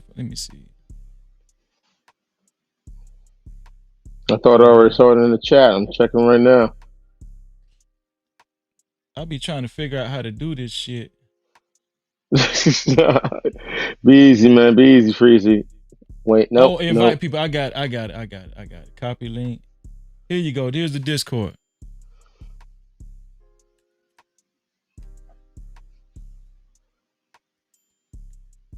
Okay, let me put it in the chat. Paste. Oh, thank you, Brina. I appreciate that, Brina. Appreciate that, Brina. But yeah, back to what I was saying, Antoine. So people say that people in these spaces say you should heal before you go into relationships. You should heal. Is that true? Is that true that we should heal before we go into relationships? Or is it possible to be in a relationship with somebody that is willing to help you heal and understand your history, what you've been through, wants to give you a listening ear? What do you think? Do you think people should heal completely before they get into relationships? Or do you think it's possible to be in a relationship with someone that can actually help you on your journey of healing? Good question. It varies. It's a combination of both. I can speak from my personal experience that before I met my wife, I had a couple of bad relationships. One relationship I had with a woman long time back, she had some serious trauma and didn't realize it until after we broke up, and didn't realize that how some of her trauma that she dealt with, because she was in an abusive relationship with her ex-husband. And when we started dating, they were already divorced and everything else, and didn't realize how some of the issues that happened with her ex-husband she brought into our relationship. I can honestly say for me, I was definitely dealing with some issues with anxiety, with depression. And I think me not being in a relationship gave me the time to pursue what was wrong and why I was dealing with certain issues. And I can honestly say going into therapy was a blessing in disguise for me because it helped me with, and you already know my backstory, Freezy. It helped me find out a lot of issues, why I was dealing with my depression, why I was dealing with my anxiety. It also helped me realize what some other issues I was dealing with. I found out that I had both ADHD and I also have cognitive learning disabilities. And that was one of the reasons why I was dealing with some of the things that I was dealing with and why I was dealing with some issues, especially when it came to school. And it was difficult. It was a challenge. But I think the one thing therapy did help me with was it helped me get over that fear of wanting to pursue a relationship. It made me get over the fear of taking chances and trying to do things different, and also being willing to change to become a better person. And one of the things that I learned, not just through therapy, but from someone I was an older woman I was involved with, she taught me instead of me chasing after or going after the woman that I want to be with, she taught me how to become the man that women want to be with. So I had to learn to change my attitude, my mindset, my mentality, and I had to start learning to see things from a more positive approach, and also learn to build a sense of confidence that I didn't have before. And maybe a combination of that, and from my time when I went to the army, I learned to build that confidence, and she helped bring out that confidence that I had that I kind of suppressed. So I think that's just basically what it was. I learned to have a sense of assurance and confidence in who I am and everything I was able to do, and I was able to reflect that, and it became more of a positive energy approach to where when people saw that positive energy, and also a combination of reading books on self-help and positive self-confidence, it helped bring out this type of energy where people were drawn to it. And I think that's just basically what it was. It was a combination of therapy, um, reading books, and being willing to change that helped me become to where I am now. And I've learned over time to get better and better every day. Let me read, and shout out to Nicole Fountain for being here. Thank you, Nicole. I'm so thankful for you being here. Make sure you're not a stranger. Nicole said, yes, it's possible to be in a relationship with somebody that will help you on your healing journey, but it's not realistic. That is a very important comment because it speaks to what I was saying earlier. She's saying it's not realistic because I wouldn't say it's not realistic, but I would say it's difficult. I wouldn't say it's not realistic, but I would say it's difficult because, like I said earlier, think about everybody in your immediate circle, outside of your immediate circle, the people that you know on social media. Most of the people that you know or have been acquainted with are negative people. Think about it. Most of the people that you know, think about the people that you encountered in these spaces. Most people feed off of negativity. Shout out to Sherelle. She said it during her time up here. That's how most people are bred, conditioned. So to find somebody that actually cares about your self-interest and your well-being, it is difficult. It is. And I'm going to tell you another reason why it's difficult, Antoine. It's also difficult because most people don't even know what that looks like because they're so engulfed and drowned in negativity themselves. Do you understand what I'm saying? Yeah, I mean, that's what happened. Ironically, when my wife and I first started dating, And some people were surprised when I tell them this. We were dating for about, I think, a little over a year and a half. And my wife broke up with me because she thought it was too good to be true. Because she was around all that negativity. She's the oldest of 10. She's dealt with a lot of the negativity. She's never had a situation or situations where she had like stability and foundation. I'm the middle of three. I still have the keys to the house I grew up in. My parents still live in that house. So I've always had stability and foundation. She's never had that.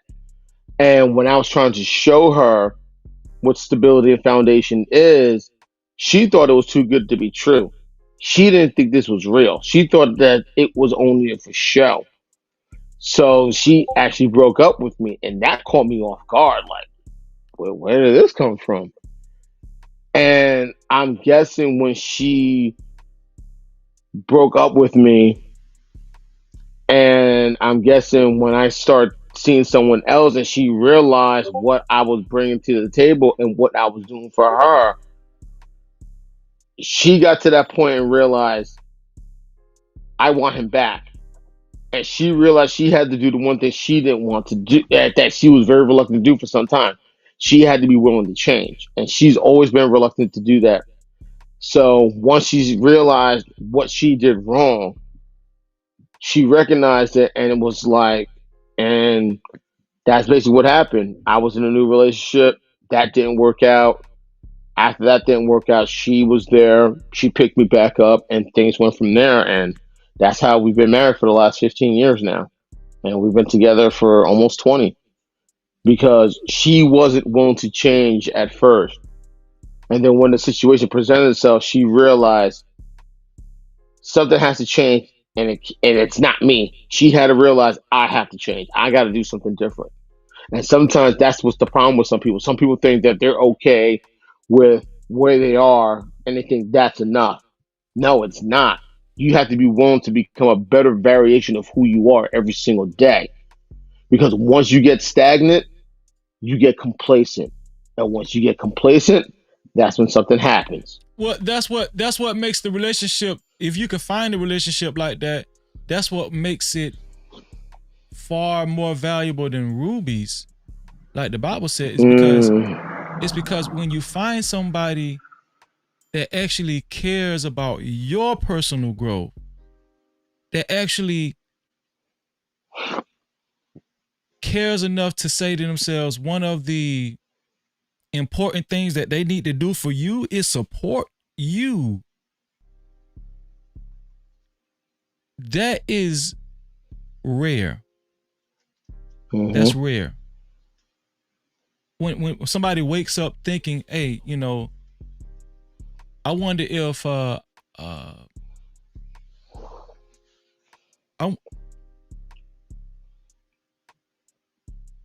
just seen this on the internet, or I just read this book and I would like for you to have it, or I would like for you to have this information because I think it'll help you out because I was thinking about you.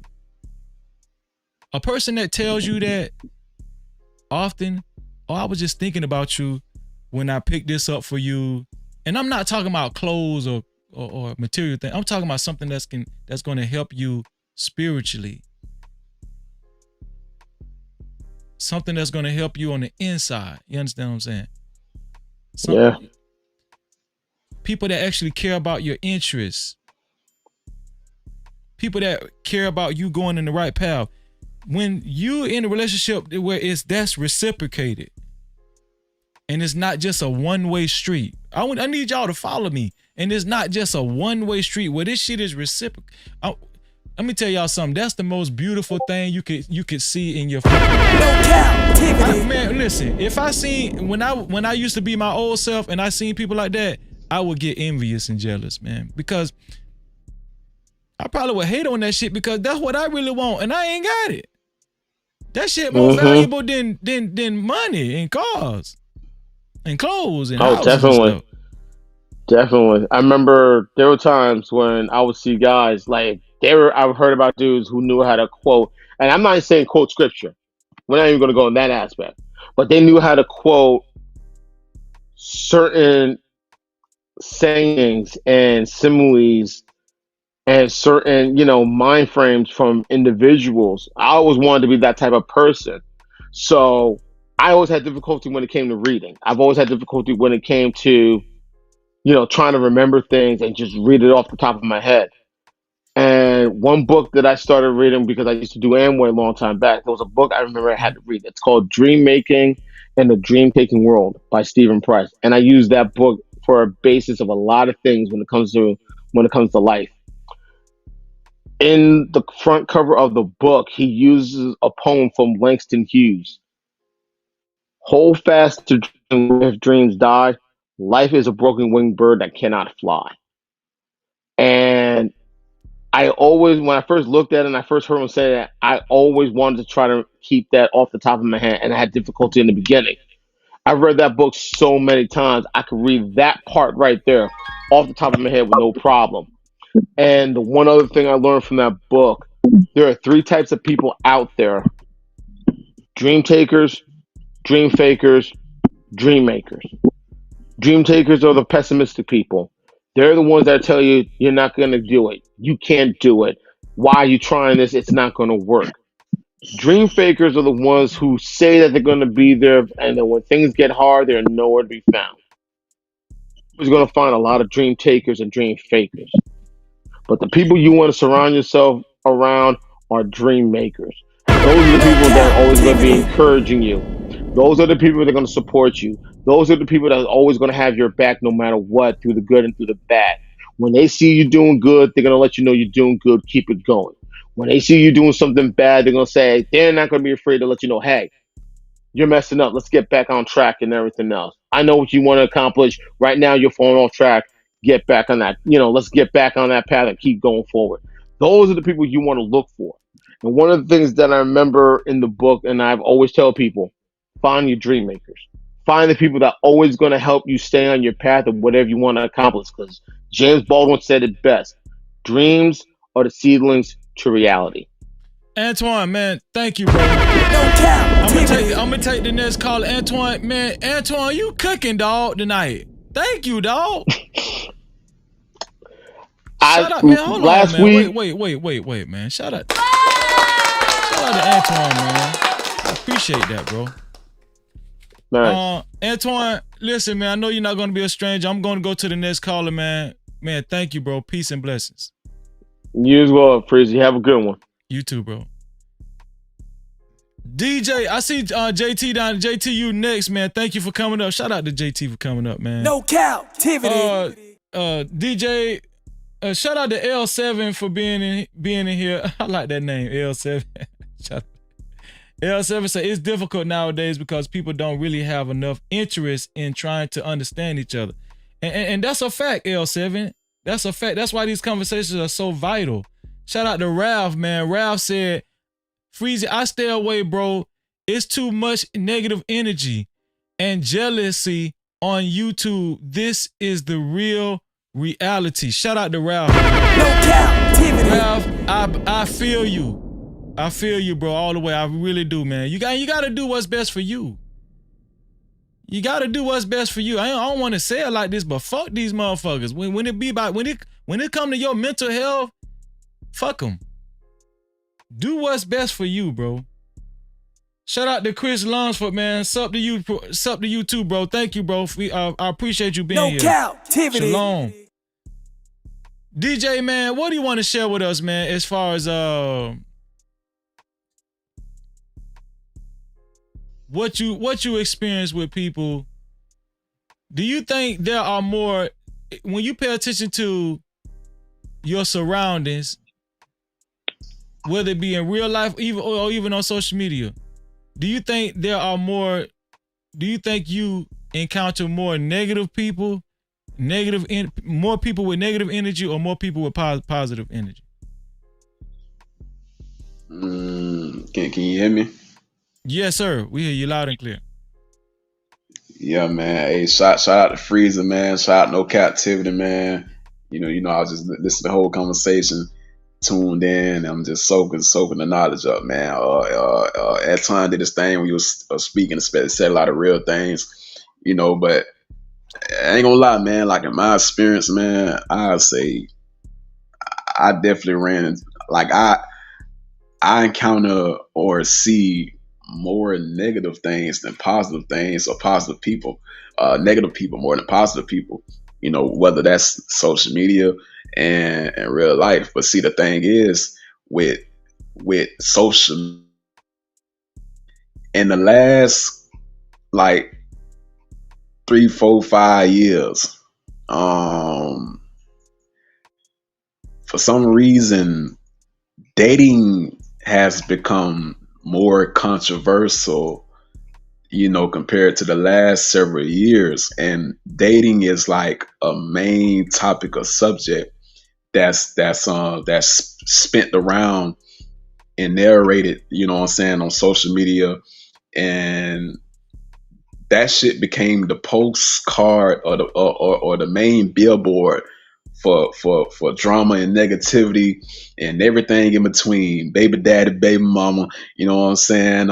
Pick me's, you know, passport bros. It's so many lanes and ways that this one thing has turned people into. Like, people over the years, literally from YouTube, done built whole ideologies out of and theories and cults out of their bad and negative experiences with dating, man. And it's looking it's looking pretty hot. See, Freezy, I don't want to hold this, you know, person up, you know, behind me too long, because I can go deep with this game, man. But you know what I seen is things that's just out of the ordinary, like with the tug of war with dating. Like, I like to talk about that. So all women crave non-sexual intimacy, you know. So that's meaning like anything outside of the bedroom, time, attention, resources. They love being around that and extracting that from a man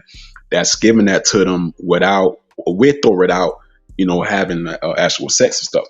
But you know, it's also the reason why a lot of women would publicly say, "Oh, men always want sex," and you know, they don't want to, you know, relationship, whatever.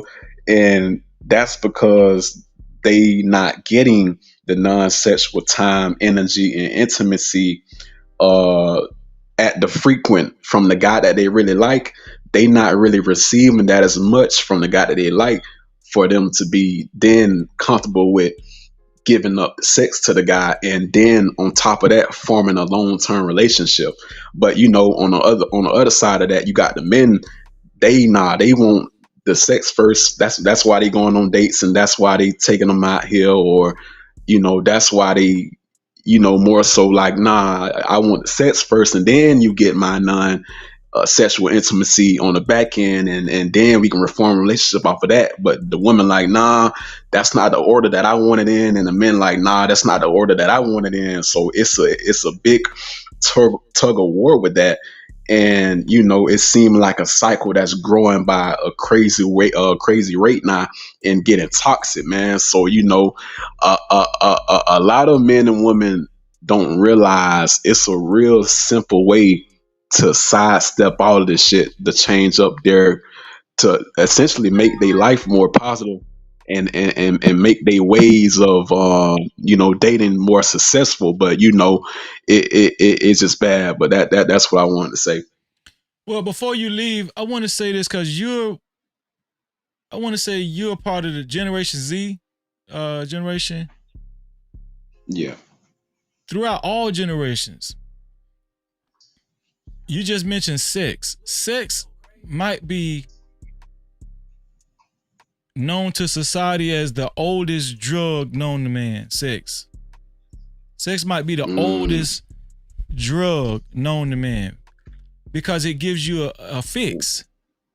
This is why men love sex so much, because it gives you a fix. It gives you moment, like instantaneous gratification. Men usually experience that gratification more than women. As we've seen studies and statistics, most women don't even experience orgasms in their lifetime. Yeah. Because, you know, with women women look for more of a mental connection with the guy, and very seldomly do women actually get that. Most of the time, men don't even present themselves like that to women. They just, talk raunchy and they just want to have sex. They want to F-U-C-K. Right? And a lot of women actually subject themselves to that type of treatment because they looking for validation, just like you just said. They looking for validation. It's a drug. Bro, when I was younger, and I'm Generation X, even with the baby boomers before me, psych medications, that shit was a taboo in the hood. Or just with black people in general. Psych meds, medicines that will actually that can actually treat mental illness, that shit was shunned upon in now I'm not telling people to get on psych drugs. Shout out to Nightish, man. Nightish, thank you for being here, bro. Shout out to Nightish, man. Make sure y'all subscribe to Nightish. Thank you watching close. Thank you watching close for being here. A lot of good people coming through tonight, man. Shout out to watching close. But yeah, that was taboo. But guess what's going on now, DJ? Especially with your generation. Psych drugs, zany balls, Xanax, meth, MDM or MMD, whatever that shit called. Yeah. I'm talking about Percocets. Yeah. I'm talking about what's the shit start with an R? Ritalin. Okay, Ritalin. Percocets. Yeah.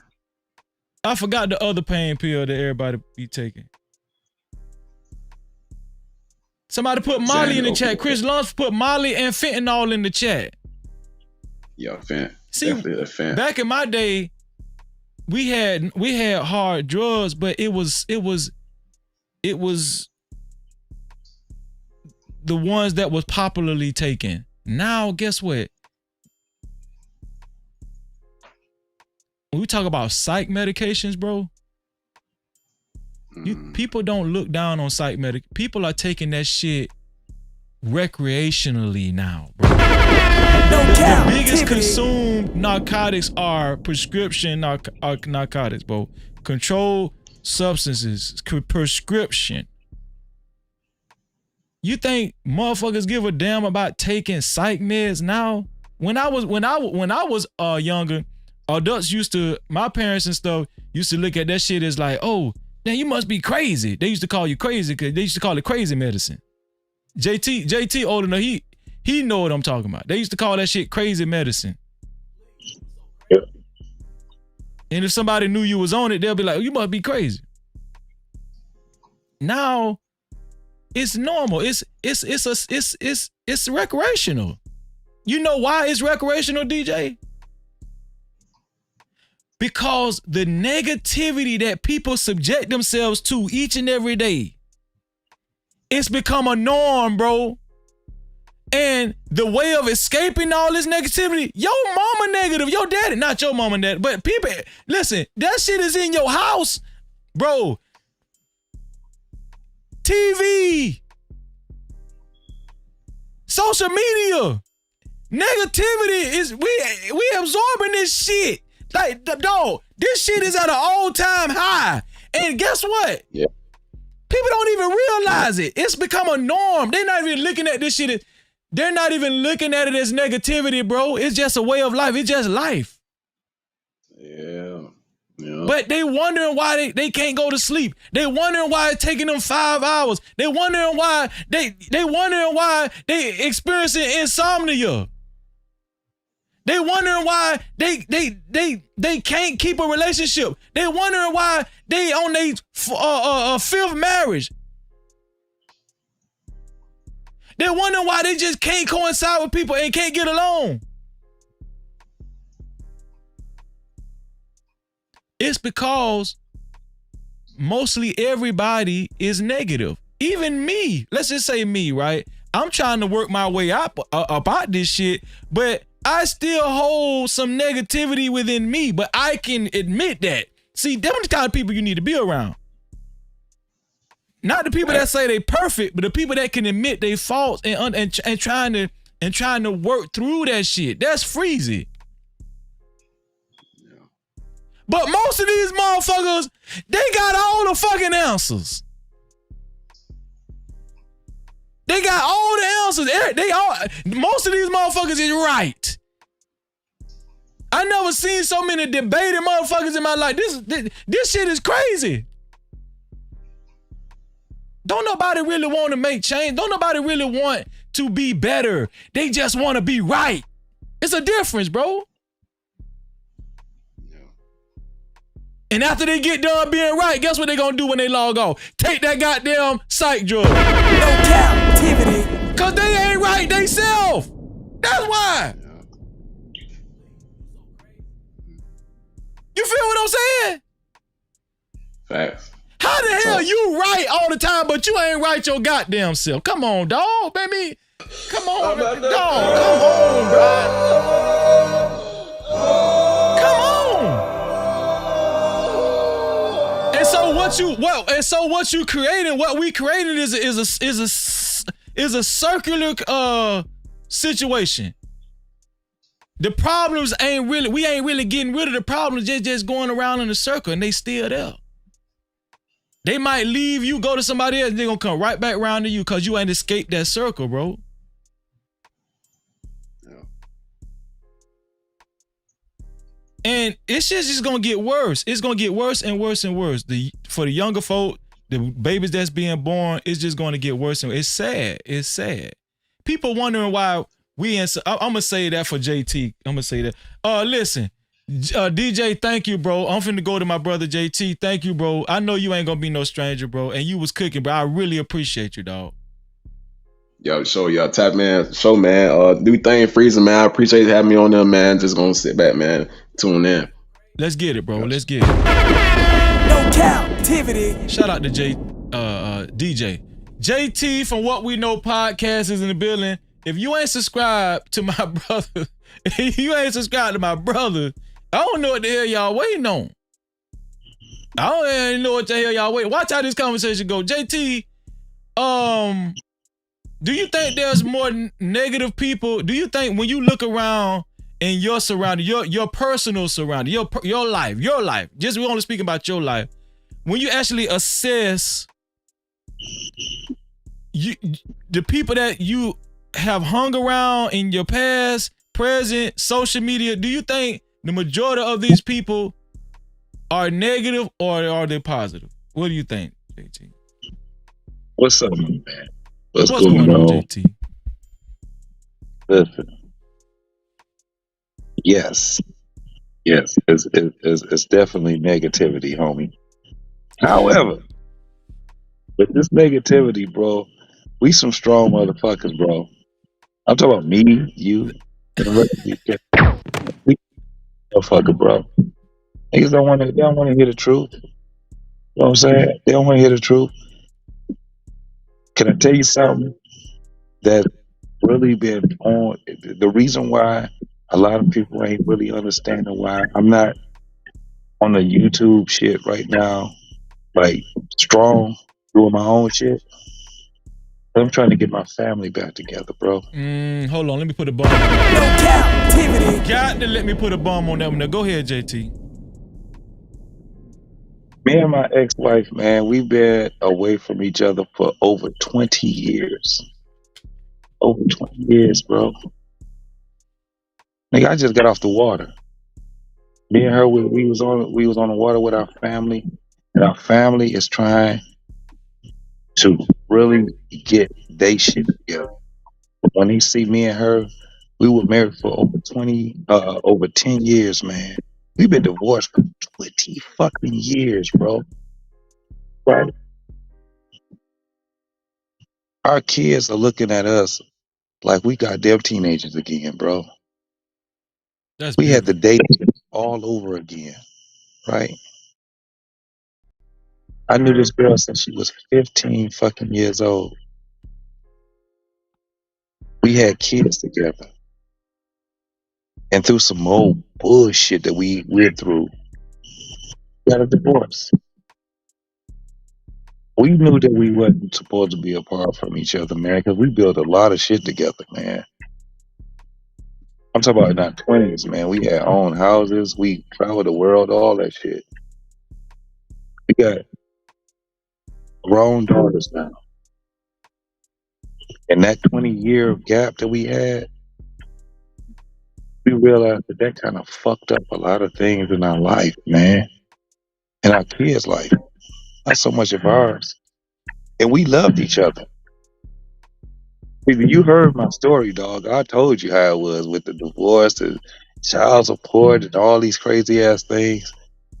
But the craziest part was, and I owe this to whoever it was on YouTube that asked me, why don't I get back with my ex that I had kids with, right? I was giving her all the accolades and all these different things while I was talking. They would say, well, why y'all don't ever get back together? I had no answer for it. What I did, though, was do what I always do in my life. I put it to work, and I asked her, and she asked me. And at the end of the day, I was like, why don't we just get our family back together? Why don't we explore what got us together in the first place? 15, 16, 17, 18, 19 years old. Nigga, I'm 51 years old, bro. The last thing I want to do is for another 10 years without exploring every option. How many niggas you know that sat back and said, let me and my ex get this shit back together again for the sake of our family, right? Go ahead. No, it's for the sake of our family. Why we don't do that shit? It's motherfuckers right now. They ain't had no business getting away from their motherfucking ex. They ain't had no business getting away from them. We hear people talk about you ain't got no business being with that person, right?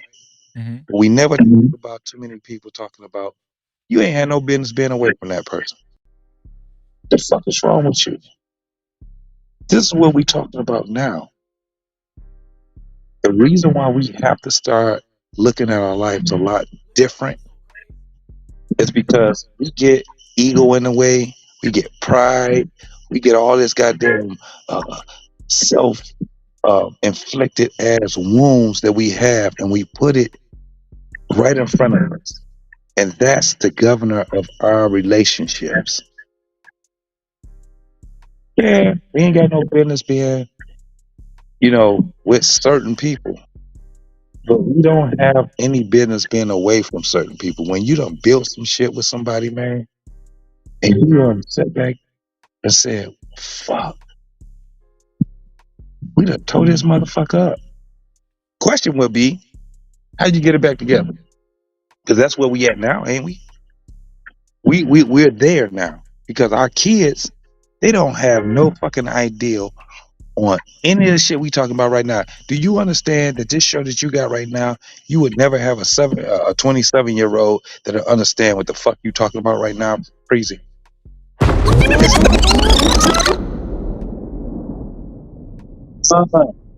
No 27, 25, 24, 23-year-old that would understand this shit right now. This ain't got nothing to do about how you feel. It has everything to do with what is.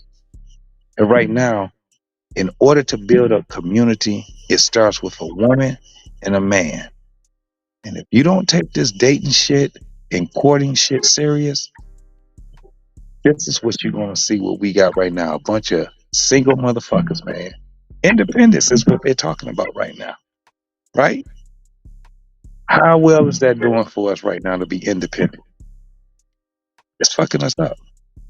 JT, let me ask you a question. What do you see different in the relationship you have with your ex-wife now versus in the past when you guys actually before you divorced each other? What do you see different now in your relationship with her now between the both of y'all? Oh man, we don't for one, we don't see the grass being greener on the other side anymore. We understand that it's just fucking grass. Cap-tivity. That's the type of when we talk to each other now, we don't look at each other's motives and all those different things. Like I told you, me and her both, we the same age. We both of us, 51, about to be 52. But we also see it as it being bigger than us. We didn't see it back then. Back then, it was about how we feel. Like what you hear right now. How I feel. What's the shit that they be talking about, Freezy? Emotion, intelligence, or Emotional all that. intelligence and shit. Yeah. All that shit is bullshit. Nigga, that's bullshit. It's bullshit. It's about community. The dopest way to build a community is for two people to get together, like each other, and teach the next generation to like each other while being around each other. That's what it's about. You should not, if you're dating and you've been dating for 10, 15, 20 years, you failed at it. You failed at dating. That's just that's the truth of it. Dating shouldn't be no more than about 2 years, man. And after that, we should be talking about marriage. I don't give a fuck. I will agree. I will agree that if people are dating for an extensive amount of time and have not gotten married yet, there is something there is something that's off. There's something off with probably them spiritually, mentally. It's not healthy, right? It should, like, 2 years, 3 years. I'm gonna say three years at the most. That's enough to know whether you want to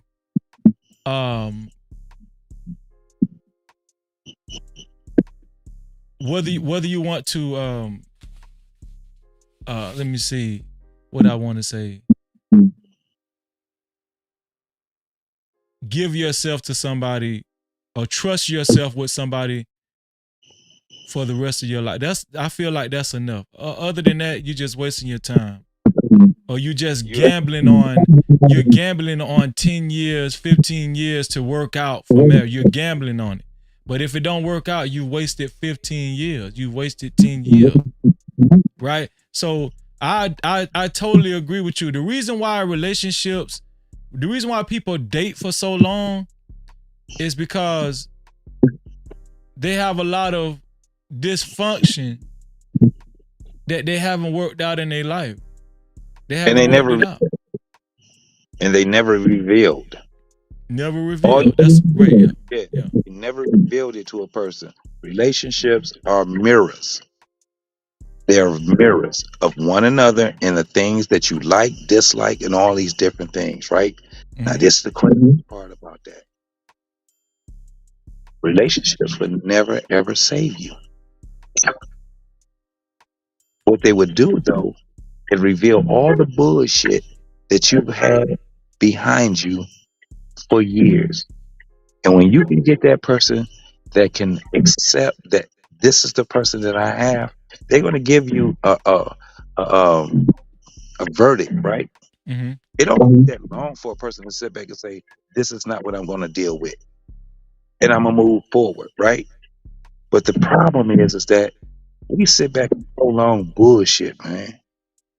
If that motherfucker ain't fucking with you, they ain't fucking with you.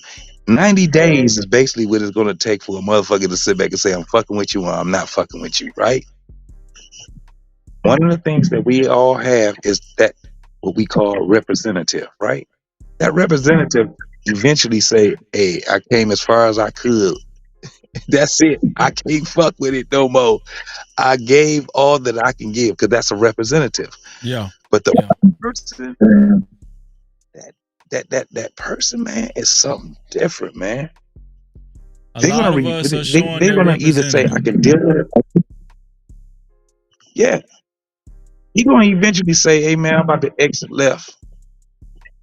I holler back. Let me know how this shit gonna turn out, right?" But when that real situation, circumstance, and all these different things that comes out of what it is that you represent comes to you, that person is gonna have to make a decision. The problem is that they're not making decisions. What they're doing is prolonging those decisions. They want to see where this shit is gonna go and all this shit. And next thing you know is 6 years. And the nigga is, we still living together and we ain't doing the things that it takes for us to be together and all this crazy ass shit. Crazy. I mean, I'm gonna tell men and women are on some bullshit right now, bro. I ain't gonna. JT, let me tell you what I really think. You can tell me if I'm wrong, if you think I'm wrong or right. A lot of these people on these panels, on these shows, whether it be male or female, men or women,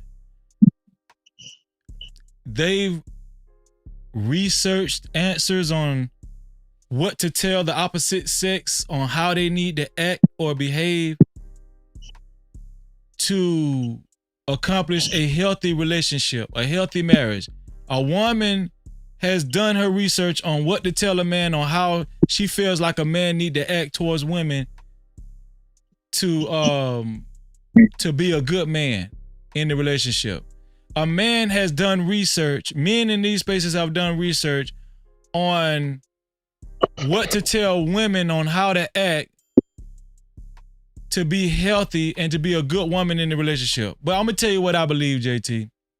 I believe most of these people that have all these relationship answers,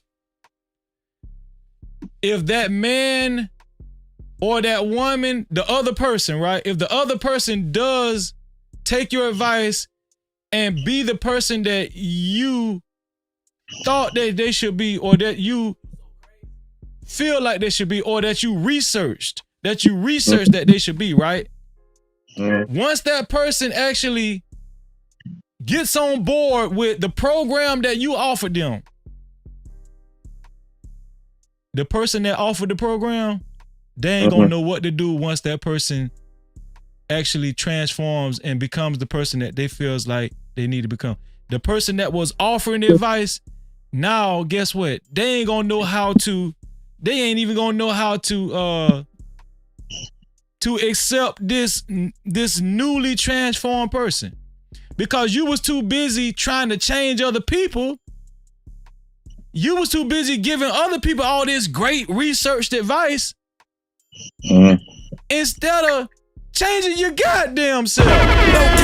Understanding what you need to do for yourself. A lot of times these people ain't even ready for the people that they desire. They ain't even ready for that person. Like all these dudes and all these women talking about, oh, men, we know men, if men can do this, like if like when women say, we want men that are leaders.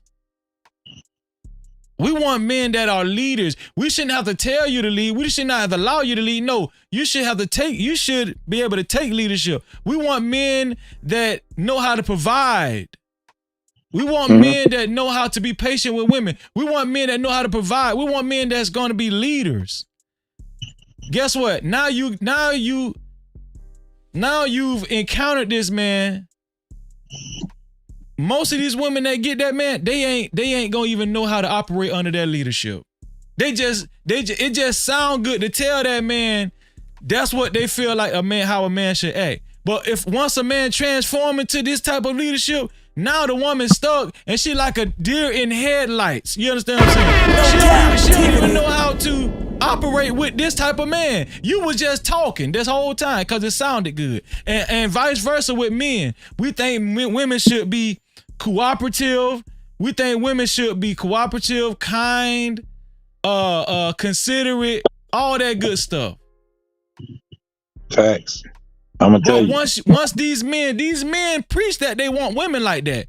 But once they get a woman like that, we think a woman should, stay home and take care of the house. But once these men did all this preaching, and shout out to Cellulite Podcast in the building. I appreciate you, bro. Shout out to Cellulite. No Cap-tivity. I see you, bro. Once these, let's say hypothetically, these men are able to achieve this type of woman and get this type of woman.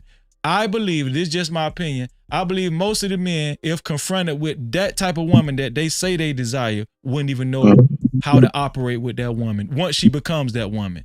Because you was just talking. You was trying so much to change her instead of focusing on yourself and changing your goddamn self. And preparing yourself for that type of woman. Instead of trying to change Sukihana, no, you need to be working on yourself. Yep. But men don't want to hear that shit because they got all the answers already. They got it figured out already. But once that woman become the woman that you say she needs to be for you, now you like a deer in headlights and you don't know how to operate with this type of woman because she requires a certain type of leadership. She requires a certain type of man. Absolutely. I agree with you, bro. The thing is that a lot of these men, they don't even understand what it takes to be a leader. This shit is hard, bro.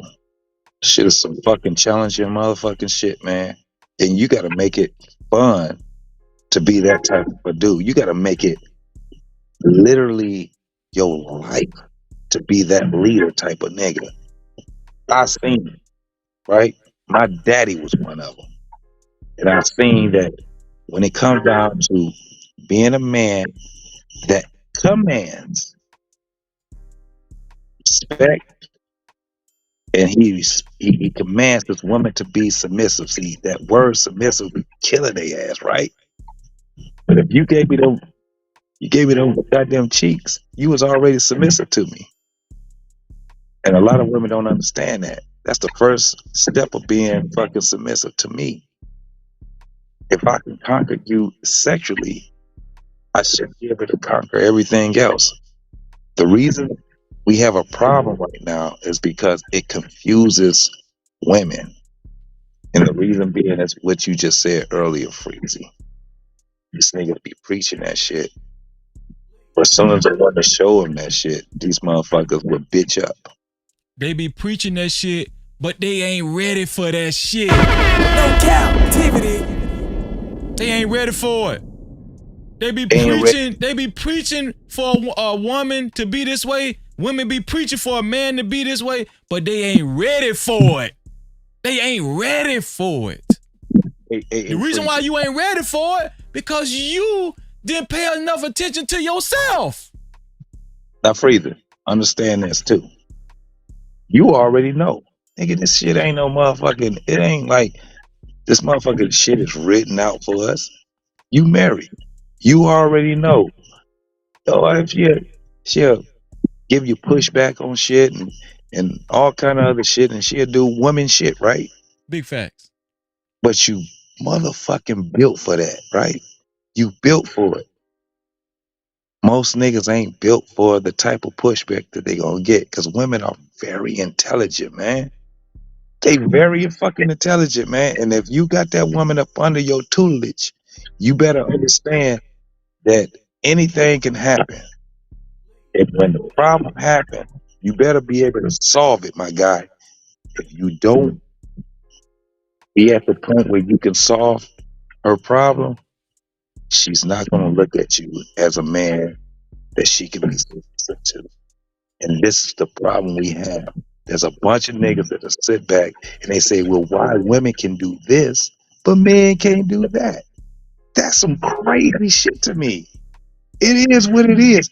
Nigga, I am a motherfucking bully when it comes down to my kids, and my wife or woman being submissive to me. Let me tell you why I say that.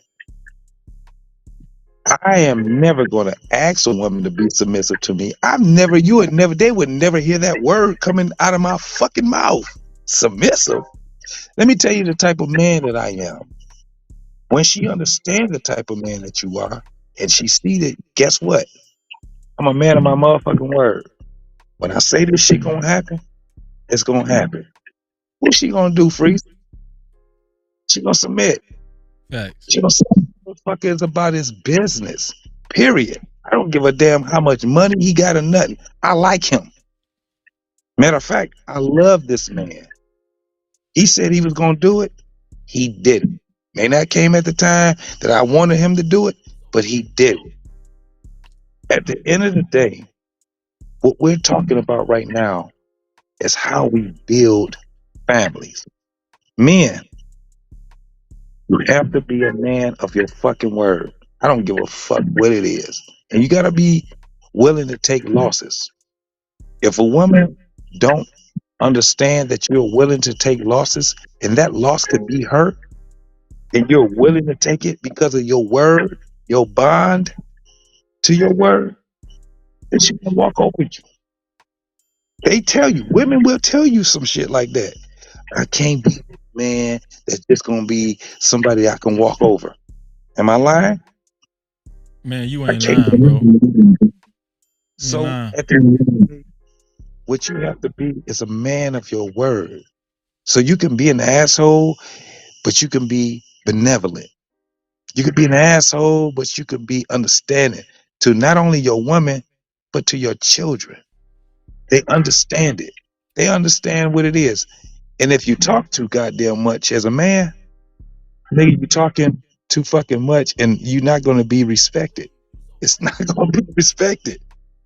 A man of few words, because your action speaks for itself. Am I lying about that? No, sir. You're not lying. No Cap-tivity. This is where we have to start talking. All that talking on YouTube and shit like that is cool when we had conversation and shit, like what we doing right now. We having conversation, man. But when you apply it to regular life, trust me when I tell you, it is not that fucking hard. For the young men, all you have to do is be a man about his word. When you say what you mean, you better mean what the fuck you say. And she's gonna respect you on that. I swear to God, bro. Man, shout out to JT, man. No JT, I don't want you to say nothing else, man. I didn't I tell y'all? Didn't I tell y'all JT was gonna? I told y'all just watch. I told y'all what JT was gonna do. I told you he was gonna cook the steak well done. Okay, I told y'all that. Make sure y'all go subscribe to What We Know podcast. JT, if you could do me a favor, put your link in the chat, man. Please, man, because they need to witness more of your intellect and your wisdom.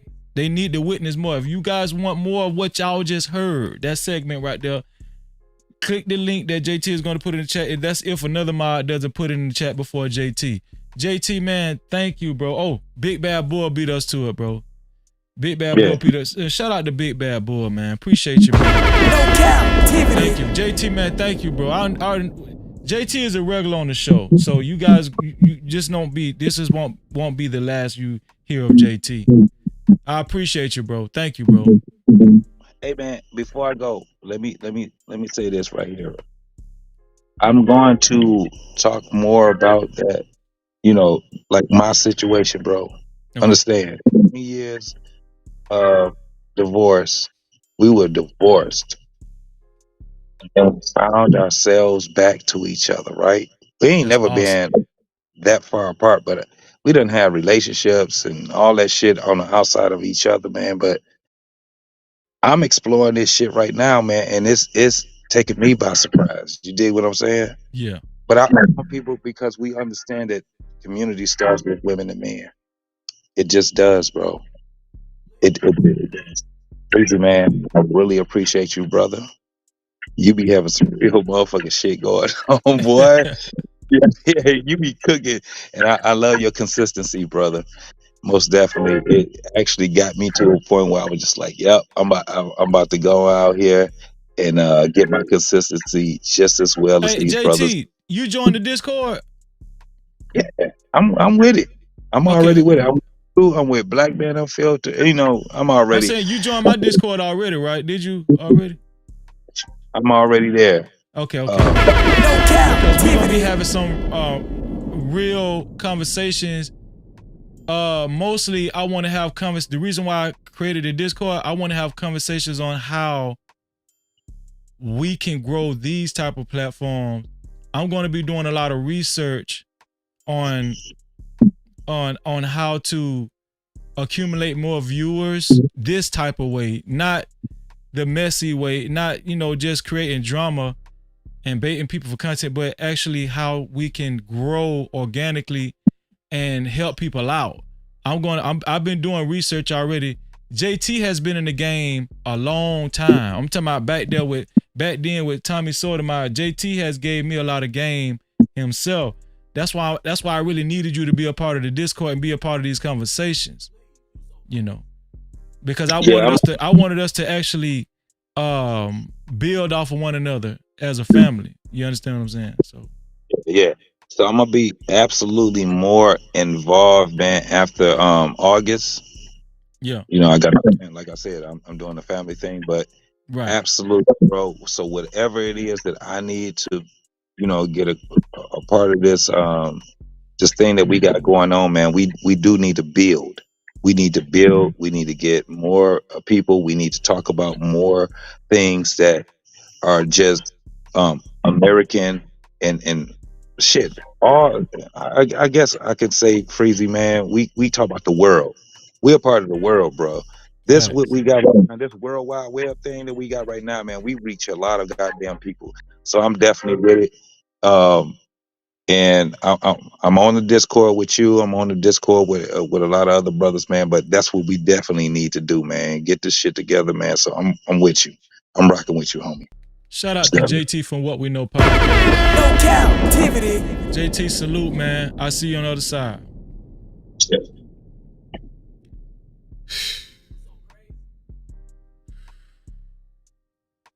We talking about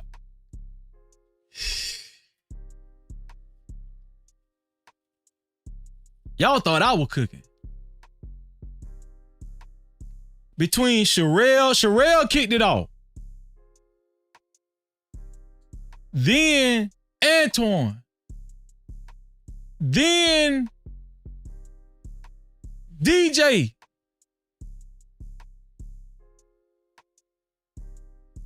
And then JT brought us on home. No Cap-tivity. Powerful. This one here for the books, man. This one here for the books. Yeah, I can tell y'all that right now. Shout out to Trey Ferg in the building, man. Trey Ferg, I seen you early, but I wanted a lot enough time to give you the shout out that you needed, man. Shout out to Shalom to Trey Ferg. Shout out to Smitty. Shout out to my dog Smitty, man. Smitty in the building, man. Smitty, always good to see Smitty, man. Shout out to Smitty, man. Smitty is a part of the Discord as well. And shout out to Trucker Yale. Trey Ferg, make sure you join the Discord, Trey Ferg.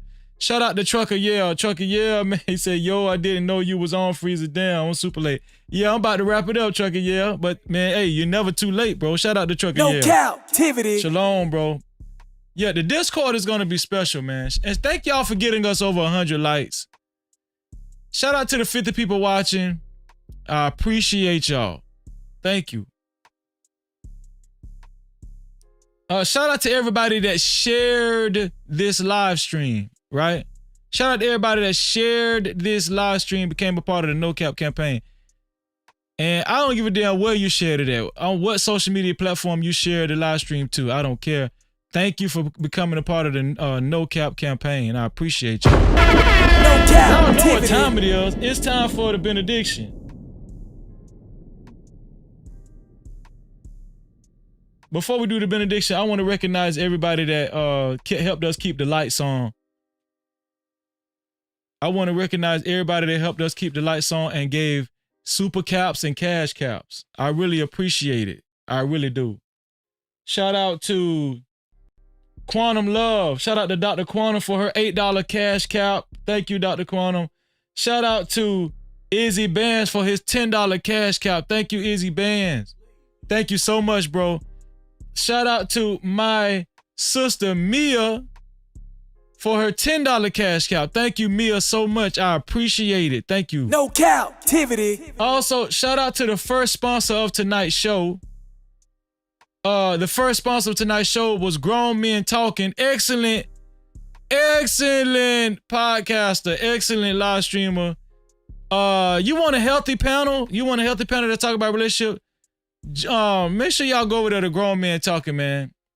He's up and coming. He's growing. Shout out to Grown Men Talking. Make sure y'all subscribe to Grown Men Talking and check out their conversations. I'll be over there all the time, man.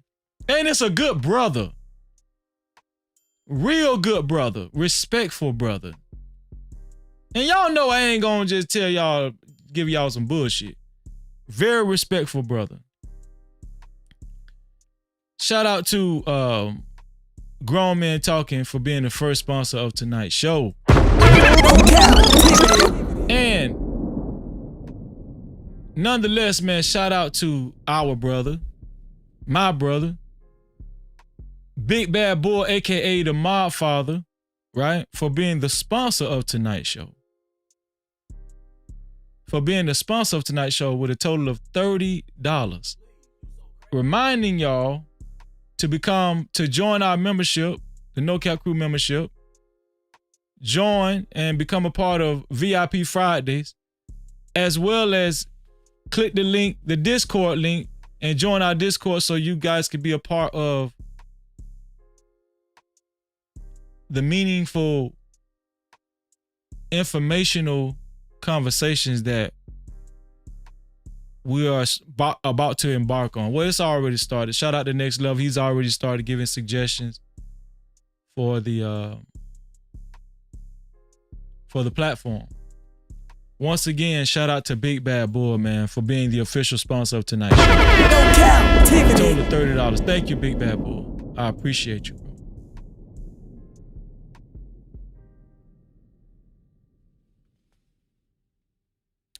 It's time for the benediction.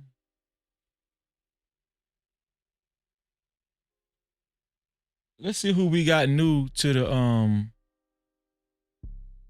let's see who we got new to the Discord. Baker Man. Thank you, Baker Man, for joining the Discord, man. I appreciate you. No Cap-tivity. Thank you, Baker Man, for joining the Discord. Frizzle already on it. Sherelle, thank you, Sherelle, for joining the Discord. Sherelle! No Cap-tivity. Oh, boy, it's lit, it's lit, it's lit. Jet Cora, thank you, Jet, for joining the Discord. Cap-tivity. Antoine, thank you for joining the Discord. No Cap-tivity. Oh, yeah. So we got over 30 people now. And it's gonna grow. It's gonna grow. But I'm gonna tell y'all something, the type of conversations we're gonna have, this is more than enough for starters. It's more than enough. It's more than, we just started a Discord. We just started this Discord on Friday. This is brand new. We just started the Discord on Friday. Just started it.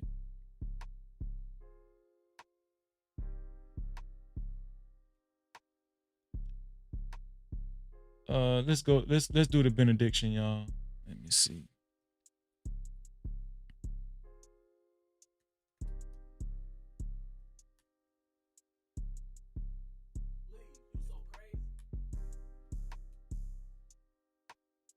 Hold on, y'all. Let me text. I got a text. Let me see.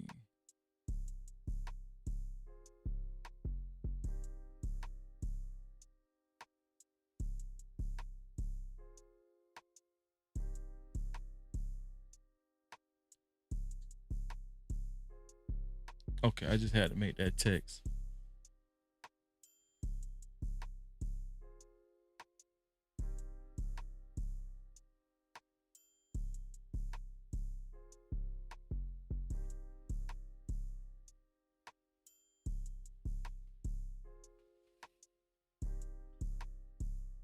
Okay, let me see.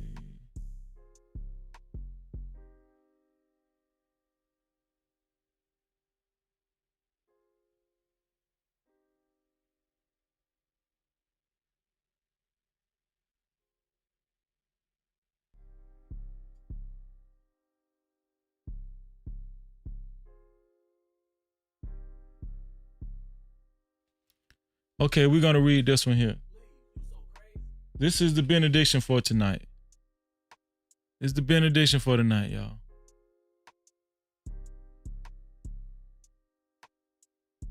I think I might read two. I'm going to read two of them tonight. Let me see.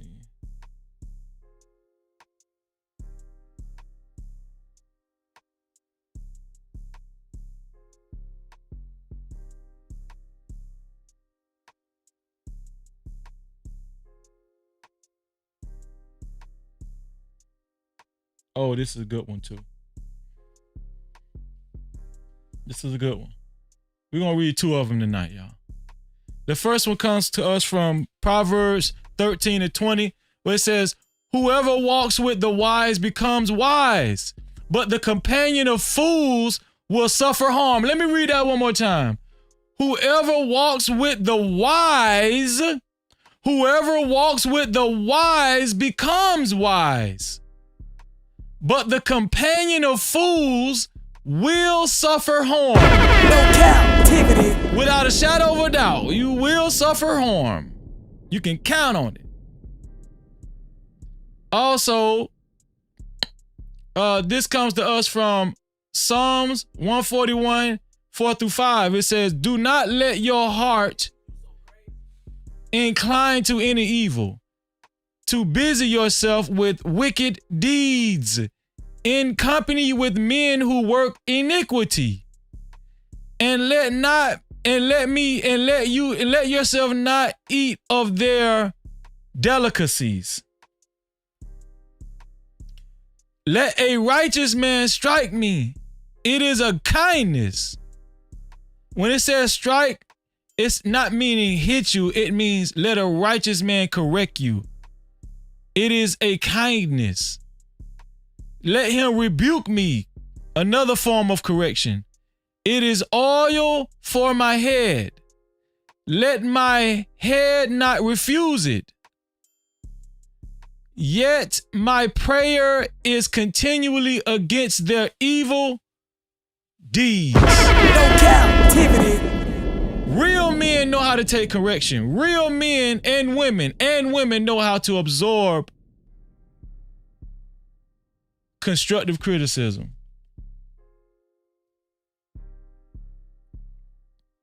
This has been an awesome live stream. We just reached over 5 hours. We got over 102 likes. This has been a very successful live stream. Shout out to all of the people that called in, shared their stories, shared their thoughts.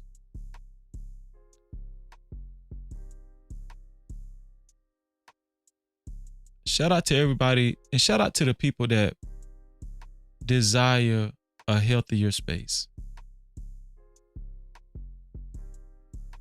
Just not just trying to use people for their own benefit.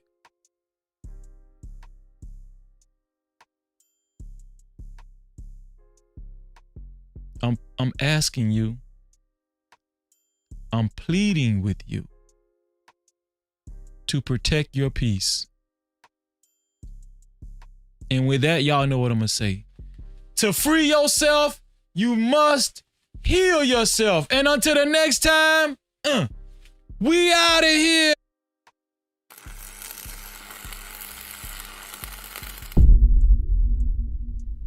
No captivity.